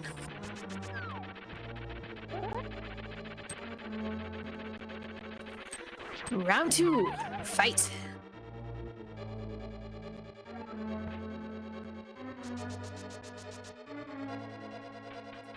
There is a little bit of a trick that you can use here with Moldorm, both in Tower of Hera and here in Ganon's Tower. When you do your sword charge and you have it ready, you can use that to kind of buffer and shovel. There you guys go, validation shovel. Anyways, you can kind of use your sword to bounce off of Moldorm and also press in the opposite direction of which way he's pushing you, so you can kind of hold on to the ledge there.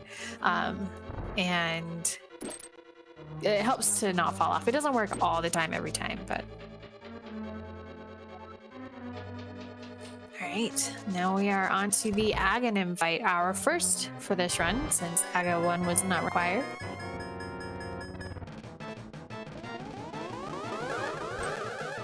Oh, I'm getting one blue ball. Nasty. One more hit, and we will... There we go. Have it done.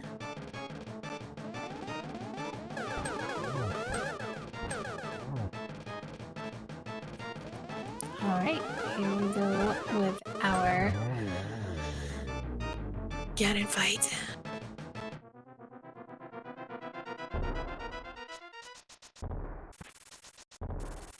We have our silver arrows. We've got tempered sword. This should be fairly quick. We also have a blue potion in case we get low on magic, but with half magic. And with Cassidy's great gameplay and execution, I'm pretty sure we'll see a torch glitch.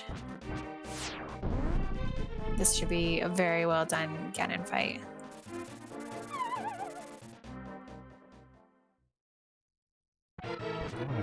With tempered sword, it's 12 hits per phase. Here in phase 1 and phase 2. Making really good utilization of the magic cape to get through that. Pushing on to phase 3. Ganon seems to be juking us with the teleports. Woo! Fire bats! Bad bats, no! Oh, really nice save.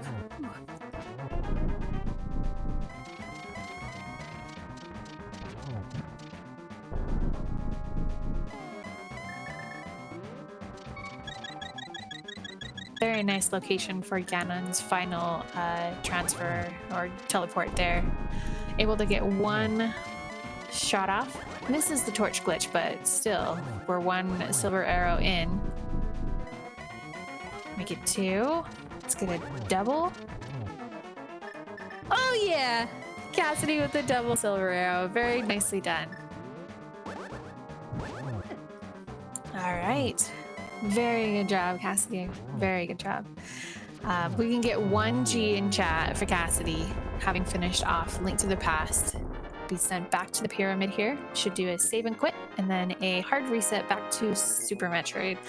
I would say about the time that we enter into Torian will be the cutoff time for save or kill the animals. Unless we want to go all the way until we get to Mother Brain. What do we want to do? Should we push it till Mother Brain? We can push it towards Mother Brain. Alright, let's do that. Currently, Save the Animals is winning, but that could flip at any moment. So if you want the animals to be safer, or if you want to kill them, you're entering your final opportunity here.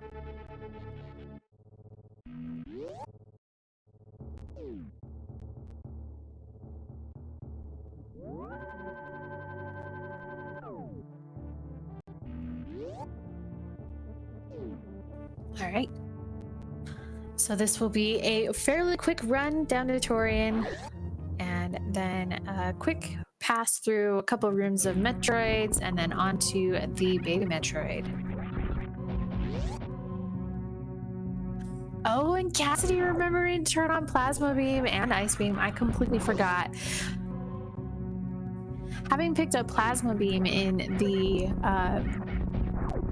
Hammer Pegs location, anytime you pick up Spacer Beam or Plasma Beam within Link to the Past, the game will not automatically equip either of those, because there has been a glitch in the past called the Murder Beam, where if you have both Plasma and Spacer equipped, it can kind of break things in a not so pleasant way.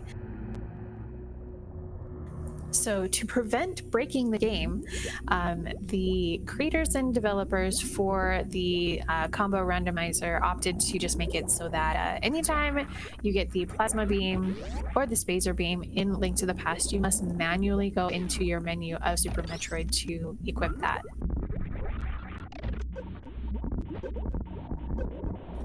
And Cassidy getting blocked there a little bit, snagged by a couple Metroids. Sometimes if that happens and you don't have Ice Beam or like Morph Bombs in the randomizer, the only way that you can get the Metroids off you or kill them would be to blow them up with power bombs. Most people didn't even know that Metroids could be killed with power bombs. I was one of them. Alright, 3 Metroids remain. Oh, almost got snagged. That was pretty scary.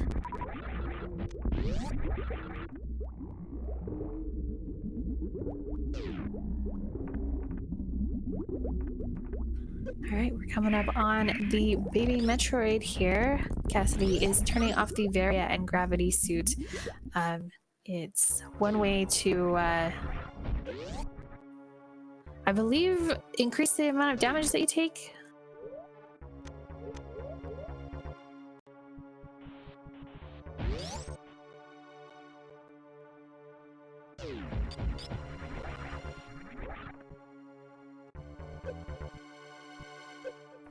Alright, so quickly draining his health with the baby Metroid latching on. No Varia, no Gravity. Definitely makes that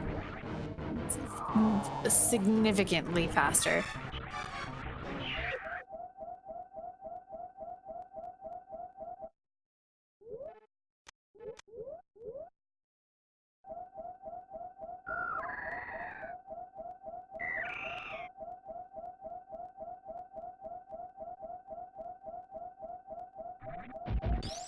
Alright, and just doing a quick health fill.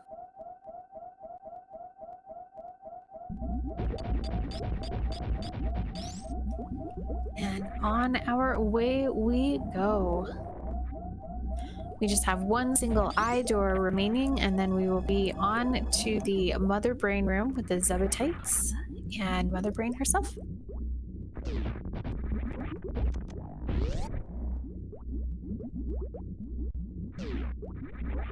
Alright, Cassidy going for a short charge to do the Zeb skip.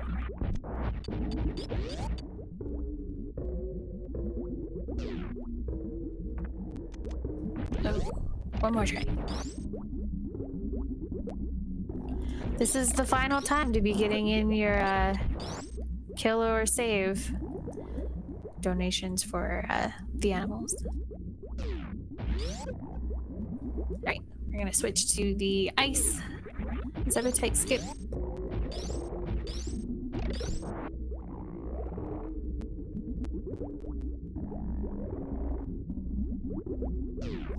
We'll reset the room.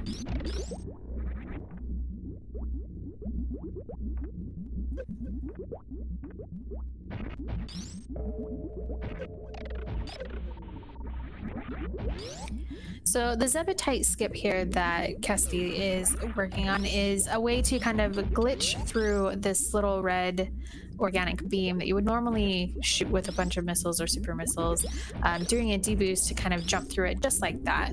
Very well done. If you don't kill that first Zebbatite, then the other ones don't spawn, so it allows you to just quickly jump through the rest of those little pillars, getting a really nice glass placement, standing right there, close enough to shoot missiles directly into Mother Brain without taking damage from her, which would boost him back. All right, Charge Ice Plasma. Definitely one really great way to take down Mother Brain. Additionally, 60 super missiles would do the job.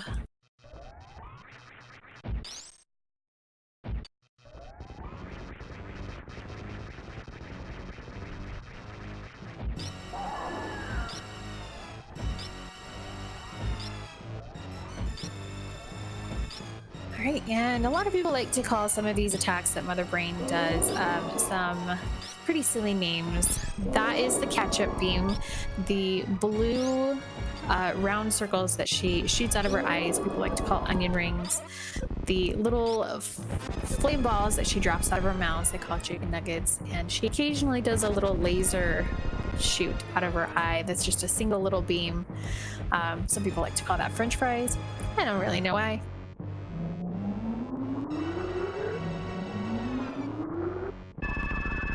All right, we should probably be finishing off with Save or Kill. Did we get any other donations? For save and kill the animals, the official result is that by a wide margin, we are saving the animals. All right, kill the frame, save the animals.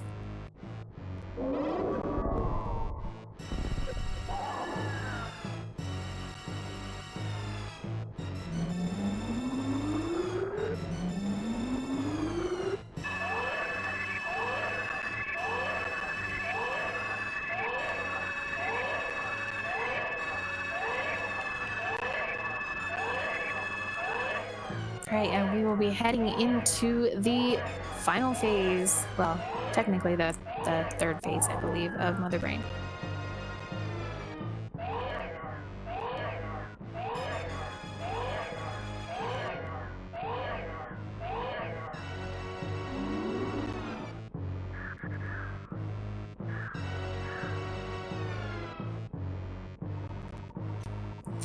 Right, well, Cassidy gets the health refill and Mother Brain finishes off, unfortunately, the poor little baby Metroid.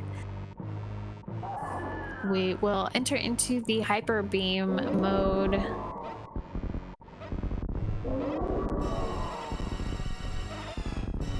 Or the rainbow beam mode, whichever you prefer.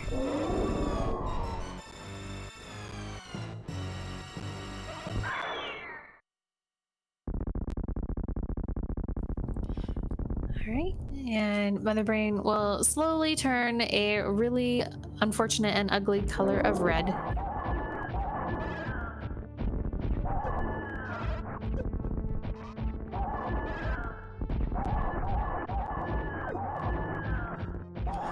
Alright, and Mother Brain is officially dead. We just have our escape sequence, saving the animals, and taking off in our spaceship.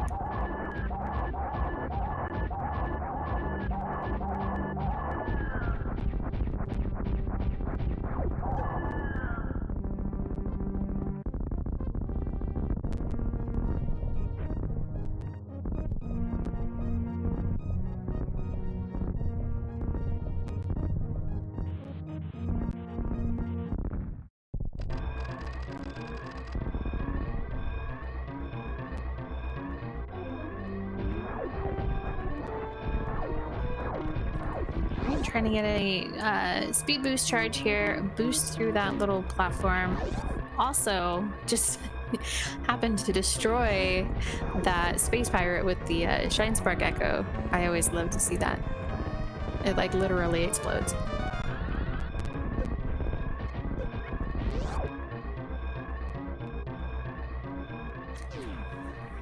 Alright, just a couple more rooms here to finish out the escape sequence. Quick stop to visit our friends, the Decoras and Edicoons of Zebes.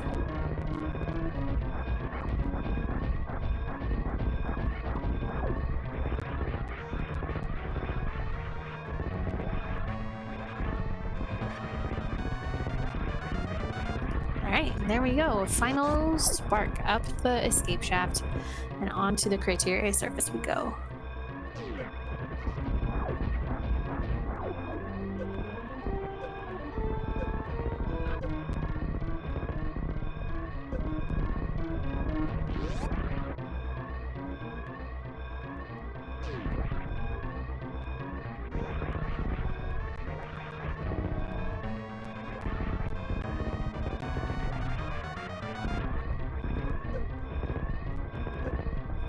All right, and they are free. It's unfortunate that you can't just go with them. I want to ride with the aliens.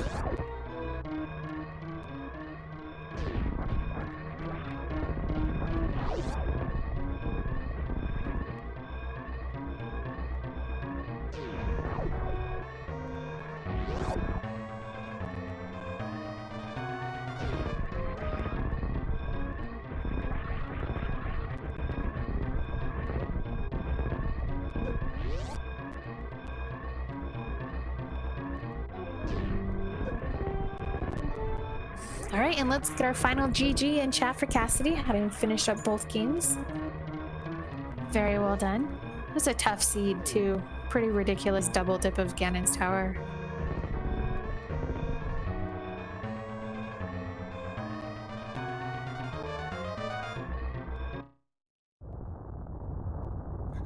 And that should finish up the race.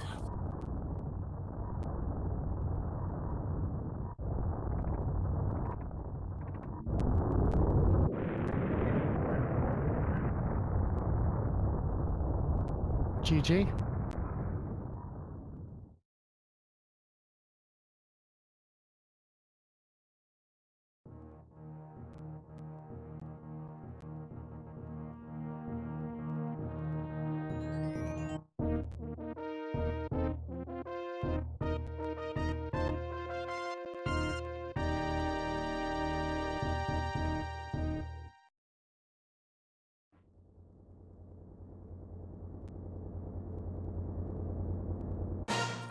All right, well, that was really a good race, or not a race, just a really good showcase of that. If you guys enjoyed what you saw, definitely pop over and give Cassidy a follow.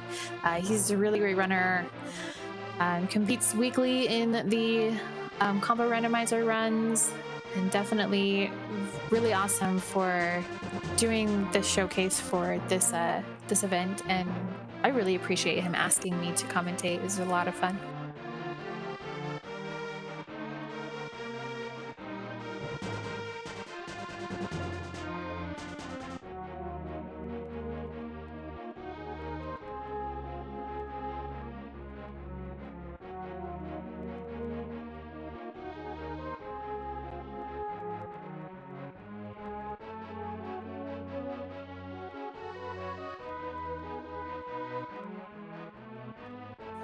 There are quite a few things that we can check out here in the credits statistics, showing some of the statistics for how long we spent in each area.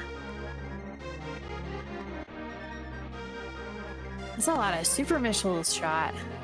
Super missiles shot. Wow.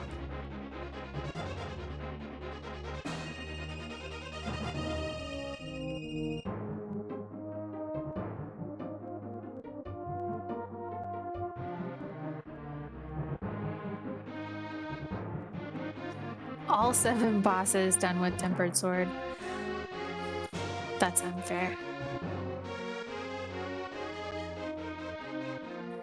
Ganon's Tower, Big Key reporting is 20, but technically it was 21 because it doesn't count the Ganon Tower torch. So.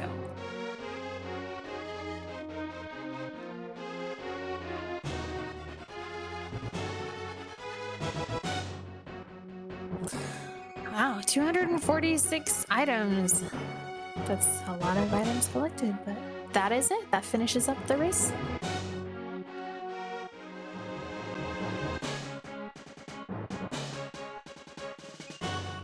I think, unless Cassidy has anything to say or Hexton anything to say, I think we're good to go. Thank you so much, everybody, for watching. Thanks for joining us.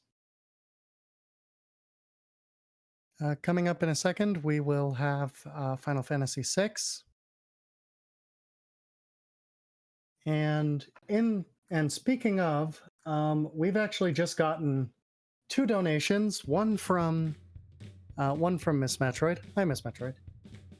Hello. $10. Gotta put some dollars in my name to my girl Tara Samus. Great charity, great community. Thanks for letting me participate. And then we also got a donation from